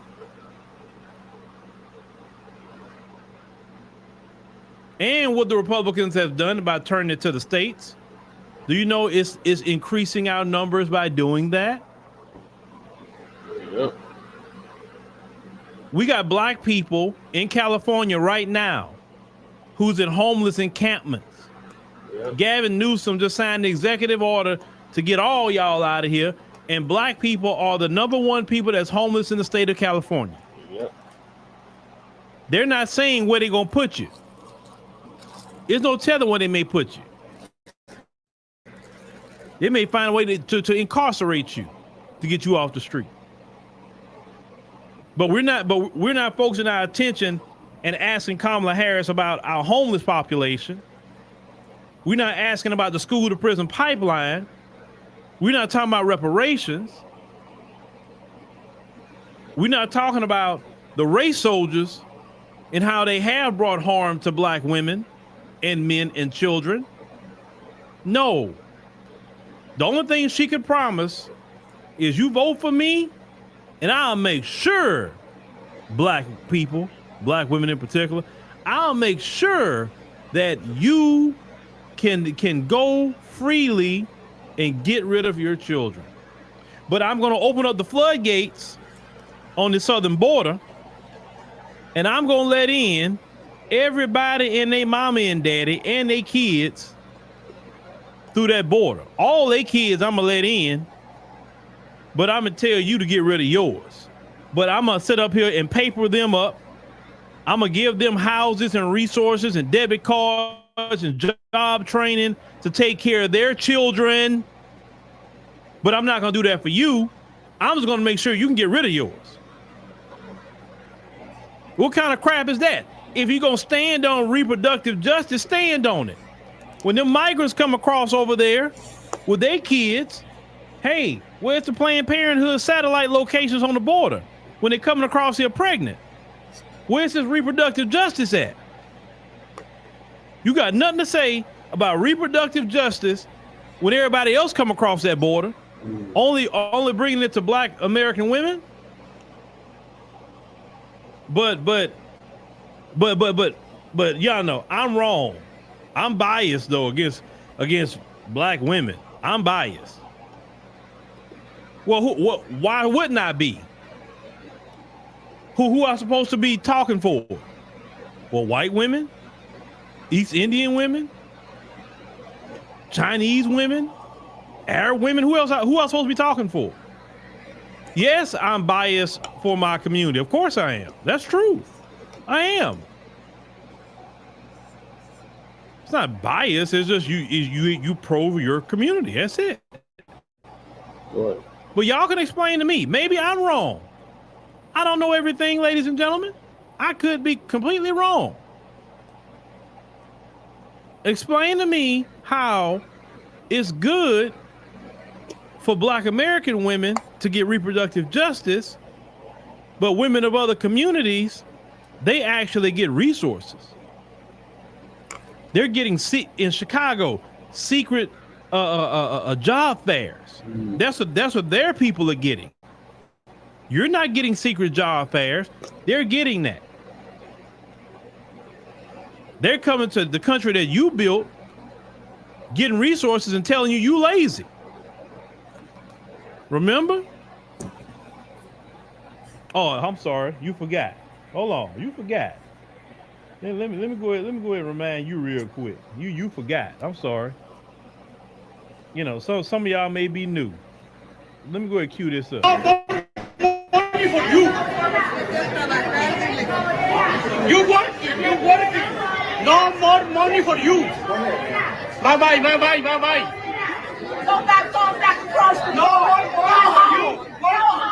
No more money for you. It's lazy. You lazy. No more money for you. Yeah, his kids are able to get money. But he got the audacity to say to a black American woman who none of the Boule came to defend, no money for you. And the reason why he feel that way is because the Democrat Party, aka Vice President Kamala Harris in the game, Mayor Brandon Johnson, Governor J.B. Pritzker out there in Illinois, that's a Democrat state. They papered him up. That's why he's so arrogant. And instead of fighting for our resources for our black people in Chicago, no, you sitting up here at the Grand Boule cheering to get rid of our children. Well, you know what? Everything is a numbers game. Everything in life. The more numbers you have, the better off you'll be. The less numbers you have, you're in trouble. Why do you think the folks is trying to even stop that from happening? Not because they care about us, because they don't. Us having more children because they made it difficult to get is an unintended benefit. They're really trying to stop their women from doing this because they constantly seeing their numbers dropping. That was done to save their women, not ours. Right. But if the folks are concerned about their numbers, the folks are worried. They're petrified. That should make you say, you know what? Okay, now is our time. Man, let's get some marriages going. And let's go ahead and have about 5, 6, 7 these children. Let's go ahead and have it. This is our time now. Our time to shine. You don't sit up here and assist the racist getting rid of your children. Margaret Sanger would be so happy if she was in that room. She would be so happy hearing that. What she intended, they are cheering for it. Margaret Sanger did that to get rid of our population. Yep. Everyone knows that. That was her idol too. Then you wonder why a lot of black people don't want to deal with y'all uppity behind sorority people. And I'm not saying all y'all in the sorority are uppity. I'm not saying that. I've met some great sisters in sororities that's been very kind, supportive, and not like that. Just like I had the brother come on the show from a fraternity. He said, man, it ain't all us like that in these fraternities, man. He said, we got a certain faction in this fraternity that's, sold out and all of that. And it's like young versus old. Okay, I respect that. I'll take what the brother said. Well, we just need more of the brothers that's in the fraternities that's out here trying to stand on business for black people. They need to speak out more. The sisters that's in the sororities that's out here trying to speak up and fight for black people, they need to speak up a lot more. That's all. Because you're allowing those that is y'all leadership to speak for you, and you feel like you're being demonized for something you're not doing. Speak out. Speak out. That's it.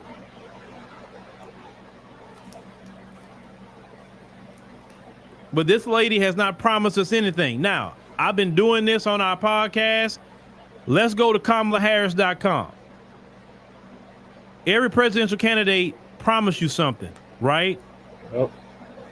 Listen, you saying you black adjacent and a woman could only get you so far. And it's over and done with. The news cycle so fast now, it's over and done with. Let's go to her website so you just won't hear me talk. Let me pull her website up. Okay. Let's get that website on the screen. Just so you can see her website. If you've never been, it's KamalaHarris.com. Here we go. All right, boom. KamalaHarris.com. That's it. That's where we at. Okay. Perfect. Now, if you look at her website, it is, you see the money here, right? You can donate. If you click here, it's called Take Action. You can clearly see she wants you to sign up, give your number, what state that you're in, and then you can attend the event, host an event, share key messaging on social media, create content. See, look at that. Share key messaging on social media and create content. Now you know all these shields come from. Reach out to people I know, knock on doors in my community, make calls to supporters and voters. Okay? Now let's go back here. We'll click this one. Now she's running for president, ladies and gentlemen, and this all is on her website. Harris for president. She's selling all her merch. Okay, cool. She's selling merch. Fine. Down here, you chip in some money. Got the victory fund, all that. All right, perfect, y'all. Perfect. We just want to see what she got going on. But we don't see anything with policies. We see no policies. Now, and I did this other night too, but let's go to Donald Trump's website. Now, this is Donald Trump, donaldtrump.com, Agenda 47. He has on here what his policies are. 1, seal the border and stop the migrant invasion. 2, carry out the largest deportation operation in American history. 3, end inflation and make America affordable again. 4, make America the dominant energy producer in the world by far, which that's something I agree with coming from an energy background, because the more domestic production that we do here in the United States, the lower our gas prices. 5, stop outsourcing and turn the United States into a manufacturing superpower. That will be good because it can put a lot of people to work. Large tax cuts for workers and no taxes on tips, which our servers would love that right there, and they deserve it. They talk about defend our Constitution, our Bill of Rights, and fundamental freedoms, including freedom of speech, freedom of religion, and the right to keep and bear arms. I'm reading through this because some people, because MSNBC is not going to read this to you. I already know. Prevent World War III, restore peace in Europe and in the Middle East, and to build a great Iron Dome missile defense shield over our entire country, all made in America. End the weaponization of government against the American people. Stop the migrant crime epidemic, demolish the foreign drug cartels, crush gang violence, and lock up violent offenders. Rebuild our cities, including Washington, D.C., make them safe, clean, and beautiful again. Strengthen and modernize our military, making it without question the strongest and most powerful in the world. Remember, Kamala has nothing. Trump, like him or not, you can pin him on this. Say, hey, on your website, you said you're going to keep the U.S. dollar as the world reserve currency. How you going to do it?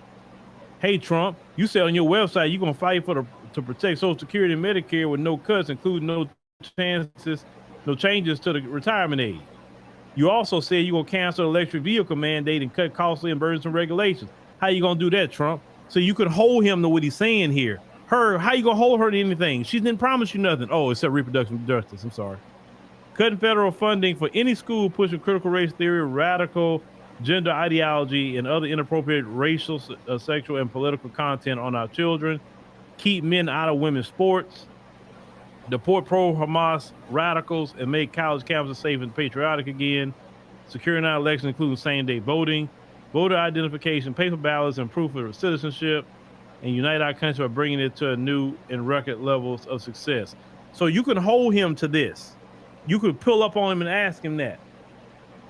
You can't pull up and ask her about her donations. You can't pull up and ask her anything. You can't. That's what I'm saying. And every day I'm checking this site to see what she's running on. And she's not running on anything. But if I put up a website or another content creator put up a website and just say, give us some money, then y'all want to say that we grifting. But that's okay, I guess. What I'm trying to tell y'all is when people say about what she got going on, what is she running on, what is she doing, people get mad. Though, of course, the vote blue no matter who code. They get mad. But she's not running on anything. At least Joe Biden, when he was trying to, run for re-election, he had a website that you can at least go look at.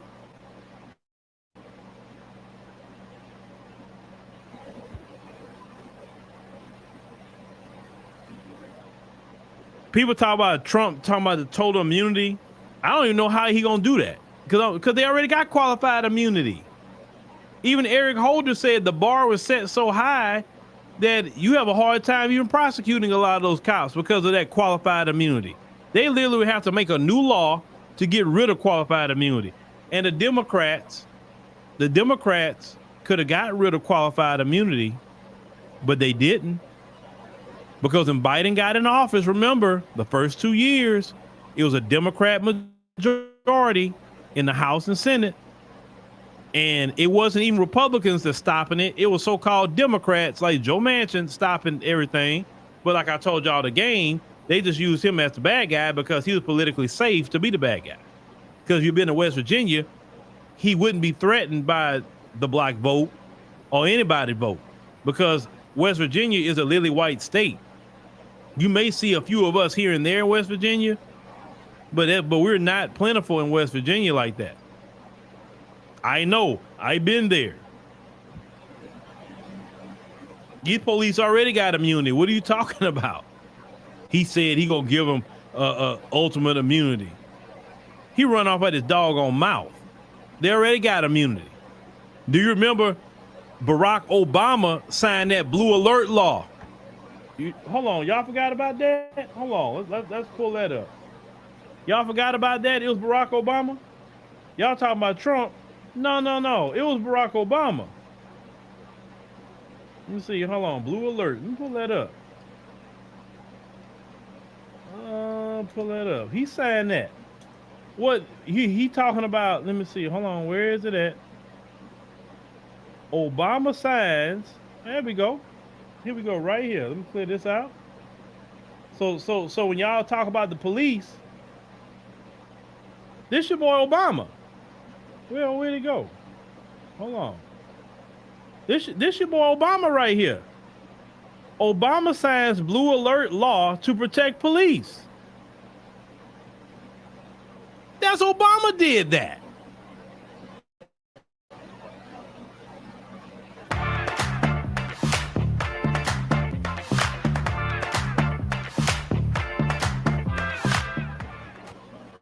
What more Trump gonna do that Obama didn't do?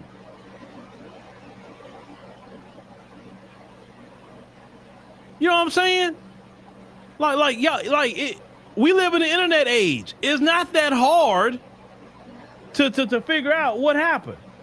President Barack Obama has signed into law a measure that will require instant nationwide blue alerts to warn about threats to police officers and help track down suspects and carrying them out.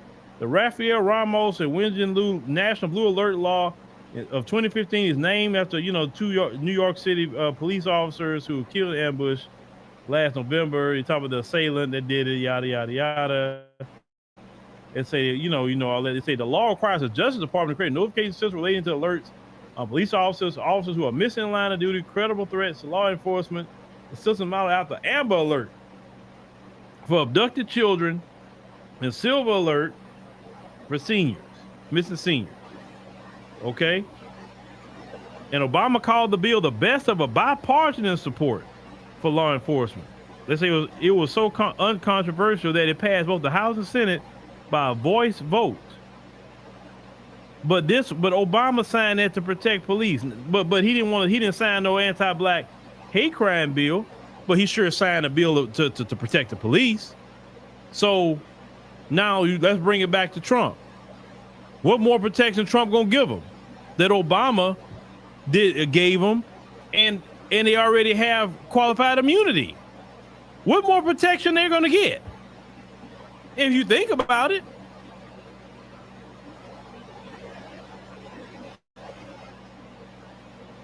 It's not hard to do. Look, some of y'all thinking, oh my God, I didn't know. It's not hard to pull things up, ladies and gentlemen. Just look it up. The Democrats have always done things to you talking about the police is the issue and problem. They always done things to harm us, the Democrats. The 1994 crime bill, who was it? It was them, the Democrat Party. It wasn't the Republican Party. With Bill Clinton, and the Congressional Black Caucus backed it up. Every time you find something going on that harms black people, Democrats will be right there. They sign it into law every time. Yep. The way y'all so allegiant to Democrats, you would think the Republicans did the 1994 crime bill. You would think, what's his name? Mitch McConnell was the one that came up with it. You would think. You'd have thought George H. Bush, not W, but the daddy. You'd have thought he the one came up with and signed the crime bill in the law. Not Bill Clinton. You had George W. Bush in office. He ain't signed no laws I can say that harmed us when he was in office, and he was a Republican. Yes, he had the debacle of the Iraq War, sure. The debacle of Katrina, doggone right. Yeah. But what law did he even sign? He the one signed Defense in Marriage Act. Well, marriage between one man and one woman. I didn't change that up. And who changed all that up? Obama, Democrats. DACA, Obama did that. He protected, he gave protections to immigrants, but he didn't give protections to Black Americans. There was Democrats.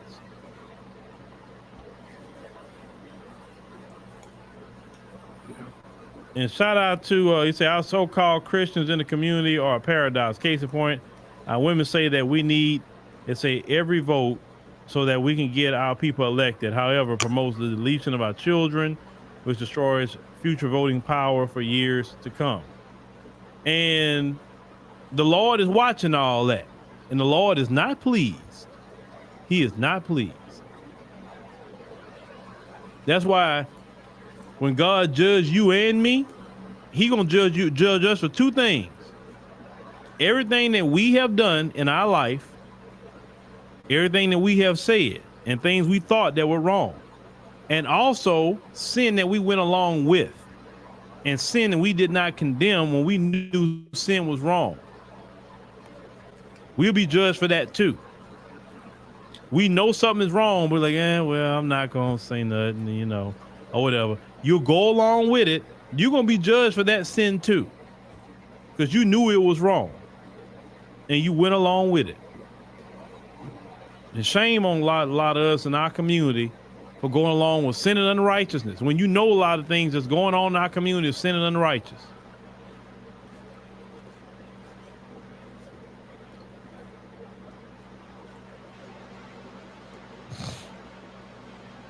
Look, he just answered comments. All right, yeah. So as we've been telling you, Kamala is just bad news all around. She can't be trusted. Nothing she says can be trusted. And we couldn't put no support behind her. Lady Chair, are you still there?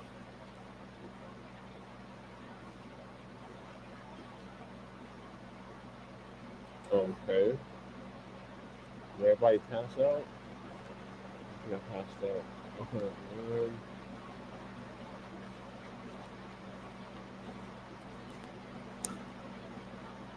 So moving along, I guess.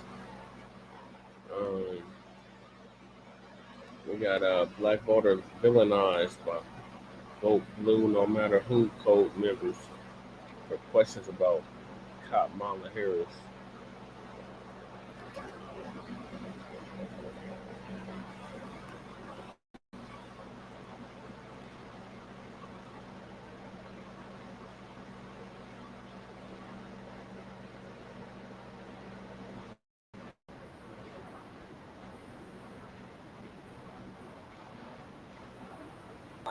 Just click the link around this video to see how. Well, tonight on the podcast, ladies and gentlemen, you have a Black voter that's talking about something that many people are dealing with now. Ever since Vice President Kamala Harris has got into the race, people are having an issue with Black people asking questions about her campaign, or even asking about her record, or even asking what she's standing on.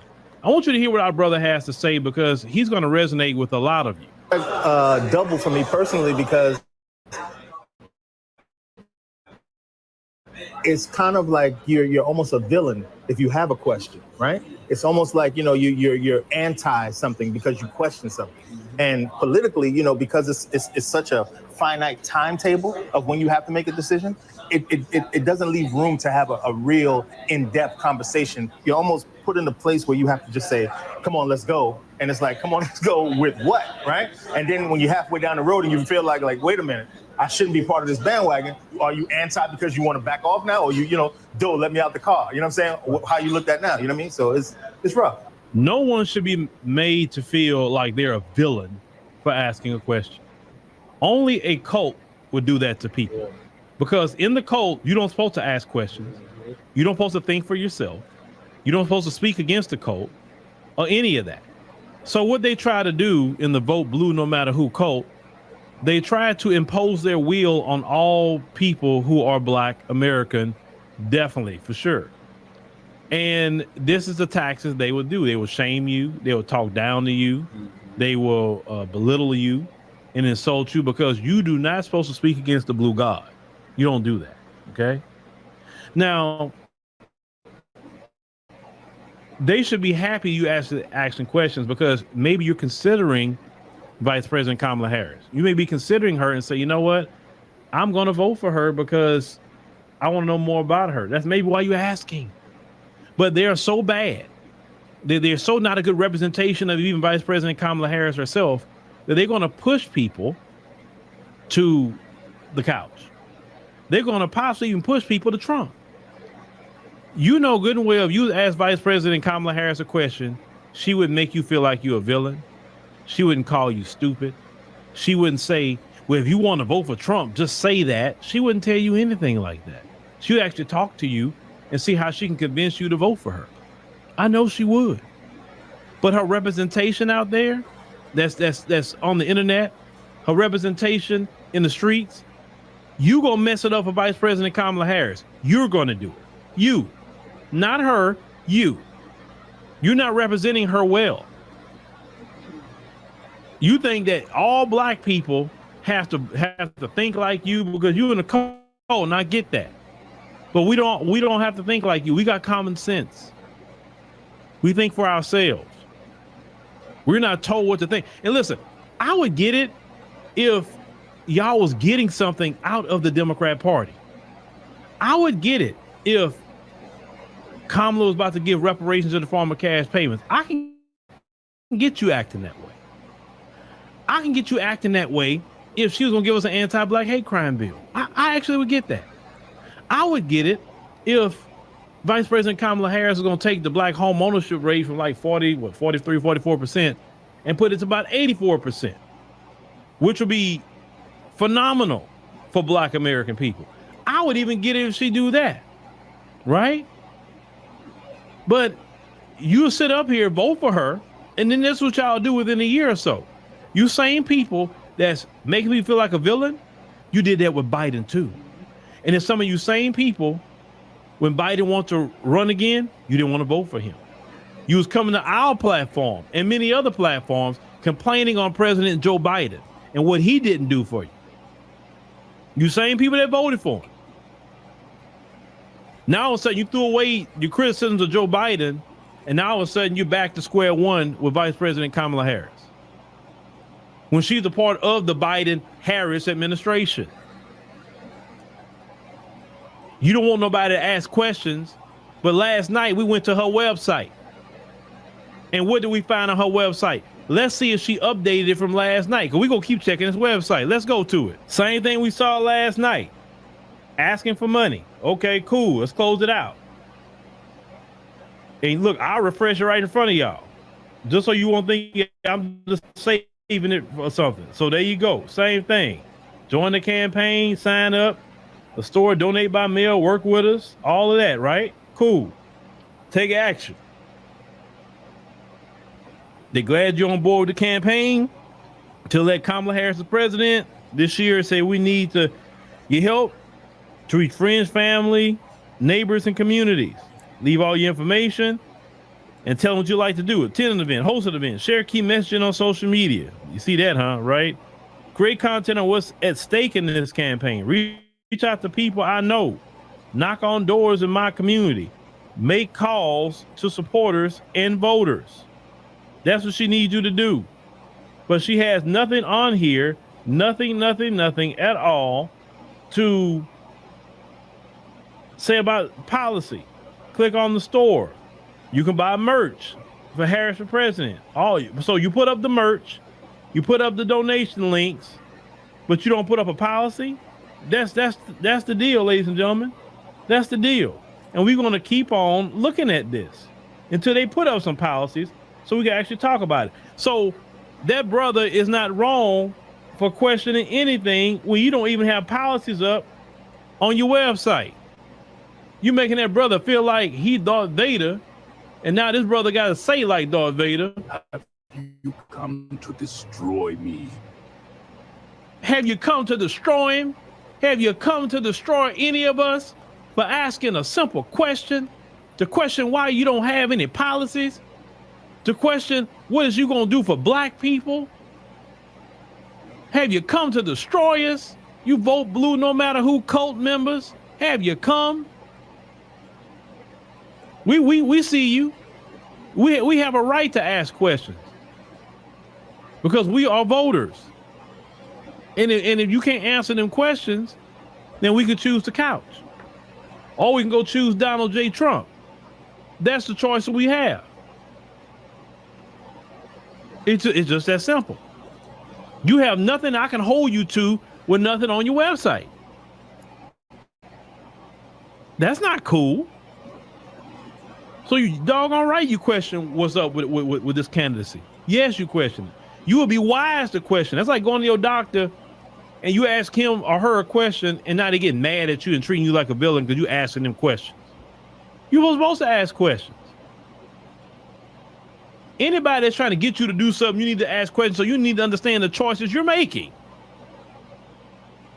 Maybe you considering voting for it, but you vote blue no matter who cult members are going to ruin, blow you up the spot and everything. You will make the person say, man, I ain't vote for that lady. Them people are crazy.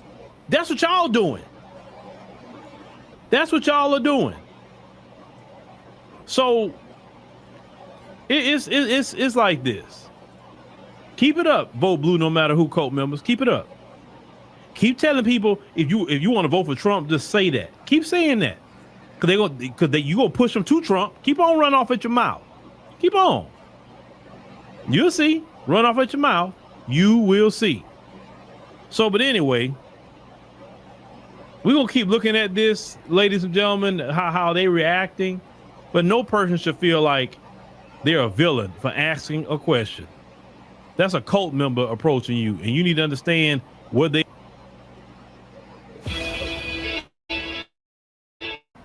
I need you to take my boat out for a run. Yeah, okay, Pop. We're gonna show you what real fishermen can do.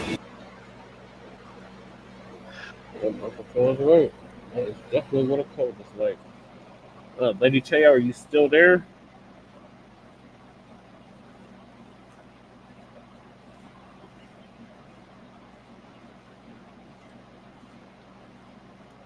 Yep, I agree wholeheartedly. Like,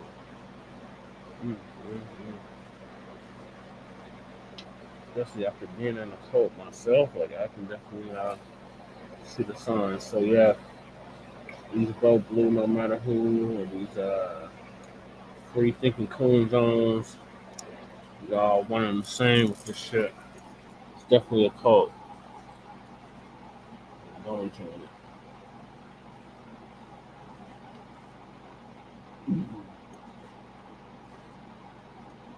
Yeah. Don't join it. So moving along, we have the Olympics. The Olympics is Paris Olympics just started like day 3 or day 4 of it. And they're being slammed for social cleansing, mass displacement, and militarization and greenwashing.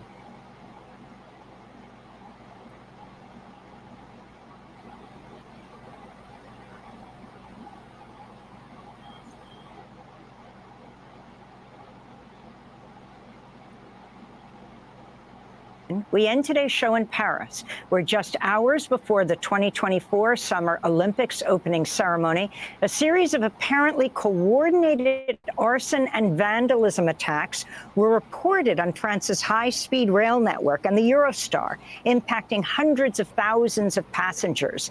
Tens of thousands are expected to stream into the heart of Paris today for the opening ceremony this evening, when about close to 7,000 athletes from around the world are set to sail on boats down a 4-mile stretch of the Seine.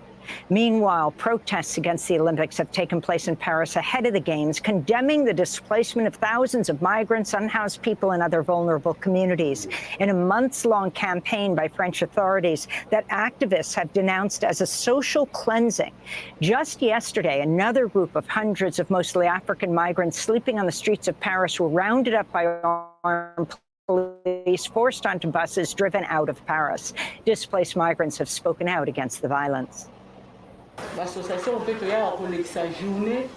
NGOs who take care of us, give us a place to bathe, food to eat, will shut down soon. And we don't know what will become of us and where we will go during the period of the Olympic Games. I have 2 children, and because we're living on the streets, one fell ill with asthma. So it's very difficult for me with the Olympic Games. We do all of our activities in Paris. What will become of us now? Can anybody find a solution for us? Go to the train stations. You see, everywhere you go, there are policemen. Fine, they are here for security, but for us, they're here to catch us. We're afraid to leave our homes during these Olympic Games. You see, there are millions of undocumented migrants who are in France. Migrant from Mali and voices of 2 Congolese migrant mothers. Hundreds of people have marched on Paris over the weekend to protest the participation of the Israeli delegation to the Summer Olympics amid Israel's relentless war on Gaza. Israeli athletes' participation in the Olympics is very shocking, especially when we know what has been happening for 8 months in Gaza. There are dozens and dozens of young Palestinian athletes who will never be able to participate in the Olympic Games. And they can say thank you to Israel for that and the international community, because I think that Israel allows itself to behave like this because the international community has only been giving it little slaps on the wrist for decades. More than 400 Palestinian athletes and coaches in Gaza have been killed or wounded by Israeli attacks since October 7th.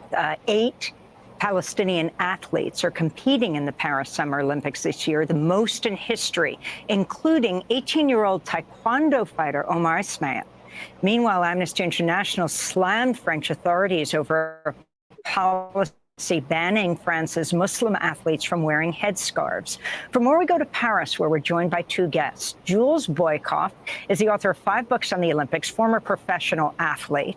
His latest piece for the Scientific American is headlined, "The Paris Olympics Are a Lesson in Greenwashing." He's co-written several pieces on the Paris Olympics alongside sports editor at The Nation, Dave Zirin, including their latest, "The Appalling Social Cleansing of Olympic Paris." And Paul Alozi is a Paris-based activist with the medical NGO Doctors of the World and an organizer with Other Side of the Medal. We welcome you both to Democracy Now! I'm so glad you could both join us in a Paris studio, considering what has taken place today. Paul Alozi, if you can explain what French authorities are calling sabotage of the high-speed rails, almost 1 million people are affected, but then talk about what you're calling social cleansing in preparation for these Summer Olympics. Yeah, hi, thank you so much for having us. Well, I don't have much to say about the sabotage this morning because obviously we're not meddling in this. But our collective, more than 100 NGOs, community association, we really lived through a violent social cleansing for the whole year. So in just a year, we had more than 12,500 people, homeless people, refugees, homeless, sex workers, drug users, people from Eastern Europe, who were expelled from 10 cities, from slums, from squats, and it is a rise of 40% comparing to 2 years ago. And in just the past week, 300 people were moved yesterday, 500 people were moved from 10 cities just last week. The numbers of expulsion towards the most marginalized population of Paris has exploded, and it's because of the organization of the Olympics. And Jules Boykoff, if you can describe, set the scene for us, how Paris has planned for these Olympics and how extensive this kind of what you're calling really ethnic cleansing is. Well, back in 2017, when Paris was bidding on the Olympics, they promised that their Olympics would be different. And I think the subtext there was they were going to try to avoid the problems that have become endemic downsides of the Olympics, and that is overspending, militarization of public space, the displacement of marginalized populations, greenwashing, and corruption. And unfortunately, 7 years later, they've totally conformed to the plan. They're 115% on costs overrun. They have militarized public space. I feel like I'm attending a policing convention here. It's intense, I'm telling you.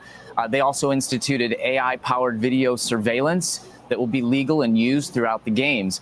Paul just talked eloquently about the displacement that has been happening here. This has been a thorough greenwash. We can maybe talk more about that. And there's numerous open investigations into corruption here in Paris related to bribery around the games. And so they said they would be different, but how different are they really? So talk about what you're describing as the greenwashing.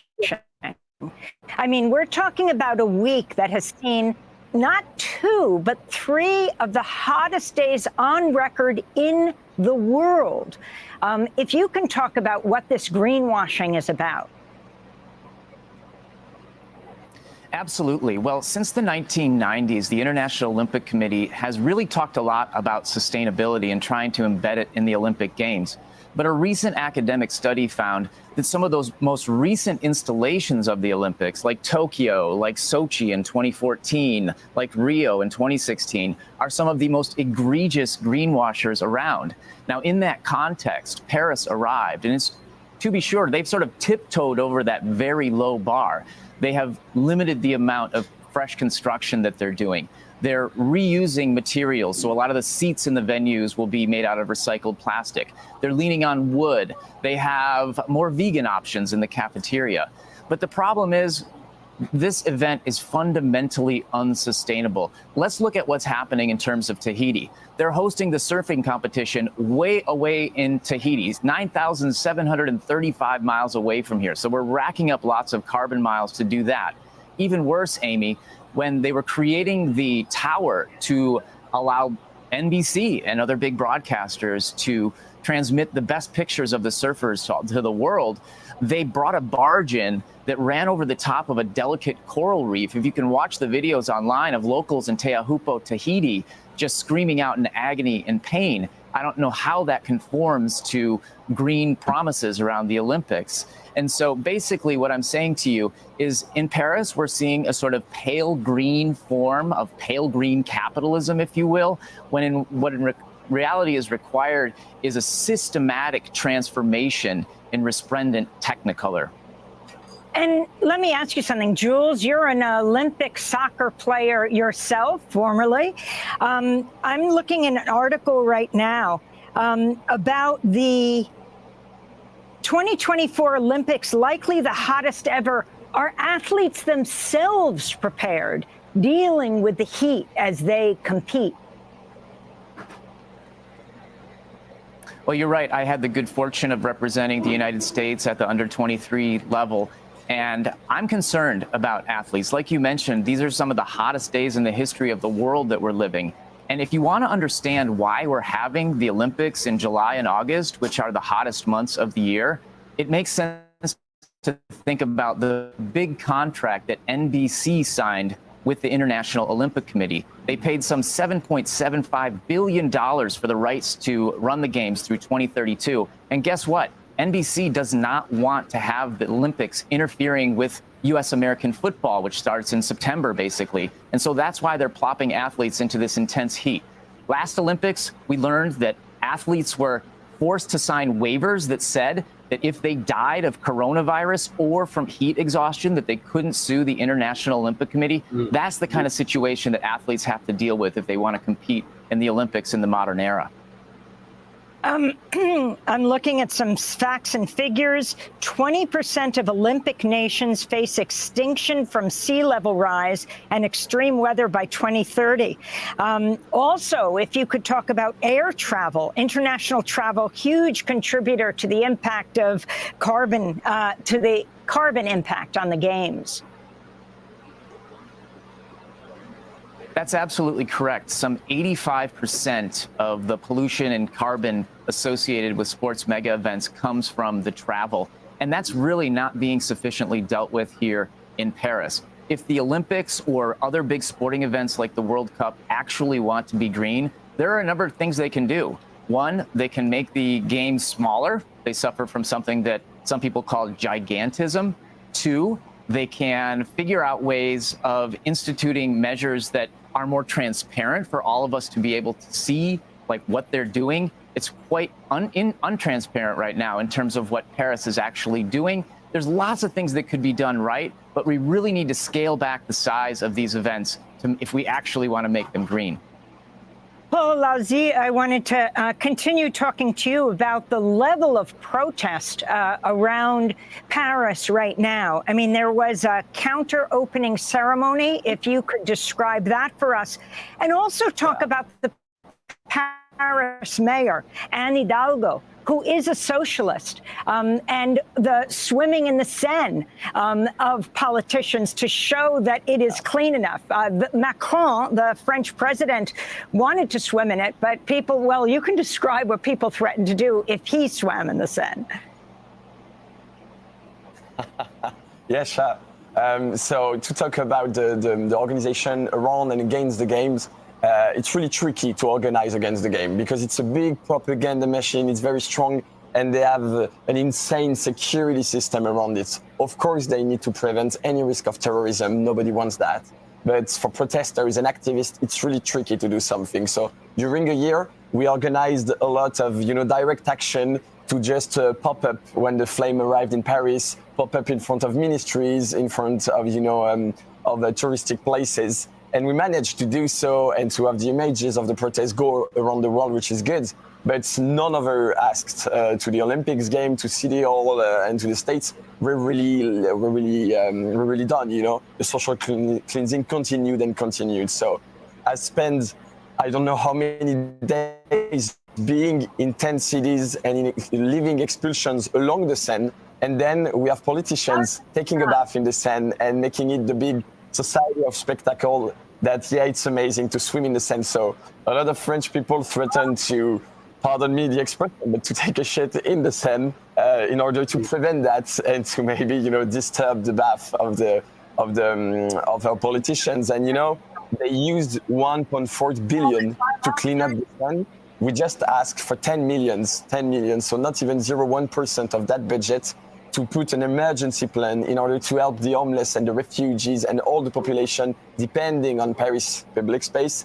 And they even didn't accept that. So we can really see where the political priorities are. And if you can talk about your organization, the other side of the coin, revers de la médaille, what does that mean? The other side of the medal, I should say. Le revers de la médaille. Yeah, exactly. The other side of the medal, it means that we are not anti-Olympics. I have a lot of friends. I come from a small village. They love the Olympics. They don't know what's happening in the streets of Paris. And they can cheer up for athletes. That's no problem. It doesn't make them being people who are anti-migrants, anti-solidarity, anti-poverty. So we wanted to showcase to the people and spread the word around that you can support the games, but you need to know that they have a big social impact and they come with a cost. And they come with a cost of the lives of hundreds, thousands of people being mistreated, People, they go through migration, they went through Libya, they went through the Mediterranean Sea. They arrive here and what they have is a police response. It is so violent to live through that.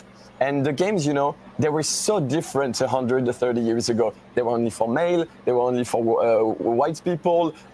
They were even organized with the Nazis. So even now, after a year of protesting the games, I'm deeply convinced that if we continue to do so all around the world, we can still transform them for the better. Jules Boykoff, if you can talk about the calls for Israel not to be included in the Olympics. 8 Palestinian athletes are competing in this year's Olympics.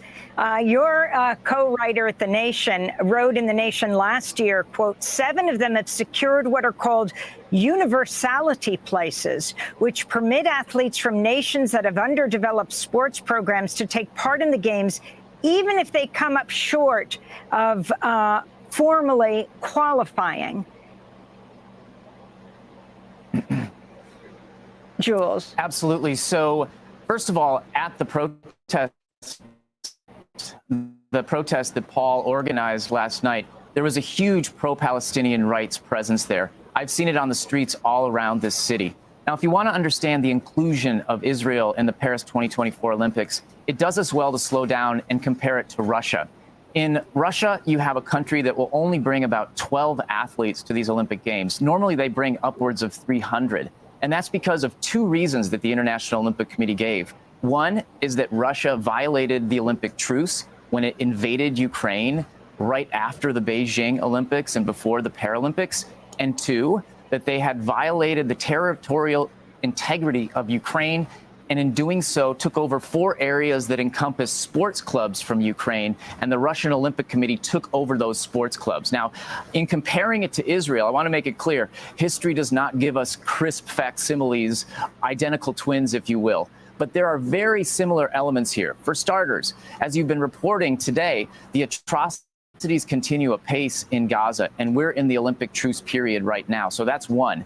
And two, you know, if you look at the stadiums in Gaza, nearly every soccer stadium has been totally decimated. The fields are unplayable.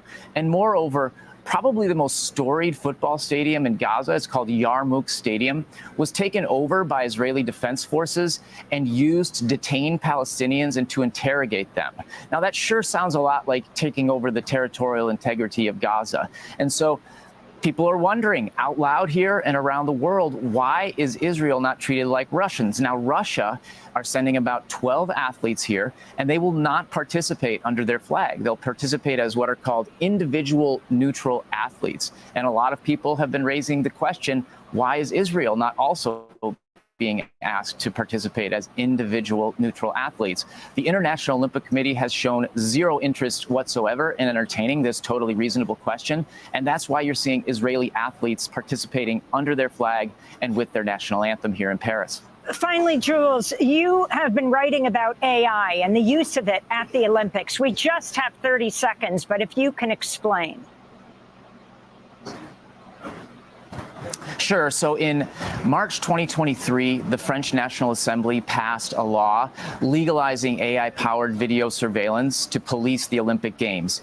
The law is supposed to sunset in March 2025 after the Olympics. But hey, it doesn't take the imagination of an avant-garde poet to come up with scenarios by which the French government insists upon keeping that law in place. And this is in keeping with what we've seen with previous Olympics, where they use the Olympics as a pretext to get all the special weapons and laws that they'd never be able to get during normal political times. And all too often, those special weapons and laws stay on the book and become part of normalized policing in the wake of the games. And I must say, Amy, normalized policing in too many places is also racialized policing. So you could argue that AI is actually increasing the racialized policing in a society. Wow. Lady Chair, are you back? Have you been here for 5 hours? Hey, cousin. No, 3 hours, 3.5 hours. Hey. Yeah, as far as the games are concerned, I learned a lot right here. I didn't know that they were doing all that. Yeah. I didn't know they were doing all that. But, I mean, how much force I can close this out? It's like bright as hell. Stream guardians. Hey, this is Maximilian Alvarez, editor. Probably about another 30 minutes, 45 minutes. All right. In-chief of the Real News Network. We're in the middle of our summer fundraising campaign, and we could really use your help now. So please donate to the Real News. TV only on the Real News Network. I'm here minutes before a big rally is going to start in Paris, a counter-Olympic rally. You can see the sign behind me. It says droit à logement. It means the right to housing. That's a huge issue here in Paris right now, the right to housing, because the Olympics have led to a massive displacement of thousands of unhoused people. So let's see this rally. Let's see what happens. Let's see what the counter-Olympics movement of Paris looks like.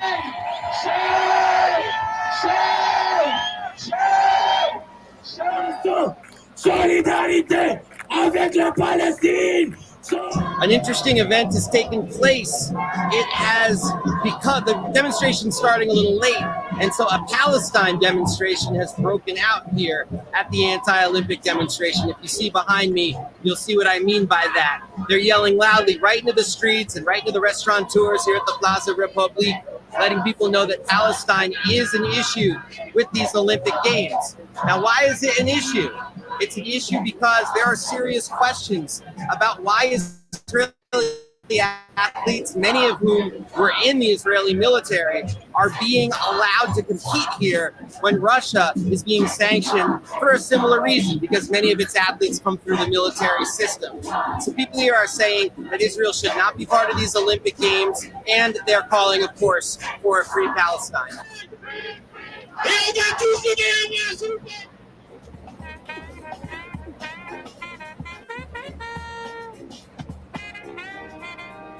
I'm here because it's the Olympics in Paris, and I'm part of a coalition called Le Revers de la Médaille, the flip side of the medal. I've been campaigning for more than a year about the social cleansing that's happening before the Olympics and during the Olympics. And we are doing a counter opening ceremony. The opening ceremony will be tomorrow. And we wanted to gather all the organizations that were advocating something around the Olympics all together just before the ceremony to kind of raise awareness to the public of what's happening, but also have a little of a party together, because it's been really difficult last days and weeks, and we will not be part of this whole craziness for the Olympics. Although it's going to be beautiful, I'm just so ashamed that we couldn't do the beautifulness of this Olympics and environmental and social things right. I'm Militarized. I'm Canadian. I'm from Vancouver, but I've lived in Paris more or less for the past, off and on for the past decade. And I'm an urbanist. I'm a human geographer who studies the management of the space and justice and injustice against marginalized people in public space. So obviously in Paris, like in every city in the world, there's a lot to study, but the work that I was doing here already for a decade was very much over by talk about the Olympics when we knew that it was coming, because we knew that it would accelerate and evolve certain ways of doing things for vulnerable people who already deal with every single thing. And so I've been watching that and working a lot with activists and NGOs in Paris who are trying to. Can you tell our audience what that blue is on your face? I would love to. So that blue, they have these, they're almost like fireworks, but they have this protect technology here called a fumigène. I wish I still had it with me, which is basically like a big paint. Yeah. It's like a big match that you strike, and then some fireworks go off, some sparks, and you hold it in the air, and it shoots paint into the air. And so all of the actions that the collective involve these things because they do them in the colors of the Olympic ranks, and it makes for beautiful photos, and it makes for like a festive atmosphere. And I finally got to strike one protest. And à Vancouver, c'était ça. Et poverty. Et puis, c'était juste ça à l'époque. And the poverty. Why are you here at the protest? Because I'm an organizer, as a short-term side said. But why I'm here tonight? Because we wanted to make anti-Olympic protest. Ideally, on the day of the opening ceremony, because I think this is a tradition. This is what happened in Rio de Janeiro and Tokyo and elsewhere. But we know it's impossible in Paris because of the opening ceremony in the same river. So we decided to organize on the eve. And why we cannot call this anti-Olympic protest? Because we know that the anti-Olympic affair doesn't happen to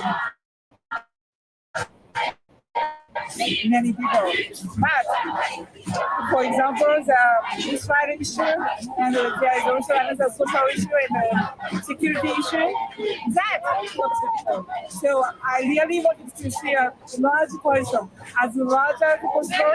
So I don't care if it is called the Olympic protest or just counter ceremony.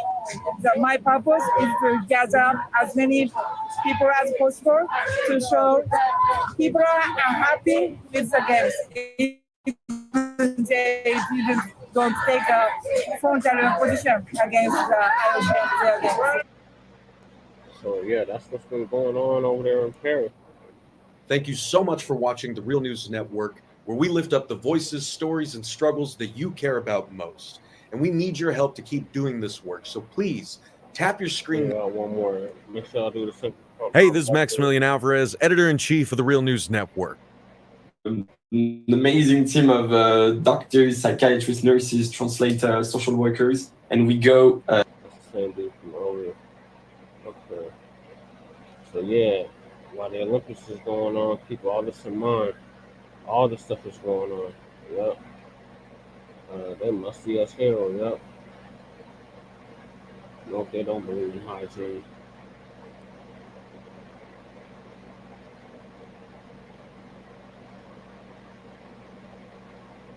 Yeah. Oh, you took French in school, Jay Miller. Lady Chase speaks French too. Isn't that your first? No, that's your second language, right, Lady Chase? What? French. French, yeah. Yeah. It was. My mother's no, I'm speaking. Yeah, they don't believe in shaving their armpits.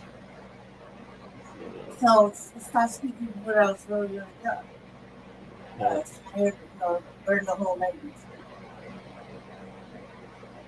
Yeah. So yeah, that's what's happening, y'all, with the Olympics. They're basically ethnic cleansing, and we've seen this time and time again wherever there was an Olympics, the same stuff went on. So very unfortunate, but. And then did you hear where they said that they had to, all the athletes, they had to sign a waiver that they couldn't sue them if they died from heat exhaustion or it was something else. What was the other thing? It was heat exhaustion and it was something else. I can't remember what the other one was. But yeah, it's wild. So, moving along from that, there's been the latest development in the Unhoused neighbor news, and that is the Supreme Court has ruled that the sweeps, otherwise known as cleanups, are constitutional, and cities all over this country have been acting on that. Where Lady Chase at, the mayor of Aurora, he has enacted sweeps. Random sweeps of people of Aurora that are unhoused. Denver, it still goes on, but not like it used to. Because Johnston just wants to put them out of sight and out of mind, so he's putting them in this little temporary housing, tiny homes, micro communities, all that. So it's like out of sight, out of mind. You still see it, but not as bad as it was. Hey, this is Maximilian Alvarez, editor-in-chief of the Real News Network. We're in the middle of our summer fundraising campaign, and we could really movements.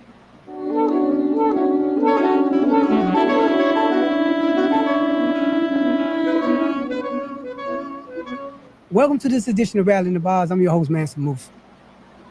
According to the Department of Housing and Urban Development report, 653,140 people are homeless.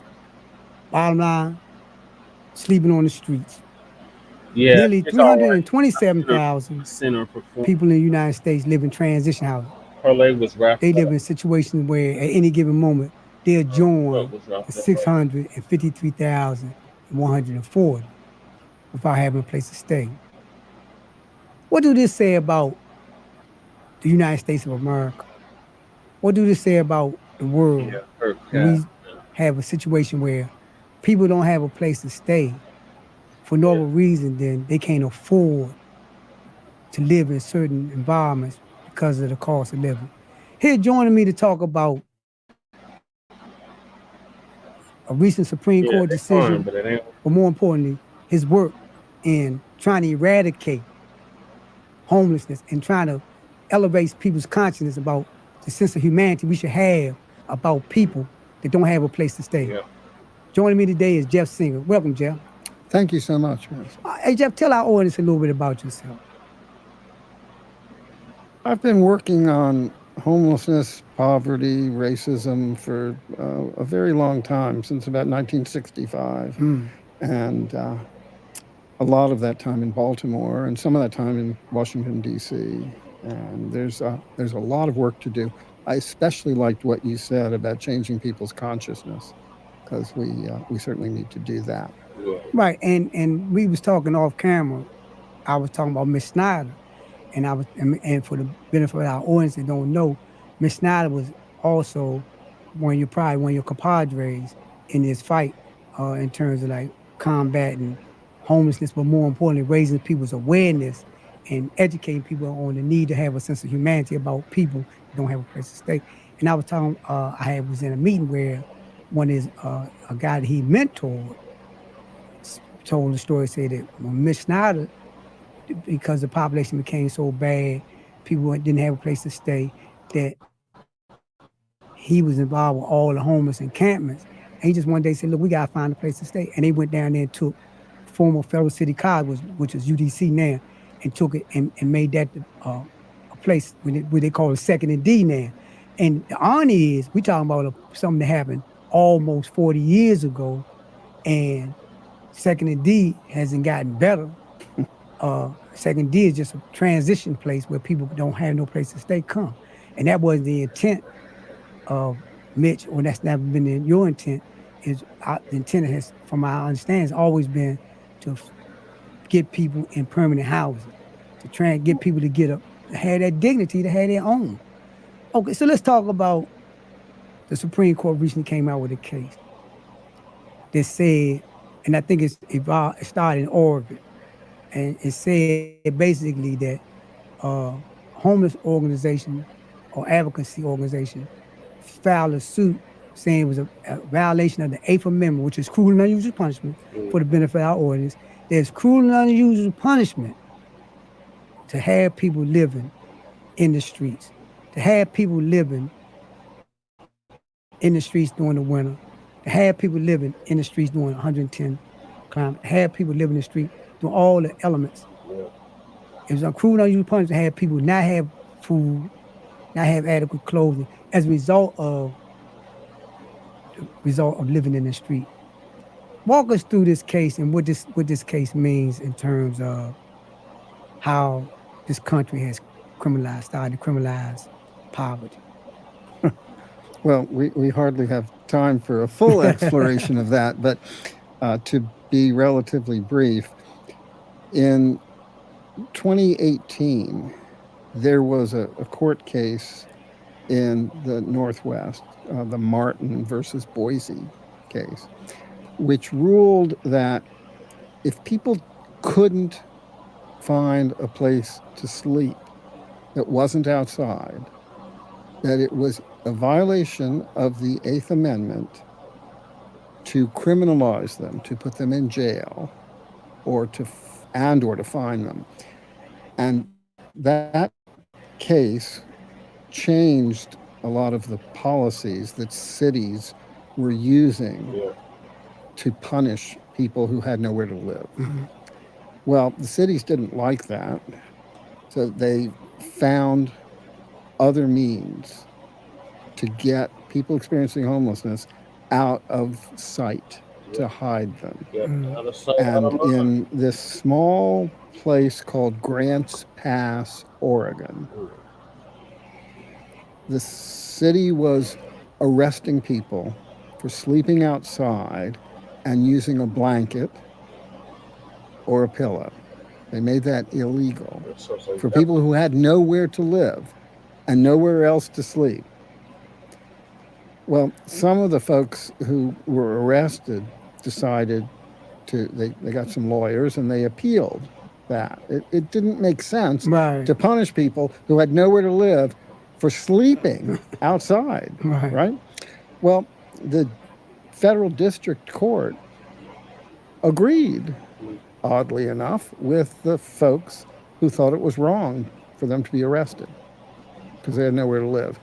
And the city of Grants Pass then appealed that ruling to the Supreme Court on April 22nd of 2024, this year, the Supreme Court heard the arguments about whether or not it is cruel and unusual punishment to jail or fine people who have nowhere to go because they're sleeping on the street. And just a couple of weeks ago, the Supreme Court ruled that arresting people who have nowhere to go is not cruel and unusual punishment. Wow. Our common sense and even logical understanding surpasses that. It seems impossible. But the decision says that the Eighth Amendment, the ban on cruel and unusual punishment, does not apply to what jurisdictions, city, state, federal government, it doesn't apply to what they do. It just applies to the way that they do it. I don't really understand it. I've read the decision. Twisting logic that way just eludes me. But the result of this is that now jurisdictions, cities in particular, have the right to put people in jail if those people have nowhere to live. And I want to flush this out because this the lunacy in this whole thing with the Supreme Court. Sotomayor said that if you don't have a place to sleep and you get caught sleeping on the street, you're going to jail. And she was saying this as a dissenting opinion, saying that that the court has reduced itself to this type of lunacy where you criminalize a person. Now, you criminalize a person for having a blanket and a pillow and sleeping on the street. Now, you saying that to me, in the United States of America, the land of plenty, where we have unlimited, because Newsom gave we have unlimited money 2028 to send to country to bomb people. We have unlimited money he did. for people that in countries where we don't like the country that's sending them. We have unlimited money to house them, clothe them, and give them tax breaks. But for the people that's United States citizens, we don't have no sympathy or money to house them. Talk about the impact of this decision on, and I said 6,000, I said 600,000, but we know the population is much larger than that. And I said that in regard to what HUD's say. But when we look at city by city, I was in Las Vegas, and I seen pockets of homeless people that didn't have no place to stay. But I was seeing randomly. And one day we turned around the corner in this overpass, where like large overpass, multiple highways coming and going. So it created a large shelter, and it was looked like a city of nothing but people that was unhoused. And we know this, we see this in California, in the District of Columbia. They have, like, we talk about Second D, but they have places where they just have encampments, and you might look and see 10 tents. A week later, you see 30 tents. A month later, you see 150 tents. And I think the District of Columbia got a number. And when they see us, when they reach that number, they come and round them up, No, what's one of the take their property and destroy their property, and try to force them to go in the shelter, or just to flush them out. But talk about the impact that this gonna have on that kind of, because that's the reality. That's the reality is that no matter what you don't have enough prison cells, because you got 2.5 million people right now in or more in prison. So you don't have enough prison cells for the 600 or 800,000 people that don't have a place to stay. And that's their crime. I don't have a place to stay. My crime is I just fell asleep from exhaustion on the street. And where you found me at, it was a matter of whether the car was going to run over me or you was going to pick me up and take me to jail, or I was going to be dead. So that was my option. Something running over me, you taking me to jail, or I die right there. That's Someplace still alive, but So talk about that. Talk about the impact that's going to have on that. Because we need our audience to understand that this decision is not talking about rounding up wild animals or deer hunting season. This decision is saying that people, human beings, don't have a right to fall asleep. Yeah, it's really disturbing to think about it that way, and that's the correct way to think about it. I suppose if people want to invest money in the U.S., it might be wise to invest money in the people who build and operate prisons, the Corrections Corporation of America. That might be a good place to invest money. The fundamental problem, of course, is capitalism. That's right. And until we start to have an economy that meets people's needs rather than creates profits, we won't be solving the homelessness problem. But it's not new. People have been thinking about, talking about it, writing and acting on this problem for thousands of years. In the United States, which isn't thousands of years old, of course, we've had waves of homelessness after every war. After the Civil War, there were thousands and thousands of people who wandered around the country looking for a place to live because they couldn't find one. Thousands. After World War I,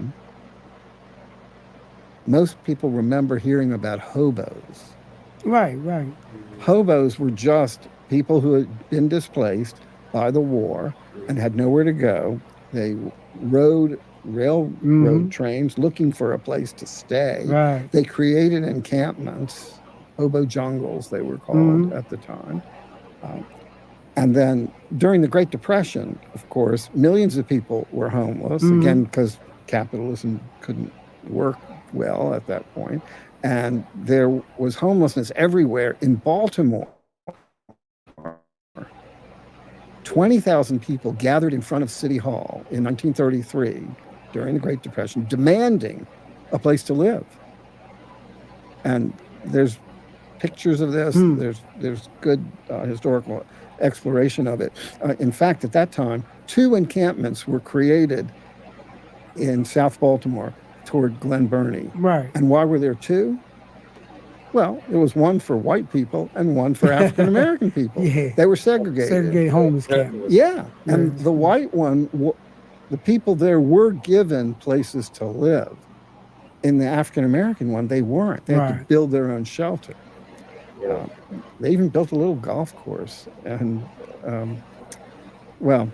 so that's the Great Depression. That housing problem was solved, by the way, by the creation of public housing. Public housing began to be built in 1937 to give people a place to live because there were so many tens of thousands of people without a place to live. And of course, public housing was segregated in Baltimore and in many places. Well, there's a long more to the story, of course, but today, public housing is in the process of being destroyed. That's right. By both parties, Republicans and Democrats. And Baltimore had 18,000 public housing units 20 years ago. And today, Baltimore has about 5,000 public housing units. They've given them away to corporations and to some nonprofits. They've taken away the rights of the people who lived in public housing. And until we restore public housing, Nixon administration created something called the Section 8 program. People have heard of that. Well, it was the privatization of public housing and the creation of profits for the people who owned the buildings, Right, because in D.C. called a voucher system. Yes. Right, yes. but what your analysis is correct as to who profit from the voucher system. Right. And then, of course, racism, which some have called the original sin of America, is so intertwined in housing policy, not just public housing and housing vouchers and Section 8, but also racism is deeply embedded in the larger, even the market for housing, so that we have had redlining, which was a denial of loans and mortgages to people of color, and also to Jews and Syrians, by the way, who were not permitted to get mortgages. We had restrictive covenants, and I've seen some of these documents. Like I've seen the one from Northwood, which is part of Northeast Baltimore. And when you buy a house there, and it may still be in the mortgage, you have to agree not to sell that house to a person of color. This is true all around the country. In 1948, the Supreme Court ruled that that was illegal in the Kramer case. But in any event, we're talking about, after every war, we're talking about veterans. We're talking about people that fought in the war. So we're talking about, like right now, right today, a lot of the people that's homeless, a lot of our veterans and returning citizens, people that's formerly incarcerated. And that, but more importantly, I work for an organization called Veterans on the Rise in DC. And it was an organization primarily for veterans. But it got created by a veteran that was homeless and started advocating that this ain't right. We fought for this country. Why shouldn't we have a place to stay when we come back to this country? We're being treated like refugees when we return to this country. So that's not a far-fetched analysis in that regard. But I want you to talk about going forward, because now we have a situation where being poor get you locked up if you steal a loaf of bread. You stole the bread because you're hungry. That's a crime, because that's theft. But now, the crime that you're guilty of now is you don't have a place to stay. And from exhaustion, if I walked around all day long, I don't care who you are, people. I don't care who, this is only in the movies, when somebody walk across the desert and fall out when they get to the town. No, this is real life, where people be on their feet all day long and from exhaustion and 90-degree heat, 115-degree heat, fall out. That because you fell out, you're considered a criminal. So I want you to talk about going forward. Where are we at now in terms of trying to reverse or trying to raise people's awareness that your tax dollars should be being invested in housing people or holding the creed, the Constitution. All men are created equal and have unalienable rights to life, liberty, and pursuit of happiness. Is not my life worthy enough for me to have a place to stay? Is not my happiness worthy enough for me to pursue having a place to stay? Talk about that, Jeff. Yeah, well, American law and jurisprudence doesn't really provide solutions to these problems. As long as capitalism is the fundamental principle of American society and political economy, as long as that's the case, we're not going to solve these problems. But it doesn't mean that we shouldn't try. It means we should try. Right. And we should understand how all of these issues are interrelated. There's so much to do. Lately, the Supreme Court has been an important force of making things worse. And they use torture logic, like cruel and unusual punishment doesn't mean getting sent to jail because you have nowhere to live. No, it just would mean that if they sent you to jail and purposefully embarrassed you while they did that, then that would be cruel and unusual punishment. So this makes no sense. It also, the Supreme Court has ruled that the president can do anything that he wants to do, and if he's the president, then it's legal. Right? There have been many sorts of rulings that are laughable from a logical perspective, but that's not what all this is about. What it's about is there's a small group of people, we call them the ruling class, who make the rules, and the laws are designed to uphold the rules that they make. So the Constitution be damned, I suppose. And I like to echo this point. I think we're speaking off camera. And I was saying the crisis is not the lack of home. The crisis is not unemployment is not the crisis. Poverty is not the crisis. The crisis is that we let 1% of the people control the country. The crisis is in the thinking of them. That is a crisis in morality.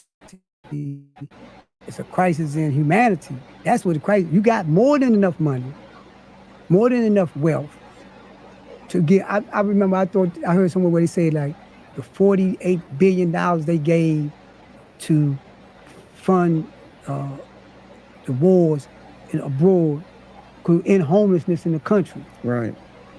And we're in a political climate right now, as we speak. The Republicans are having their convention today. Mm-hmm. On their platform is not going to be, make America great by giving people a place to live or something to eat, some shelter. Making America great is making corporate more wealthy. And the more wealthy corporation get, the more money they're going to want. So, but at the end of the day, Jeff, what are you doing right now? What are some of the works that you're doing right now in terms of working around with this population and helping people understand the need to look at them with some dignity? Well, that's a wonderful question. And the most important work that all of us can do now is to study and learn and teach.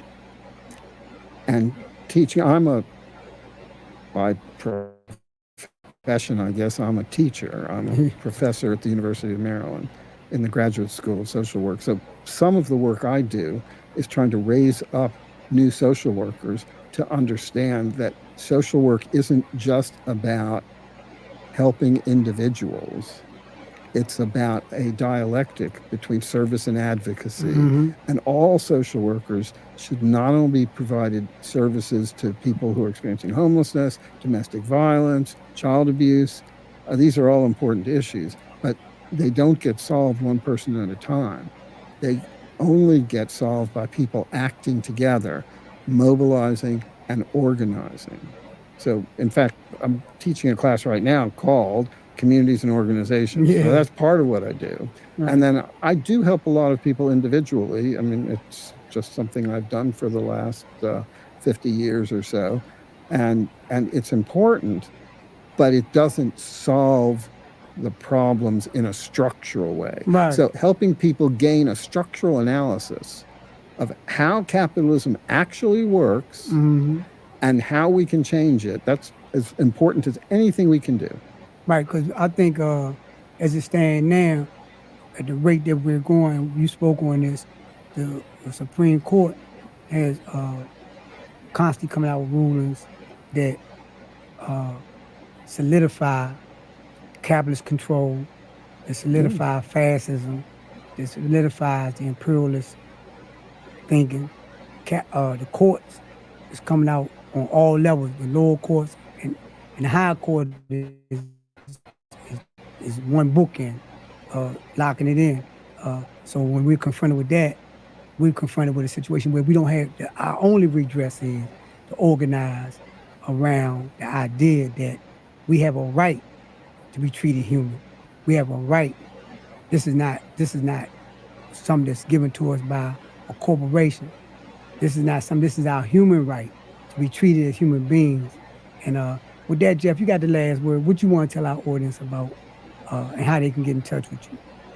Oh, well, I will answer that, but after I answer that, I want to say something else. No, you can always say that and then answer that. Okay.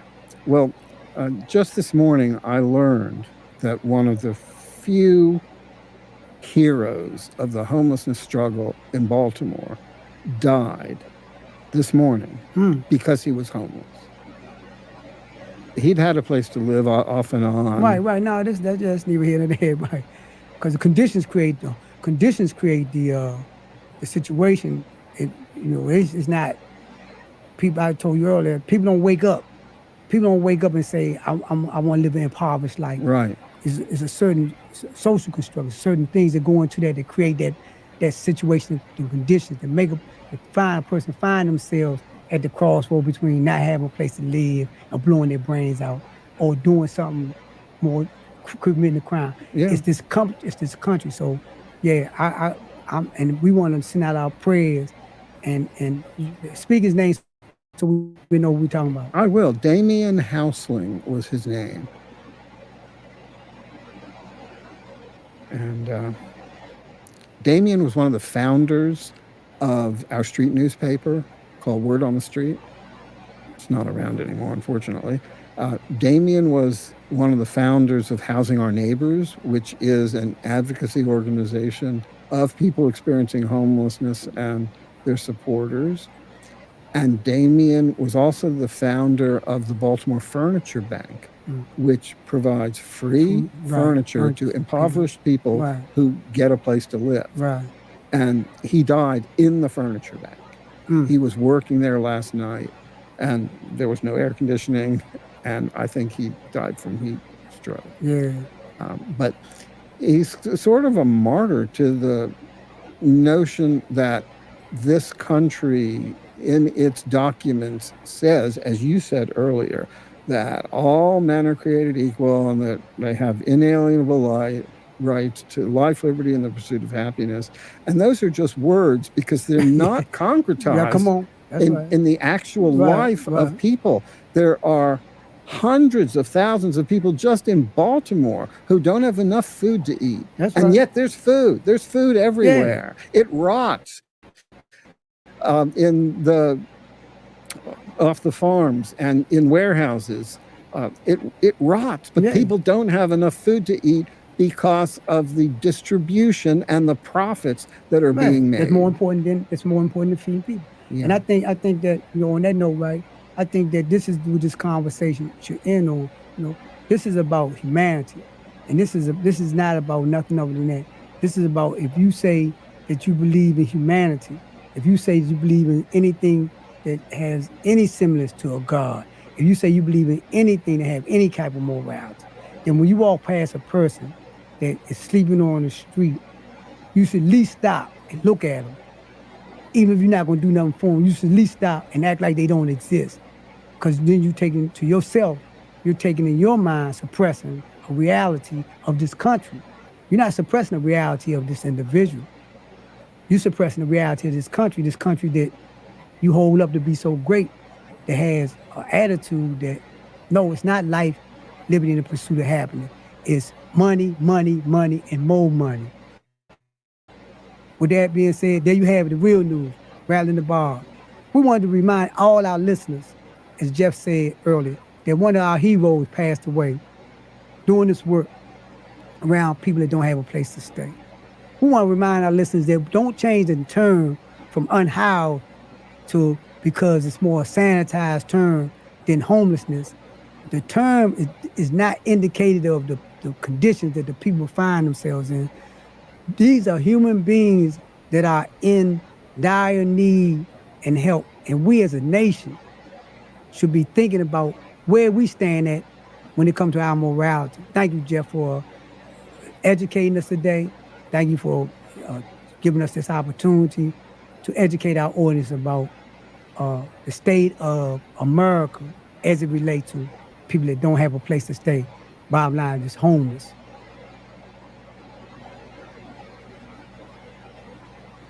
Thank you so much for watching the Real News Network, where we lift up the voices, stories, and struggles that you care about most. And we need your help to keep doing this work. So please tap your screen now, subscribe, and donate to the Real News Network. Solidarity forever.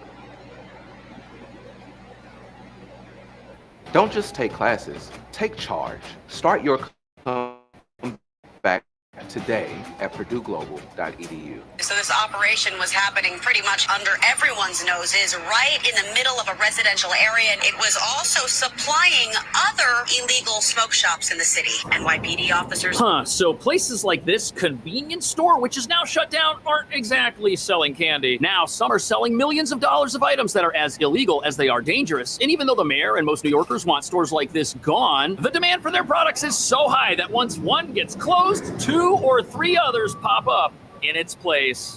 It was the community that tipped off police to this multi-million-dollar operation. City sheriffs and the NYPD went in and found a back room. Among the items seized were a printing press, fake labels, edibles, chemicals. Weed gummies, vape pens, marijuana flowers, and none of it is legal. It's one of the largest cannabis busts New York City sheriff's deputies have ever seen. They got more product in here. Backpack boys. If the child ever found this, they wouldn't think twice about eating it. These inspections have become much more common since May, after Mayor Adams lobbied the state to raise the fines and give the sheriff authority to padlock an unlicensed cannabis shop on the spot. It looks like candy. It looks like things that my kids play with. It makes me very, very angry. And I'm very curious about what's going to happen, how they're going to shut this down to protect the children.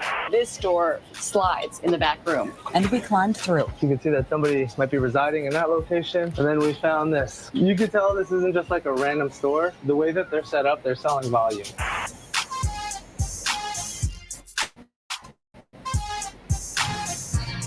New York has declared all-out war on the hundreds of illegal convenience stores now operating in this city. But what nobody's talking about is that these drug-dealing delis, they're the logical progression of crime in a city that doesn't punish anybody for anything. And these are just a new form of the out-of-control crime rising up in every aspect of our life here in New York. We see it at our stores with our shoplifting epidemic. We see it on our streets with our gun crime epidemic. And now when you go to buy an ice cream at the corner store, you may also have the opportunity to buy something that's much, much worse for you and could even wind you up in the hospital. Because although there are certain substances you can sell in this city with all of the proper paperwork, only a very small number of places have it. And there are other places like this little place right here that when it's open, they could be selling just about anything. And these places aren't just selling grass. Some of them are full-blown street pharmacies, literally hiding in plain sight near schools, apartments. It's a disaster. Plus, these are a black hole of doom for the neighborhoods they're in, as once one store turns criminal, it's going to make so much money that the other stores nearby will be tempted to follow along, which sadly just brings more crime into these neighborhoods. And delis, they already sell stuff that's not good for you. Candy, snacks, chips, but drugs. Those are the perfect product for a place that wants to hook you so you become a repeat customer. That's their business model after all, and once one store starts, the others have to follow along or they're going to go out of business. But that brings us to the real reason why there's now a massive crackdown targeting these illegal businesses. Regular New Yorkers, they don't want them in their neighborhoods. Absolutely not. And what they enable is a sea of substances to flow into our streets, attracting not only criminals, but also possibly getting into the hands of young people, hurting neighborhoods in ways nobody anticipated. But as you're about to see, as the police shut them down, they just come back. Not only because they're making millions of dollars breaking the law, but also because they're making the products they sell inside the stores themselves.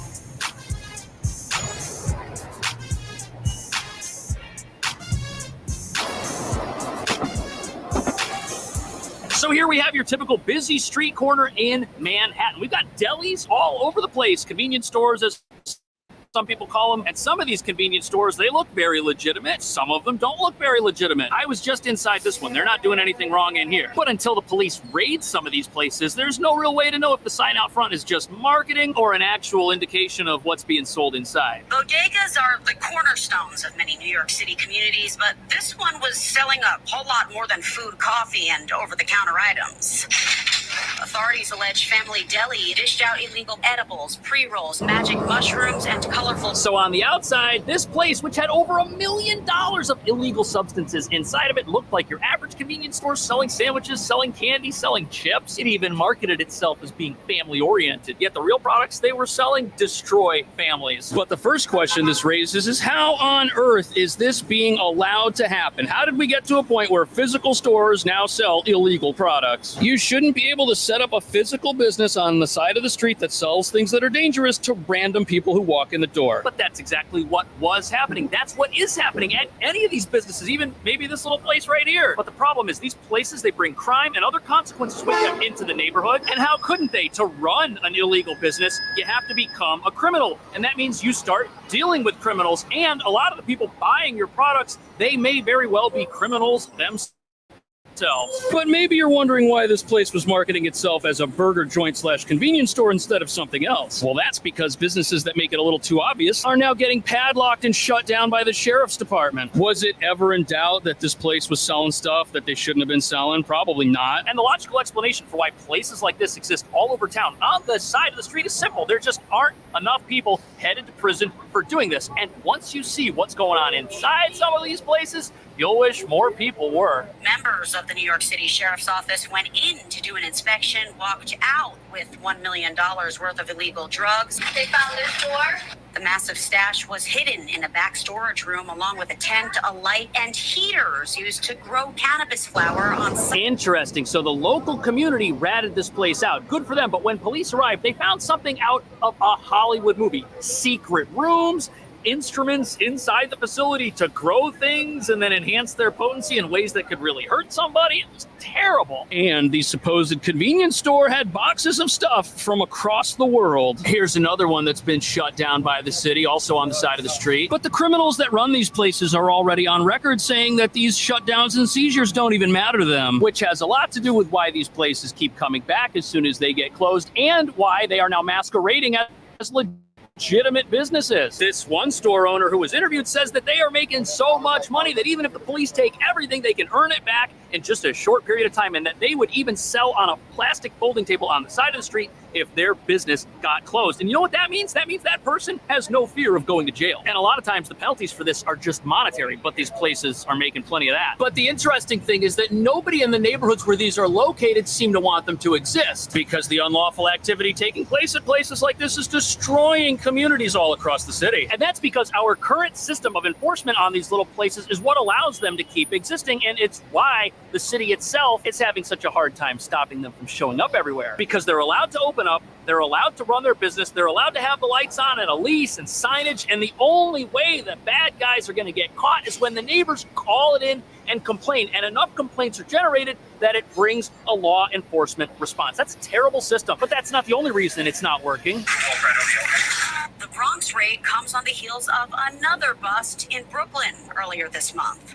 Authorities not only weeded out one of the city's largest unlicensed pot distributors, but confiscated a printing press used to manufacture illegal labels there. So the real issue here is that most of the time, the police are only shutting down the actual storefronts that sell these illegal products. Yes, some of these places make the illegal products inside, but most of it is coming from another location, another distributor, if you will, and that place is generally hidden, and the police have trouble finding them. And although we just had a $10 million drug bust inside of a nightclub that was near a few of these illegal convenience stores, this is the exception, not the norm. And even after these quote-unquote gift shops get shut down, if they are doing something that they shouldn't be, the reason they can come back so quickly is because all the infrastructure for them to exist is still out there. And this hurts and damages communities in more ways than anybody realizes. Because now that you've got illegal operations operating in small little storefronts like this legitimate convenience store right here, the amount of money that a landlord can get for renting out a shop like that has just gone up. So now there's a financial incentive for that landlord to only work with criminals. And that's going to take little stores like this that have existed for decades and force them out, force them to shut down, because the landlords can rent their stores to people who want to sell something other than products that help you clean yourself up. And don't get confused. These new businesses that are coming along competing with places like this, they're not just selling stuff for you that's bad for you. It's so dangerous. It could wind someone up in the hospital. And they're getting this garbage from the most unlikely of places.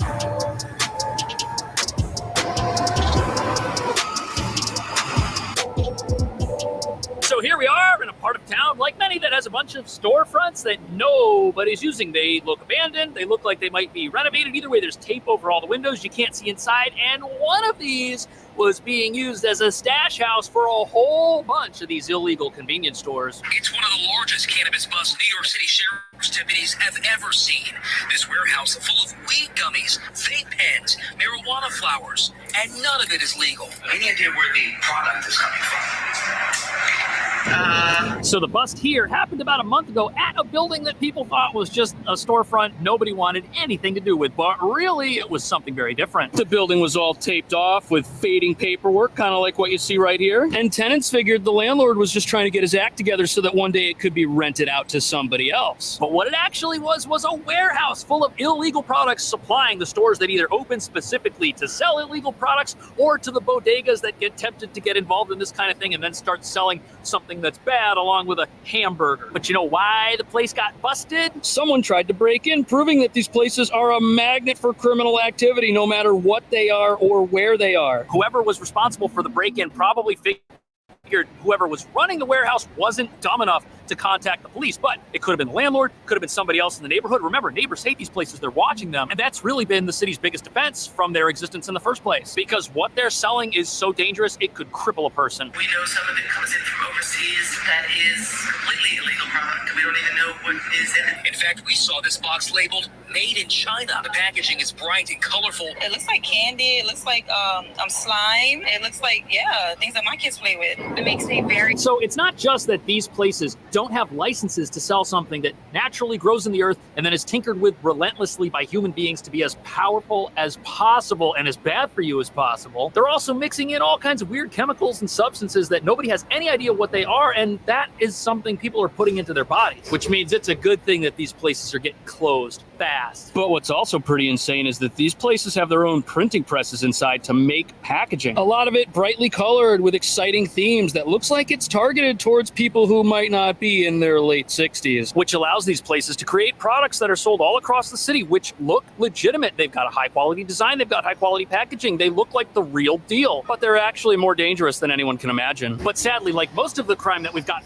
flooding through our streets all over the city, it exists because our laws don't think it's a big deal and don't seek to punish it so much as that they seek to actually protect it, which means that the communities and the people who are being most hurt by this and the ones who are going out of their way to report this to police are fighting a battle they cannot win. So far, they're reporting at least 75 stores have been closed. Nearly $6 million in penalties have been handed down, and 3,800 violations all issued.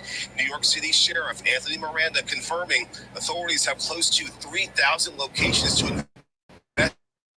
Violations, penalties, seizures. Okay, property gets confiscated, people have to pay fines, but nobody's headed to jail. How do the police and the authorities here think they're going to beat a system that's making more money than the fines that are being levied against them? That's impossible. And although hundreds of these places are getting raided and closed down, we aren't hearing about hundreds of people filling up our prisons, which means anyone running an illegal storefront is still out there on the street plotting their next move, which could be as simple as waiting a few weeks after your store gets shut down and then moving to another vacant storefront nearby. The other issue that the authorities have is that tracking down the actual owners of these operations can be quite difficult, because when you shut down a place and you catch people inside running it, they can say that they just work there and they'll probably get hit with low-level penalties. The actual owners of these places probably take great steps to conceal their identities, especially if they're renting a business with the intent to pay in cash, with the intent to rent it under the name of a corporation or even a false name. The landlord might not have any idea who they're renting to, and they might not care as long as they're getting piles of money every month. And the other problem is the people running these illegal convenience stores might not even be in New York to begin with. More than $57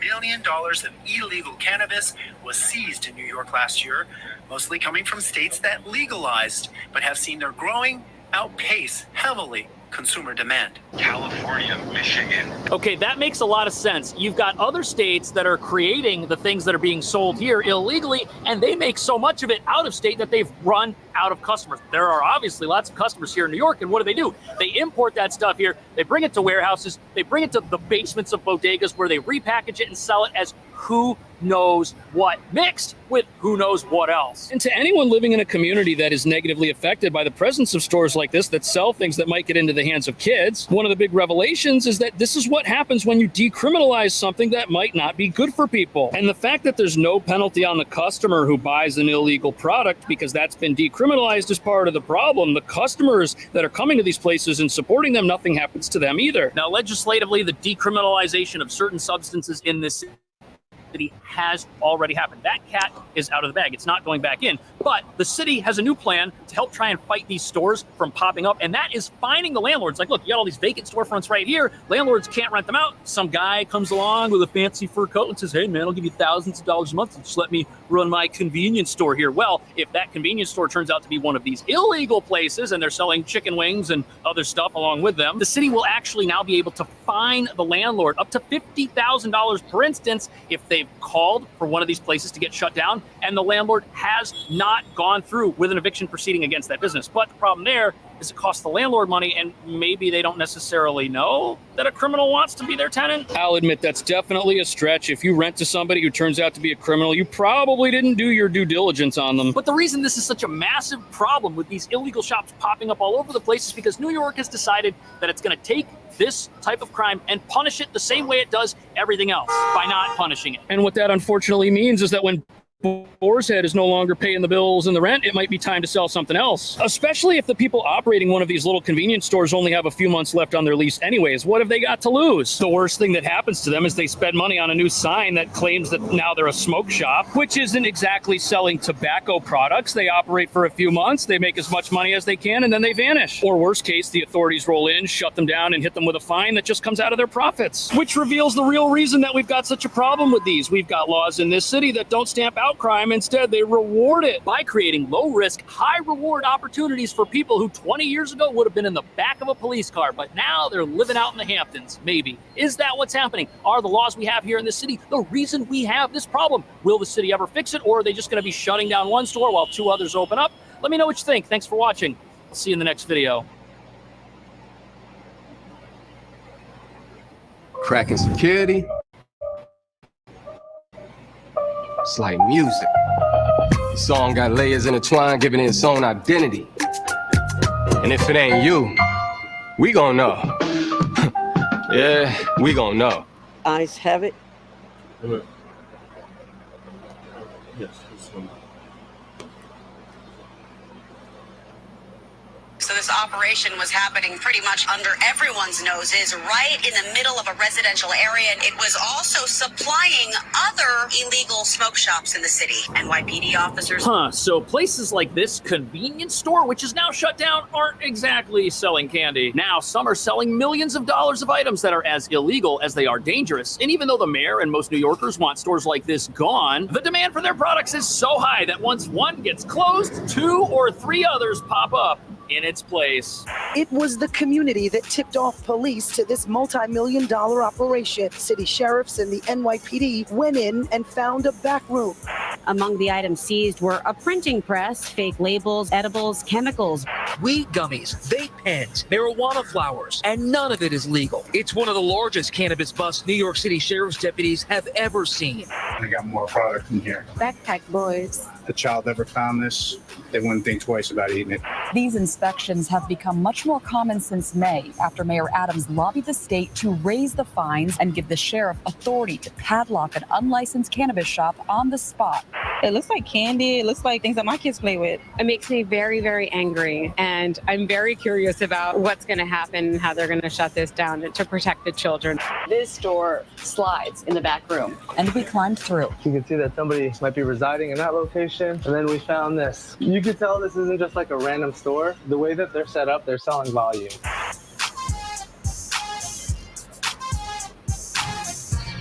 New York has declared all-out war on the hundreds of illegal convenience stores now operating in this city. But what nobody's talking about is that these drug-dealing delis, they're the logical progression of crime in a city that doesn't punish anybody for anything. And these are just a new form of the out-of-control crime rising up in every aspect of our life here in New York. We see it at our stores with our shoplifting epidemic. We see it on our streets with our gun crime epidemic. And now when you go to buy an ice cream at the corner store, you may also have the opportunity to buy something that's much, much worse for you. And could even wind you up in the hospital. Because although there are certain substances you can sell in this city with all of the proper paperwork, only a very small number of places have it. And there are other places like this little place right here that when it's open, they could be selling just about anything. And these places aren't just selling grass. Some of them are full-blown street pharmacies, literally hiding in plain sight near schools, apartments. It's a disaster. Plus, these are a black hole of doom for the neighborhoods they're in, as once one store turns criminal, it's going to make so much money that the other stores nearby will be tempted to follow along, which sadly just brings more crime into these neighborhoods. And delis, they already sell stuff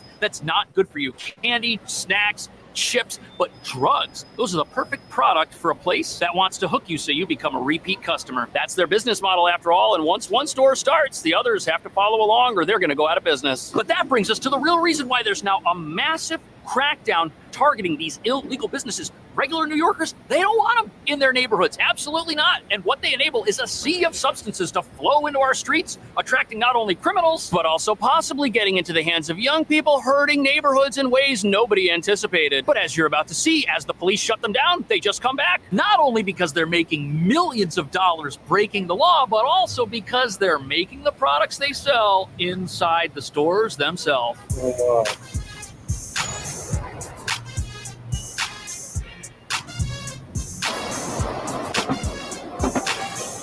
So here we have your typical busy street corner in Manhattan. We've got delis all over the place, convenience stores, as some people call them. And some of these convenience stores, they look very legitimate. Some of them don't look very legitimate. I was just inside this one. They're not doing anything wrong in here. But until the police raid some of these places, there's no real way to know if the sign out front is just marketing or an actual indication of what's being sold inside. Bodegas are the cornerstones of many New York City communities, but this one was selling a whole lot more than food, coffee, and over-the-counter items. Authorities allege Family Deli dished out illegal edibles, pre-rolls, magic mushrooms, and colorful... So on the outside, this place, which had over $1 million of illegal substances inside of it, looked like your average convenience store selling sandwiches, selling candy, selling chips. It even marketed itself as being family-oriented. Yet the real products they were selling destroy families. But the first question this raises is how on earth is this being allowed to happen? How did we get to a point where physical stores now sell illegal products? You shouldn't be able to set up a physical business on the side of the street that sells things that are dangerous to random people who walk in the door. But that's exactly what was happening. That's what is happening at any of these businesses, even maybe this little place right here. But the problem is these places, they bring crime and other consequences with them into the neighborhood. And how couldn't they? To run an illegal business, you have to become a criminal. And that means you start dealing with criminals. And a lot of the people buying your products, they may very well be criminals themselves. But maybe you're wondering why this place was marketing itself as a burger joint / convenience store instead of something else. Well, that's because businesses that make it a little too obvious are now getting padlocked and shut down by the sheriff's department. Was it ever in doubt that this place was selling stuff that they shouldn't have been selling? Probably not. And the logical explanation for why places like this exist all over town on the side of the street is simple. There just aren't enough people headed to prison for doing this. And once you see what's going on inside some of these places, you'll wish more people were. Members of the New York City Sheriff's Office went in to do an inspection, walked out with $1 million worth of illegal drugs. They found this door. The massive stash was hidden in a back storage room along with a tent, a light, and heaters used to grow cannabis flower on site. Interesting. So the local community ratted this place out. Good for them. But when police arrived, they found something out of a Hollywood movie. Secret rooms, instruments inside the facility to grow things and then enhance their potency in ways that could really hurt somebody. It was terrible. And the supposed convenience store had boxes of stuff from across the world. Here's another one that's been shut down by the city, also on the side of the street. But the criminals that run these places are already on record saying that these shutdowns and seizures don't even matter to them, which has a lot to do with why these places keep coming back as soon as they get closed and why they are now masquerading as legitimate businesses. This one store owner who was interviewed says that they are making so much money that even if the police take everything, they can earn it back in just a short period of time, and that they would even sell on a plastic folding table on the side of the street if their business got closed. And you know what that means? That means that person has no fear of going to jail. And a lot of times the penalties for this are just monetary, but these places are making plenty of that. But the interesting thing is that nobody in the neighborhoods where these are located seem to want them to exist, because the unlawful activity taking place at places like this is destroying communities all across the city. And that's because our current system of enforcement on these little places is what allows them to keep existing, and it's why the city itself is having such a hard time stopping them from showing up everywhere, because they're allowed to open up, they're allowed to run their business, they're allowed to have the lights on and a lease and signage, and the only way that bad guys are going to get caught is when the neighbors call it in and complain, and enough complaints are generated that it brings a law enforcement response. That's a terrible system, but that's not the only reason it's not working. The Bronx raid comes on the heels of another bust in Brooklyn earlier this month. Authorities not only weeded out one of the city's largest unlicensed pot distributors, but confiscated a printing press used to manufacture illegal labels there.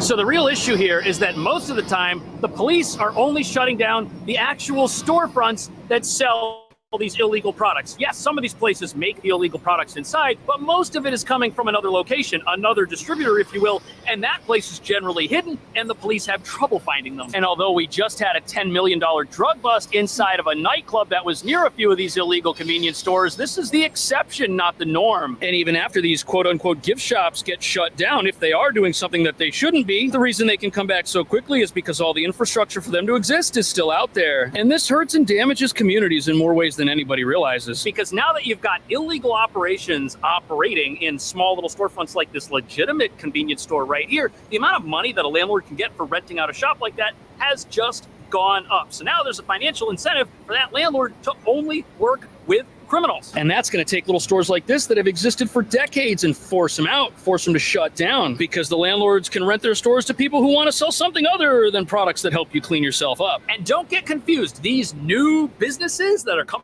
along competing with places like this, they're not just selling stuff for you that's bad for you. It's so dangerous it could wind someone up in the hospital. And they're getting this garbage from the most unlikely of places.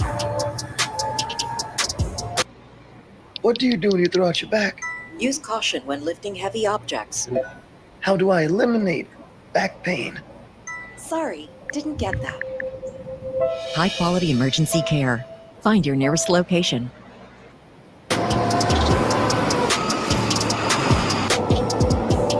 So here we are in a part of town, like many, that has a bunch of storefronts that nobody's using. They look abandoned. They look like they might be renovated. Either way, there's tape over all the windows. You can't see inside. And one of these was being used as a stash house for a whole bunch of these illegal convenience stores. It's one of the largest cannabis busts New York City sheriff's deputies have ever seen.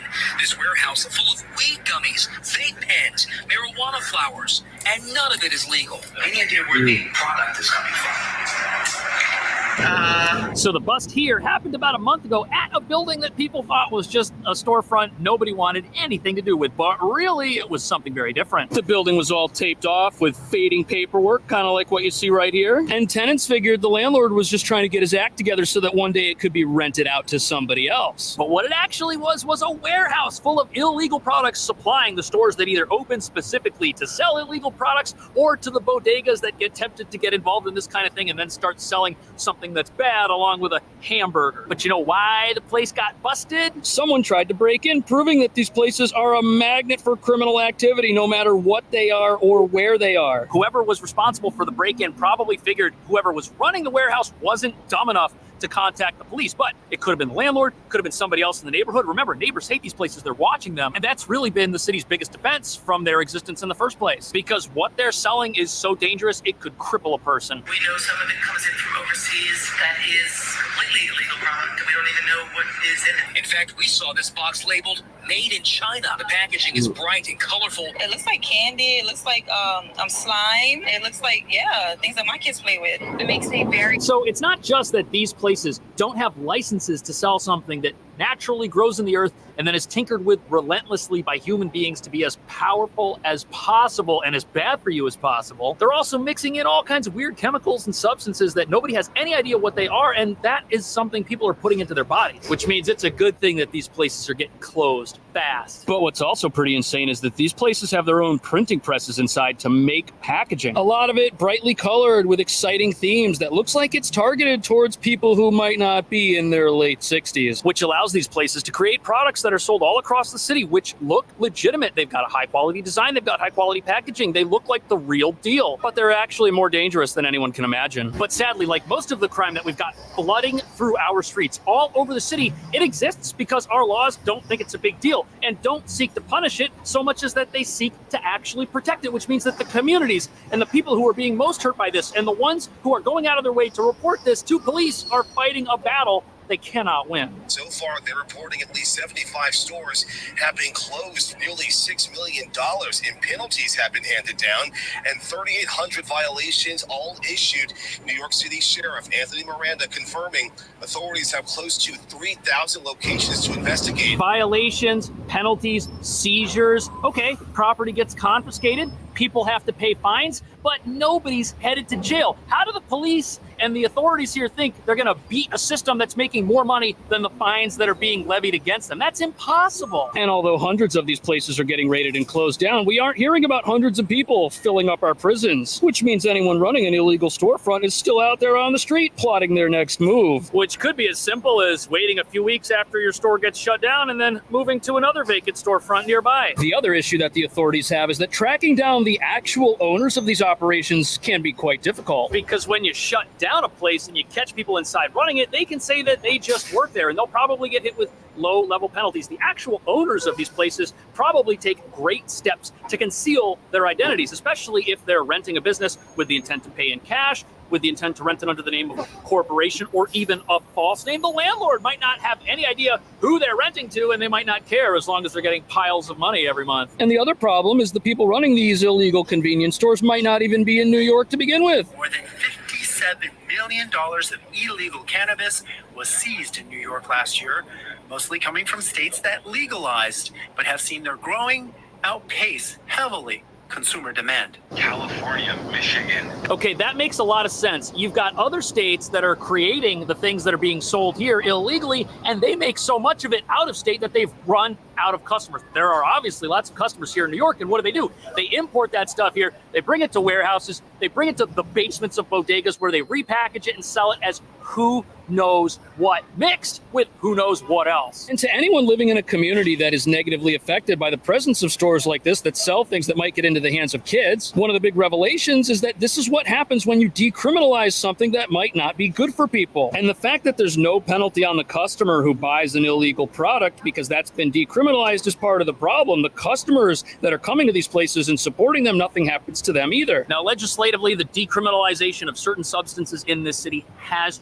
already happened. That cat is out of the bag. It's not going back in. But the city has a new plan to help try and fight these stores from popping up, and that is fining the landlords. Like, look, you got all these vacant storefronts right here. Landlords can't rent them out. Some guy comes along with a fancy fur coat and says, hey, man, I'll give you thousands of dollars a month to just let me run my convenience store here. Well, if that convenience store turns out to be one of these illegal places and they're selling chicken wings and other stuff along with them, the city will actually now be able to fine the landlord up to $50,000 per instance if they've called for one of these places to get shut down and the landlord has not gone through with an eviction proceeding against that business. But the problem there is it costs the landlord money, and maybe they don't necessarily know that a criminal wants to be their tenant. I'll admit that's definitely a stretch. If you rent to somebody who turns out to be a criminal, you probably didn't do your due diligence on them. But the reason this is such a massive problem with these illegal shops popping up all over the place is because New York has decided that it's going to take this type of crime and punish it the same way it does everything else, by not punishing it. And what that unfortunately means is that when Boar's Head is no longer paying the bills and the rent, it might be time to sell something else. Especially if the people operating one of these little convenience stores only have a few months left on their lease anyways. What have they got to lose? The worst thing that happens to them is they spend money on a new sign that claims that now they're a smoke shop, which isn't exactly selling tobacco products. They operate for a few months, they make as much money as they can, and then they vanish. Or worst case, the authorities roll in, shut them down, and hit them with a fine that just comes out of their profits, which reveals the real reason that we've got such a problem with these. We've got laws in this city that don't stamp out crime. Instead, they reward it by creating low-risk, high-reward opportunities for people who 20 years ago would have been in the back of a police car, but now they're living out in the Hamptons, maybe. Is that what's happening? Are the laws we have here in this city the reason we have this problem?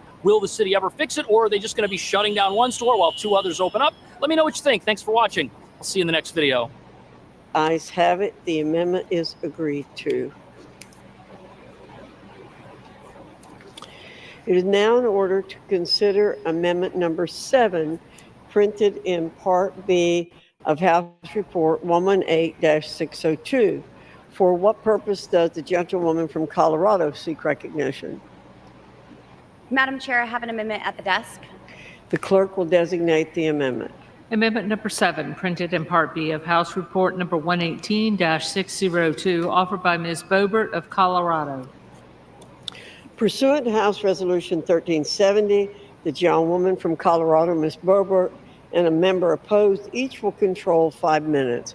The chair recognizes the gentlewoman from Colorado.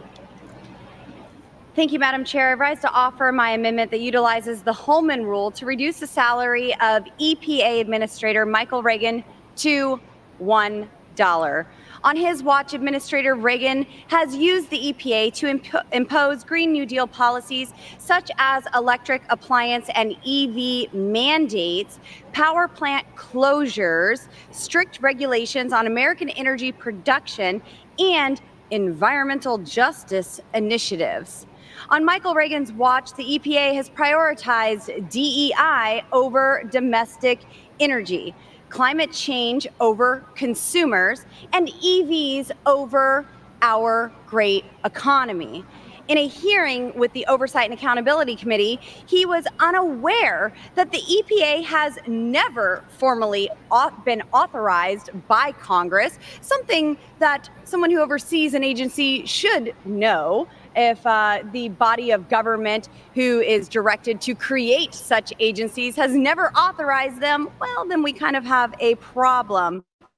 But however, this hasn't stopped him from jeopardizing American energy security, overloading America's power grid, and raising costs for all American consumers and businesses.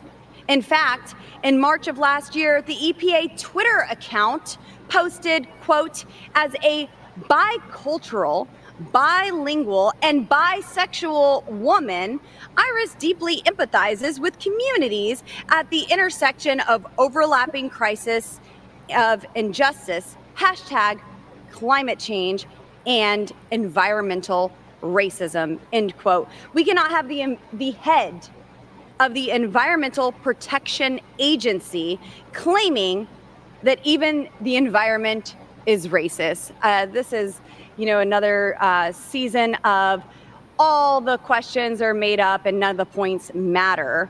The American people want their government to work for them, not against them. This administration's Green New Deal regulations are increasing regulatory costs at a rate of $617 billion per year of rulemaking. Is that clear? $617 billion in just rulemaking alone. This isn't a bill that Congress is passing. It's just rulemaking by the agency itself. And if they continue at the Obama administration's regulatory pace, this will cost American families $60,000. It's time to put an end to governing by the Green New Deal, which is very much a scam. And the first step is to get rid of Administrator Reagan. I urge the passage of this important amendment. And with that, Madam Chair, I reserve. The gentlewoman from Colorado reserves. Any member wish? Madam Chairman. What purpose does the gentleman from claim Idaho time in opposition to the recognition?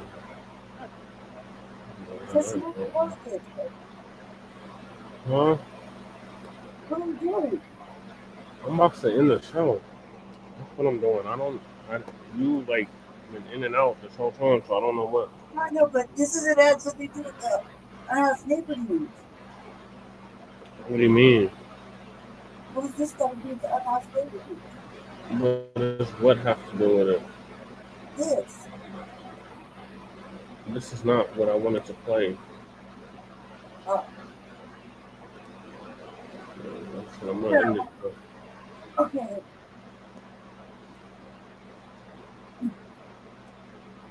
Alright, so yeah, thank y'all for tuning in to this episode of Frontline Black News. Season 4, Episode 17, Part 3 from Black News. Join us later today for some Black Experience Enhanced. We'll be on StreamYard and on Blog Talk Radio. And then call in number 516-418-5996. And press 1 and you'll be live on the air. All right, do you have anything to close us out with, Lady Chen? Stay black, stay dangerous, and stay quiet. All right, sounds good. All right, good night from the Mile High Income and Illegal Migrant Flooded City. This is Big Blacc. Thank you.